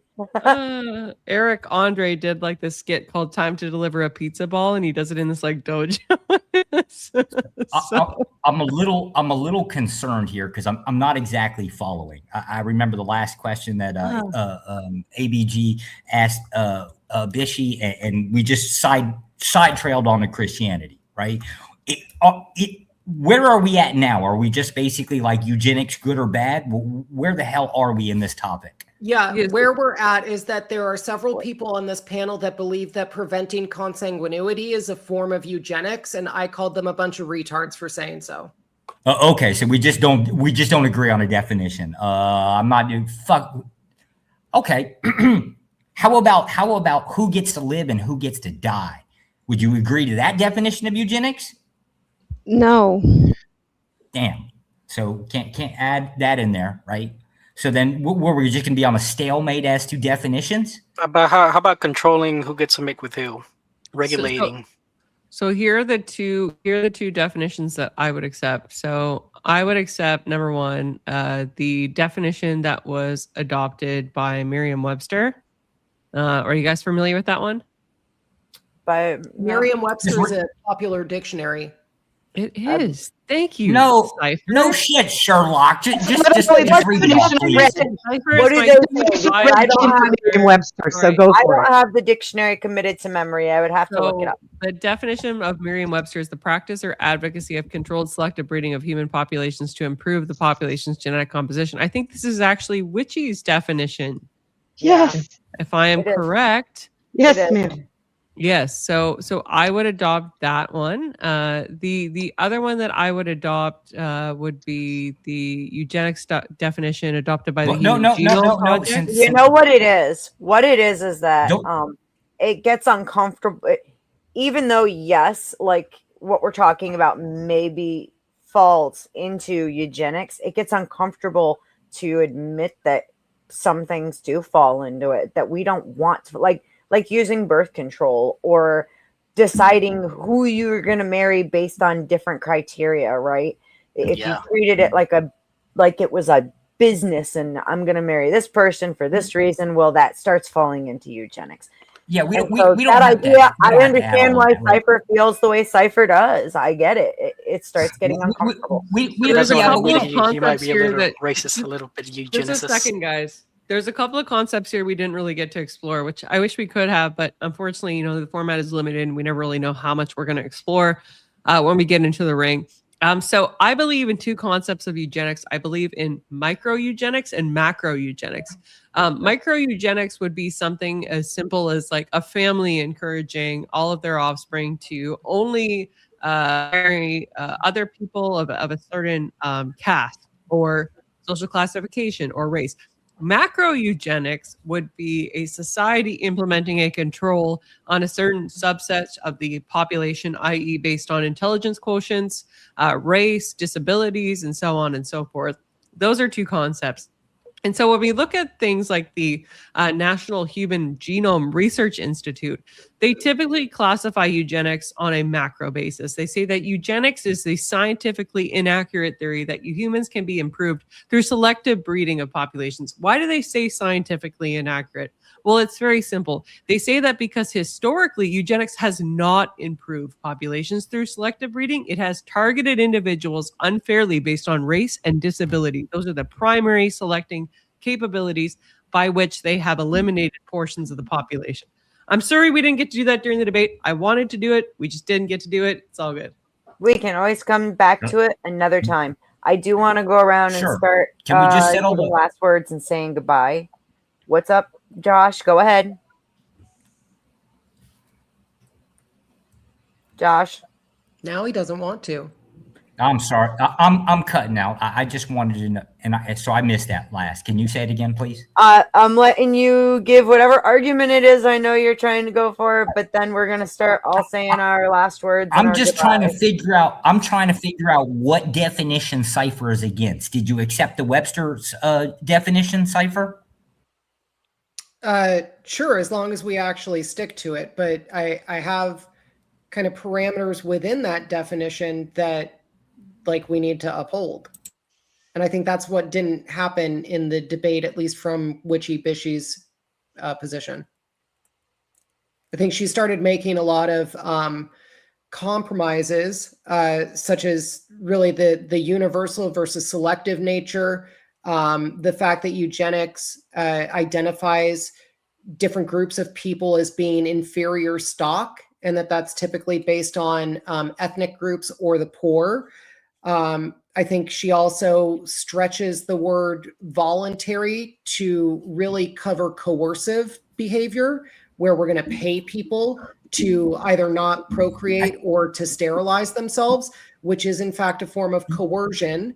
And all of it is pseudoscientific. It's all a bunch of bullshit, because there is no such thing as inferior stock or inferior people on the basis of race. We are all made in the image of God, and that needs to be upheld regardless of what your skin color is, or if you're I completely hold up, right? So you don't really disagree with her definition. You just disagree with the methodology.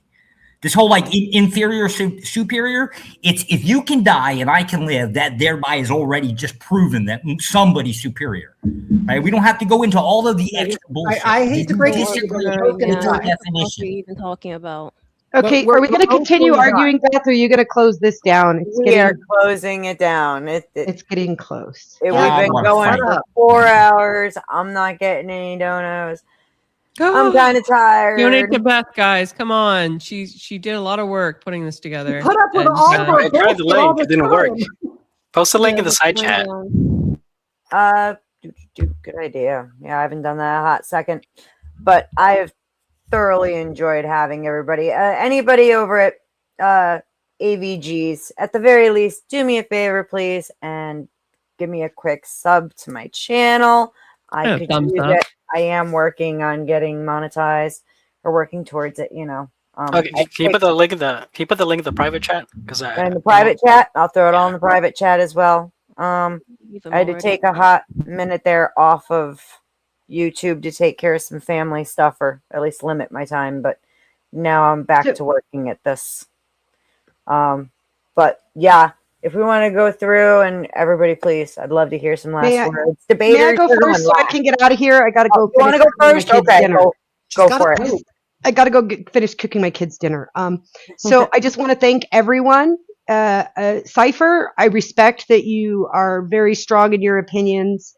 We don't agree. That doesn't make me think any less of you. I hope the same is true of you as a Christian. You don't think less of me because we don't agree. I'd love to have this conversation again.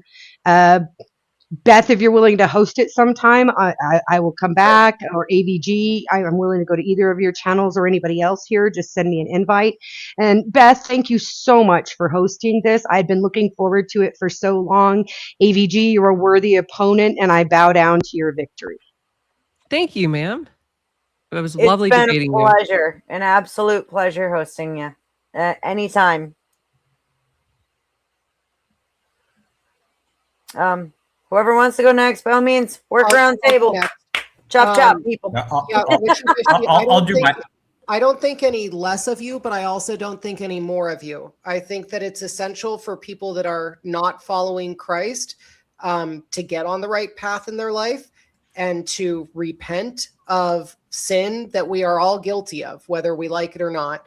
I don't think, based on what you've shared on today's stream, that you're actively doing that. So I will pray for you and people like you, as I often do, even if it's not specifically about you, because I know sometimes that bothers people.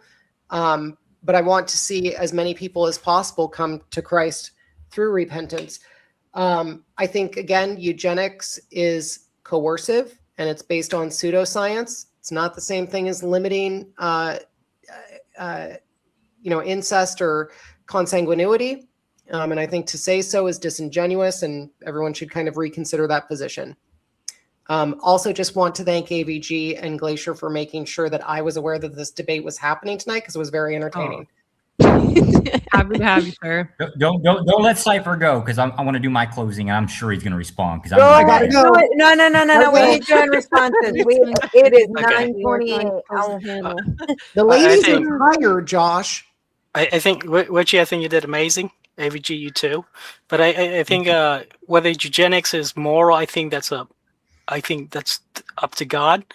And if we are to preserve God's creation, we shouldn't treat eugenics as this icky, immoral thing that's inherently evil, but rather as a tool that has a possibility to conserve God's creation. And historically, yes, it's been used as a tool of oppression, especially against the Jews and blacks. But we need to preserve eugenics because that's what preserves the creation of God.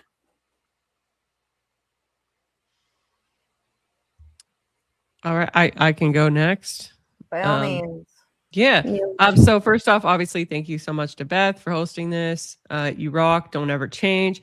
And then we've got WitchyBishy, a formidable opponent, as she said. And thank you so much for coming up and debating me. I wish more people would want to debate me, but I guess I'm intimidating. But WitchyBishy had the kahunas to do so. And for that, I thank her, formidable opponent. And I'd also like to give a little comedic shout out. I want to point out to everybody watching right now that Beth had both of the debaters not only stay for the entirety of the after panel, but neither of us went to go for a booty call for 4 hours. And to that, I would say Beth has some kind of respect that is conveyed by her panelists that is not afforded to other debate moderators. I'm not naming names. You're naming. I'm not naming names. You are. No, I'm not naming names. Nobody's naming names here. We don't even know who I'm talking about. And with that, adios, toodaloo, God bless. Sage, before you run off, I do want to let you know at some point in the near future, I'm coming for you. You're coming for? You're going to debate me? I'm so excited. Debate you. I'm so excited. I can't wait. I know, me too. It's going to be fun. Let's do it. Let's get it on the books. Woo. We got to figure out throw that in there. By the way, I mean, Paige, I love you. Beth, I love you. I love everybody on the panel. I know everybody hates me for saying things like that, but I love you, Vibe. Paige, I will debate the fuck out of you, and I will debate the fuck out of you as well, Beth. I know we set it up. I'm always willing to have the conversation. Cypher here. I'm not sure if I love him or hate him. He's an interesting character. He's and I like him. I do like Cypher because he is on the right path and he's saying the right things, but at the same time, we have to always question everything. Witchy, by the way, Witchy. Oh my God. If it wasn't for somebody like Witchy, then there would be no reason to have a conversation. Like, I love that you engage us, and me as a Christian, I love that you engage us and you question us and ask these questions, because otherwise there would be no reason to have a conversation, right? So I really do. When I say I love everybody on this panel, I love everybody on this panel, and I love everything that everybody brings to the panel, whether I agree with it or disagree with it. I think it's just an awesome thing that we can all get together here and do this, right? And I'm just grateful. So thank you, Beth, for hosting this. And I'm not sure who the other guy that was here earlier, but yeah, he was absolutely right, and I was absolutely wrong about that claim about the that was Shadow. Chimeric blood. Yeah. Yeah, Shadow. Yeah. He's awesome. I was very blessed to meet him tonight as well. You got a good crew, AVG. I like them. They are very competent in debate, and they are also not afraid of a fight, which I love about them. So, how does Paige every claim time that? I'm confronted? All right, guys. I'm going to go ahead and end we're the not running stream. off for like. I want to say thank you to everybody who came to watch. Just a second, Beth. I forgot. I completely forgot. I'm such a dummy. All right. I am doing a review of this debate tomorrow, hopefully at 10 a.m. Whenever I get up, hopefully it's at before 10. I'm going to do a review of this debate, and I will have an open panel afterwards. So if you feel like something was not said during this open panel and you would like to say it, come say it on my stream. Get your ass out of bed and come and join me on my stream at probably open panel will be like 11, 12. We're not going to do the watch the whole show. I'll be there. We're not going to watch guys. the after panel. We're just going to watch the debate. So everybody go to AVG's in the morning right now. When I kill it, go say hi to Dusty. He just fired up. Dusty's up. No, don't do that. Go get laid. Go get laid before you go to Pages. No, 4 hours. Thank you for no booty calls From during your married my house. stream. I appreciate it. Responsibly. Have sex responsibly. Thank you to everybody who came and watched and supported these two women. Make sure you like and subscribe to their channels. It helps them out quite a bit. Everybody have a fabulous night and be careful. It's a full moon, apparently. Mm.